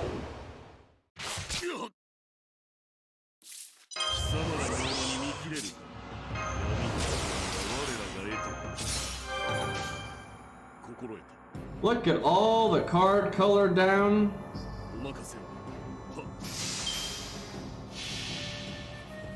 Doesn't matter on NA. Like, if it's NA, you can just buy the SQ.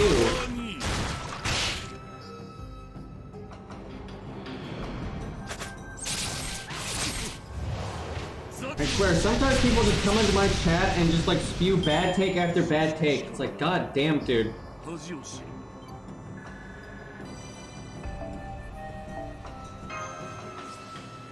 But I have no explanation for why we have no account system at this point. I can't think of another game like major on the market that doesn't have an account system. Epic 7 has an account system, right? Like Epic 7. So there's absolutely no excuse for it. I don't it's not the only thing I can even think of, this is the only thing I can think of. This is a terrible reason, and this is just nonsense. Because, you know, company making billions, but it might just be, again, the staffing issue, right? They literally can't keep up with the bare minimum of dev work, right? Like the schlock that we're getting right now, right? These 3-week-long events with no content in them, right? Like, I mean, it's a joke, right? But anyway, they might be having such a problem keeping up with just the basic bitch stuff because they're that badly run that they have no time for any of this other nonsense. By the way, you know something else they need to do? They need to do this regardless of financial stuff and all that. So I'll get into the first reason they need to do this, actually. So they need to first just do more things with skins and stuff like that, because you cannot, it's not sustainable to run your game purely off of new characters all the time. You cannot do that. And they've even said this, it takes a long time to work its way for a character to go from concept art to completion. And that's normal, I believe them. I know the industry well enough with this stuff. When it comes to sprite-based stuff, you know, it normally takes a long time to go from conception to completion for 2D characters like this, right? And especially with the staffing issues that they have, it is not sustainable to try to put out a new character every month. And artistically, it's not sustainable either. Now, obviously, there's a million concepts they haven't touched. There's loads of lore and side characters and regions and just so much stuff. They barely touched Norse and Middle Eastern stuff. I mean, and American stuff. I mean, so it's even South American stuff still. There's so much stuff they haven't touched on. So, of course, there's loads of legends and historical figures to still pull from. Like, it's so many, it's staggering. That's not really the problem. For the artists and writers need to be inspired. You can't just, you know, some characters almost write themselves because they have such a rich like history to pull from, but not every character is like that, right? And you do not want the writers being like phoning it in because they have to meet a deadline all the time. You want enough wiggle room between your creations that they have time to flush it out, think about it, figure out what they actually want to do, and you know, be inspired and put out good characters, right? You don't want to put out just generic schlock all the time, so it doesn't sell as well, right? Never mind morality or the players being happy, it's just not going to sell as well if you have bad character bloat, right? And like League of Legends had that problem back in the day. And but you still got to make money, right? That's the thing. The game still needs to make money. So how do you do that? Well, one, you have banners, you know, running on the side for old characters like all of the time, right? So you get a little bit of money off of that. But costumes, first off, the devs don't have to be inspired for those because they already have 1 trillion costume designs from craft essences and promotional art and stuff like that. Like all those promotional APOC art that they did at the end of the anime where they gave all of them costumes, right, outside of FGO, right? You got a lot of stuff like that, and then all of the craft essences and everything else. So how they need to address this when they don't have a good idea for a character is, one, make the NPCs playable, right? Like stuff like Shimbata and all that. If you don't have another like idea at the time, you're not inspired yet, just do one of the NPCs, right? And if you don't have time to do that, because that's the other half of this, is you may not have time. You don't want to be pumping out the characters too fast because then you have to be lazy, right? Then you can't make their animations look as good as they should. You can't do all the bells and whistles. Like the guy right now is not finished, even though he's released. So if you don't have time to work on a character or finish a character, then make an event, you know, and focus on old characters. First off, people would be happy about that. There's so many old characters that never get screen time, right? So for example, you don't have a new character ready, so make the next event, you know, like a 100 Years War event or a French Revolution event, and that obviously makes it really obvious which characters in the game that are already here that you should focus on, right? If you're doing a French Revolution one, surprise, surprise, you focus on the French servants, right? And then you make costumes, right? Because those are a lot easier to make. They take time still, of course, but they're way easier to do than a brand new character. And people are dying for them. People are like desperate for more costumes. So there you go. You know, maybe if you do a French event, maybe you add 4 costumes, make one of them free just to be nice. You make 3 of them paid, and you keep them in the game forever. You're just sitting there, you know, $15.99 or whatever the fuck you're charging, and they're just there forever. And that way, when someone gets that character way down the line, right, that has that costume, they might still then go buy the costume. I mean, hell, I would do that sometimes. So it's a really good way to make more money and then not have to pump out characters every 3 fucking seconds, right? And that way you have the characters that do come out are artistically inspired, right? And you're not just pumping out a character every month. And some games do this, right? Some games do try to, they do realize that they can't sustain putting out new characters all the time. But FGO is just stuck on this, oh my god, the only thing we can do to make money is make a new character. But it's not. It is clearly not the only thing they can do.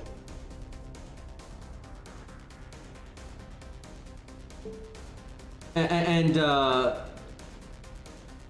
also helps with the staffing issue, though, because it's easier to make a costume than it is to make a new character. So there is like a million reasons I think they need to do that, and it's just a sustainability thing. I mean, they clearly can't maintain the pace in which they're adding new characters because they keep being more and more phoned in. We're getting no animation updates.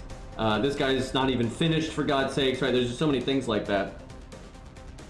Oh yeah, and power creep, that's another thing. It's harder to control power creep on a few fronts.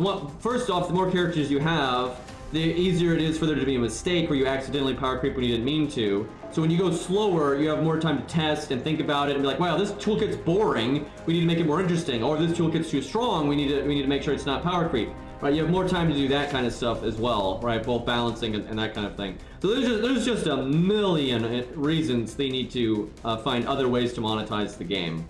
And I mean, they could do a battle pass. I don't give a shit, right? People always complain about battle passes, but I actually think battle passes are pretty fair in a free-to-play game. They're not, you know, good in a buy-to-play game.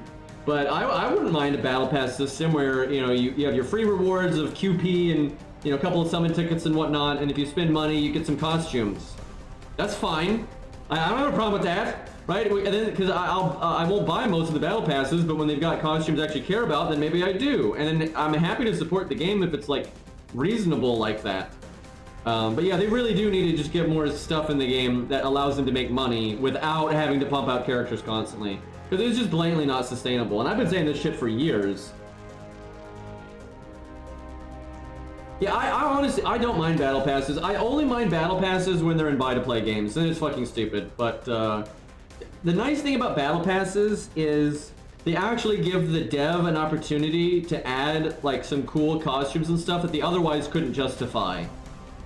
And so you just get stuff in a game that normally wouldn't be created, which is nice.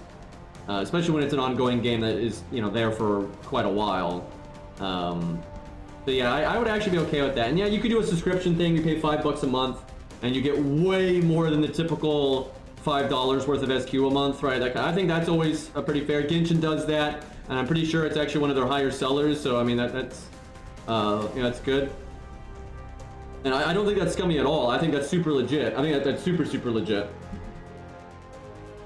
The only thing I don't like about it, about in Genshin, is I don't mind you getting the currency like trickled, but I don't like that if you miss a login. I'm pretty sure in Genshin you don't get it. That I don't like. I think that's actually scummy. But the overall principle of it, though, I have no problem with.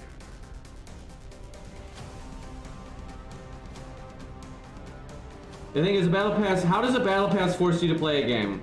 That is literally not a thing. I'm no offense, but that if you feel like FOMO because of a battle pass, it's you being an idiot, not the game, right? It's like if you actually like the cosmetic, then you should be happy to work towards unlocking it. And if you don't really care about like a cosmetic in a battle pass, then why do you feel the need to get it, right? I honestly get tired of this because I find players like obsession with FOMO just ruins video games. Because it's like they'll get devs to not add fun side grade activities because they're like, well, what if I don't want to do that and I miss out? Like, that is so stupid. So then nobody gets it? Like, yeah, that makes sense.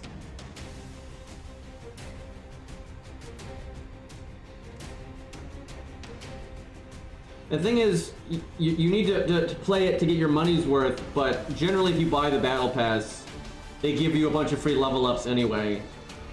So, and it's also normally cheaper than you would expect. Like really, a lot of battle passes, when you look at like the amount of skins you get out of them, like if you look at Fortnite or whatever, if you actually look at the boom for your buck, they're actually more generous than most business models out there, right? Like a lot of battle passes in games even like give you enough currency after you do it to get the next battle pass for free, right? Well, actually, what game was I playing that did that recently? Oh, it was Gundam Evo, right? If you bought one battle pass and you actually completed it, you now could get the next battle pass for free. So that more than pays for itself, right? You can act like that. That's actually like ridiculous. You can pay one time and get like 30 battle passes out of it. And if you don't like the game enough to play that much, then it doesn't really affect you anyway, because then you're not playing the game anymore. So why would you want to get the battle pass? The thing is, if you don't consistently play one game, then you don't really need to buy the battle pass. Just stick with the free one. Right, that's the nice thing about most battle passes. Not all of them. You know, there are some scummy battle passes out there, but I would say 90% of battle passes, if you're playing the game casually, you don't need to buy it. I can't even think of a game in recent history where the battle pass had anything in it of note. Right? Now, don't get me wrong, if like literally the only way to get any cosmetics for a game is through a battle pass, that is annoying, because if you are playing a game casually, but you still enjoy it, right? You might play a game casually, but you might still like playing it on the weekend with your friends or something, and you really get into it when you do play it, right? And if you've got a favorite character or whatever, you should be able to spend 5, 10, 20 bucks, whatever it is, to get a skin for like your favorite character or whatever. You shouldn't have to always do the battle pass, and I think that's totally fair. Most games do that though, right? Like most games do. Well, FGO fucking doesn't, because like look at FGO, right? FGO is literally the worst of all worlds, right? Because we don't get anything. Never mind having to actually play the game consistently or complete the tasks, or we just don't get anything, right? Like how is that better? Oh great, I don't have any fear of missing out because there's nothing to miss out on. Like what the fuck? Right, we just get absolute dog shit over here, right? So I take a battle pass over nothing, any day of the week. Now, preferably, I'd like to see a game, if they're going to do a battle pass, it needs to be a free-to-play game, have a battle pass, but then also have, like maybe after the battle pass is a certain, like, after it's, let's say if season 1, right? Let's just use that terminology. So let's say when season 1 is over, right? When season 3 happens, maybe season 4 happens, the season 1 stuff then rotates into the shop and is there permanently. That way, you'd have to wait quite a while if you didn't get the battle pass. So if you really want it, you're probably going to get the battle pass. But then, eventually you're going to have a nice stockpile of stuff in the shop permanently that if you come in late or whatever, or you're just too busy at the time or whatever it is, you can still get the thing for your favorite character, right? Like I wouldn't want to miss like Hawaiian shirt coup, right? Just because I happen to not be playing the game yet, or I was busy that week or whatever. But if you're like, okay, I'll just get it later, right? I think that's a pretty fair way of doing it. But yeah, FGO's over here, which is not giving us anything, right? We barely get any cosmetics. And I really gotta stress this, that we get like one costume a year on average. I'm not even sure it's that good of an average, because I think we've had years we got none. We had that one year where they gave us a bunch, but that was literally one time, and also most of them were shit. I mean, really, like most of them were terrible quality, because the few costumes we get in FGO just look awful. I mean, fuck, a lot of them don't even function correctly. Like Jolter's over there with her flag, going in and out of the dimension, right? And you got Arthur's like a hand like appearing and disappearing all the time. It looks dog shit, right? And we barely get them. We have this like super rich roster in FGO, and we get like, one costume a year, maybe, right? Like maybe. But yeah, I fundamentally do not think battle passes are scummy, and I actually think they're one of the best compromises we have between like companies being super scummy and like slicing everything off and turning it into DLC and just selling, everything in the shop day one and all this bullshit. I think it's a much better middle ground than what we normally get. And legitimately, most battle passes, I think, do a good job of actually rewarding you for actually being committed to the game. Because they know not everyone's going to complete the battle pass.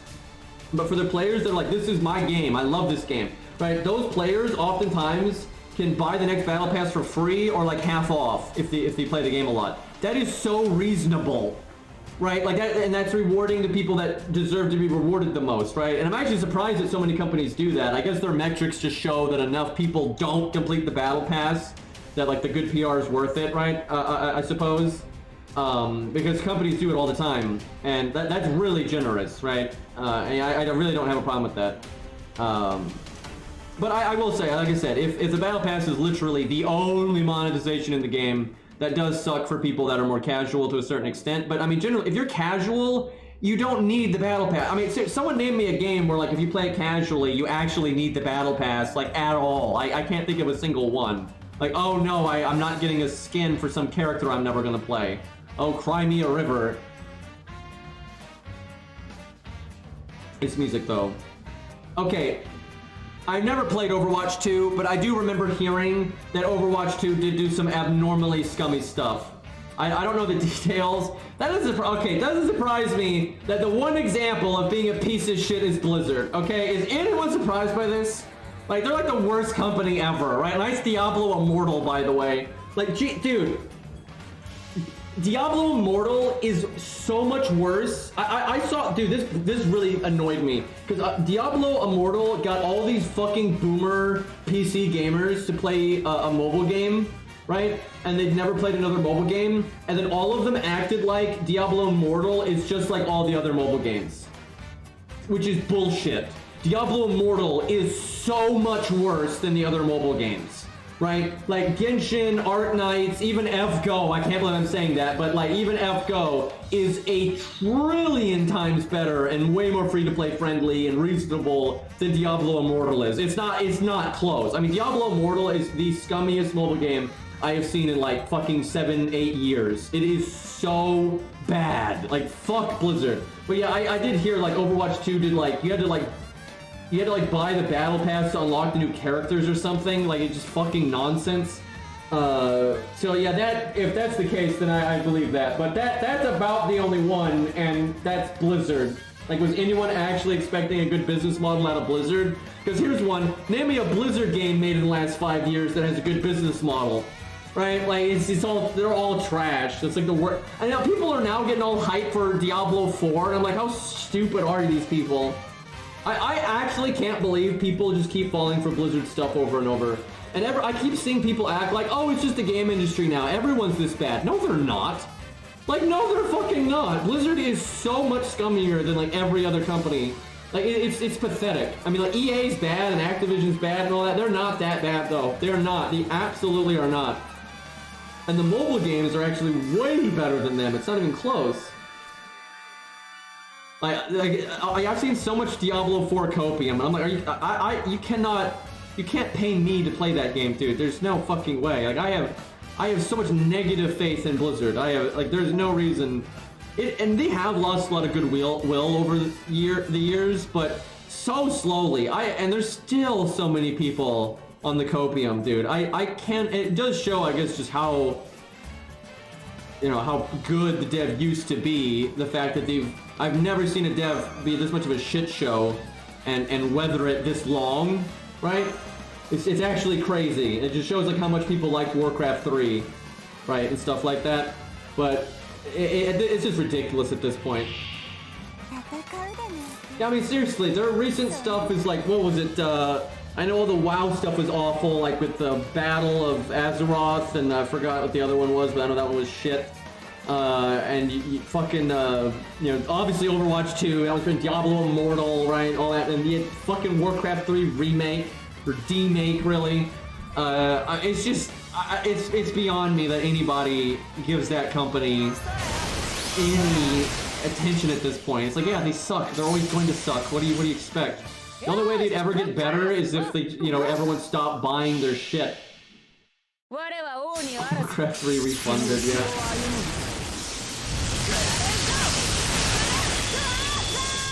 Are they actually killing StarCraft slowly?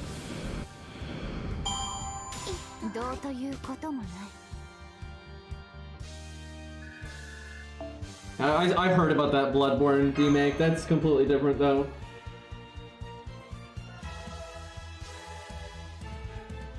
I don't even know why you would want to get rid of StarCraft 2. I don't get it.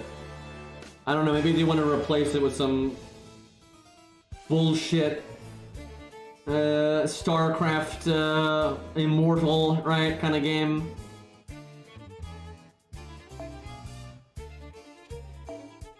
Let's try to at least get to floor 20. And I'll probably get dinner after that. Kind of gone later than I thought I would. Oh, Ku's back. You know what? Let's have Ku fight sabers again. That, might be a little tough. Also, I probably have a cooldown reduction thing I'm not using, but I don't think it really matters.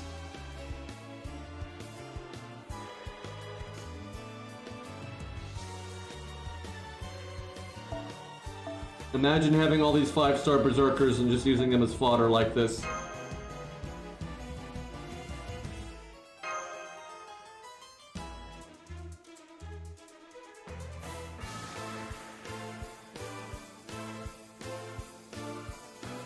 I never liked StarCraft's story much. Some of the side elements were okay, but I really didn't ever care about StarCraft's story. I liked Warcraft's story in the beginning, right? Like, Warcraft 1 was pretty bare bones, but like Warcraft 2, Warcraft 3, and like early World of Warcraft was fine, like vanilla stuff.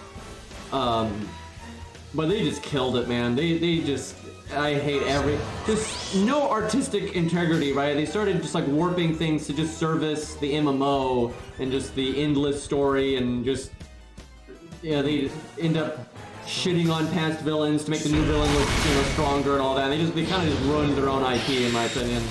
And the writing is just trash in World of Warcraft and all that.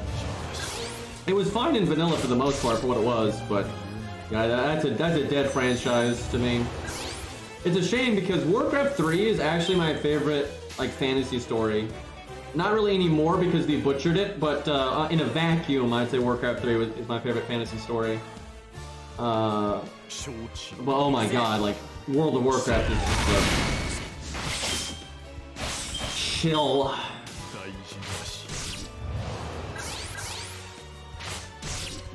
Like how Chad is just freaking out. Alright, what am I gonna do here? Get NP gain, I suppose.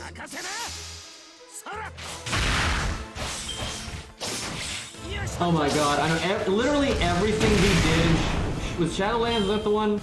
Was that the one after BFA? Yeah, 'cause that's like the afterlife shit.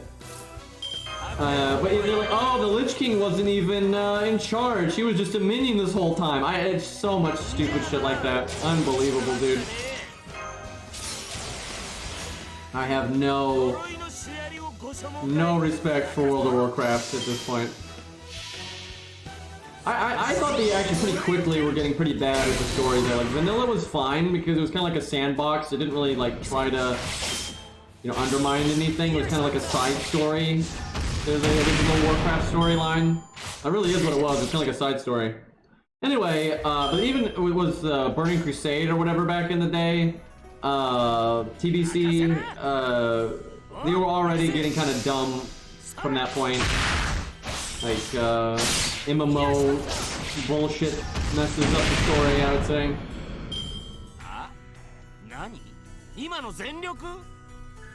Wow, Ku really had no problem there.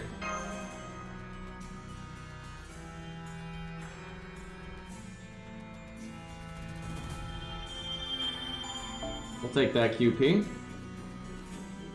Okay, so I did not make it to floor 20, but I need to take a break because I gotta eat. If I don't eat, okay, so he's compatible over there.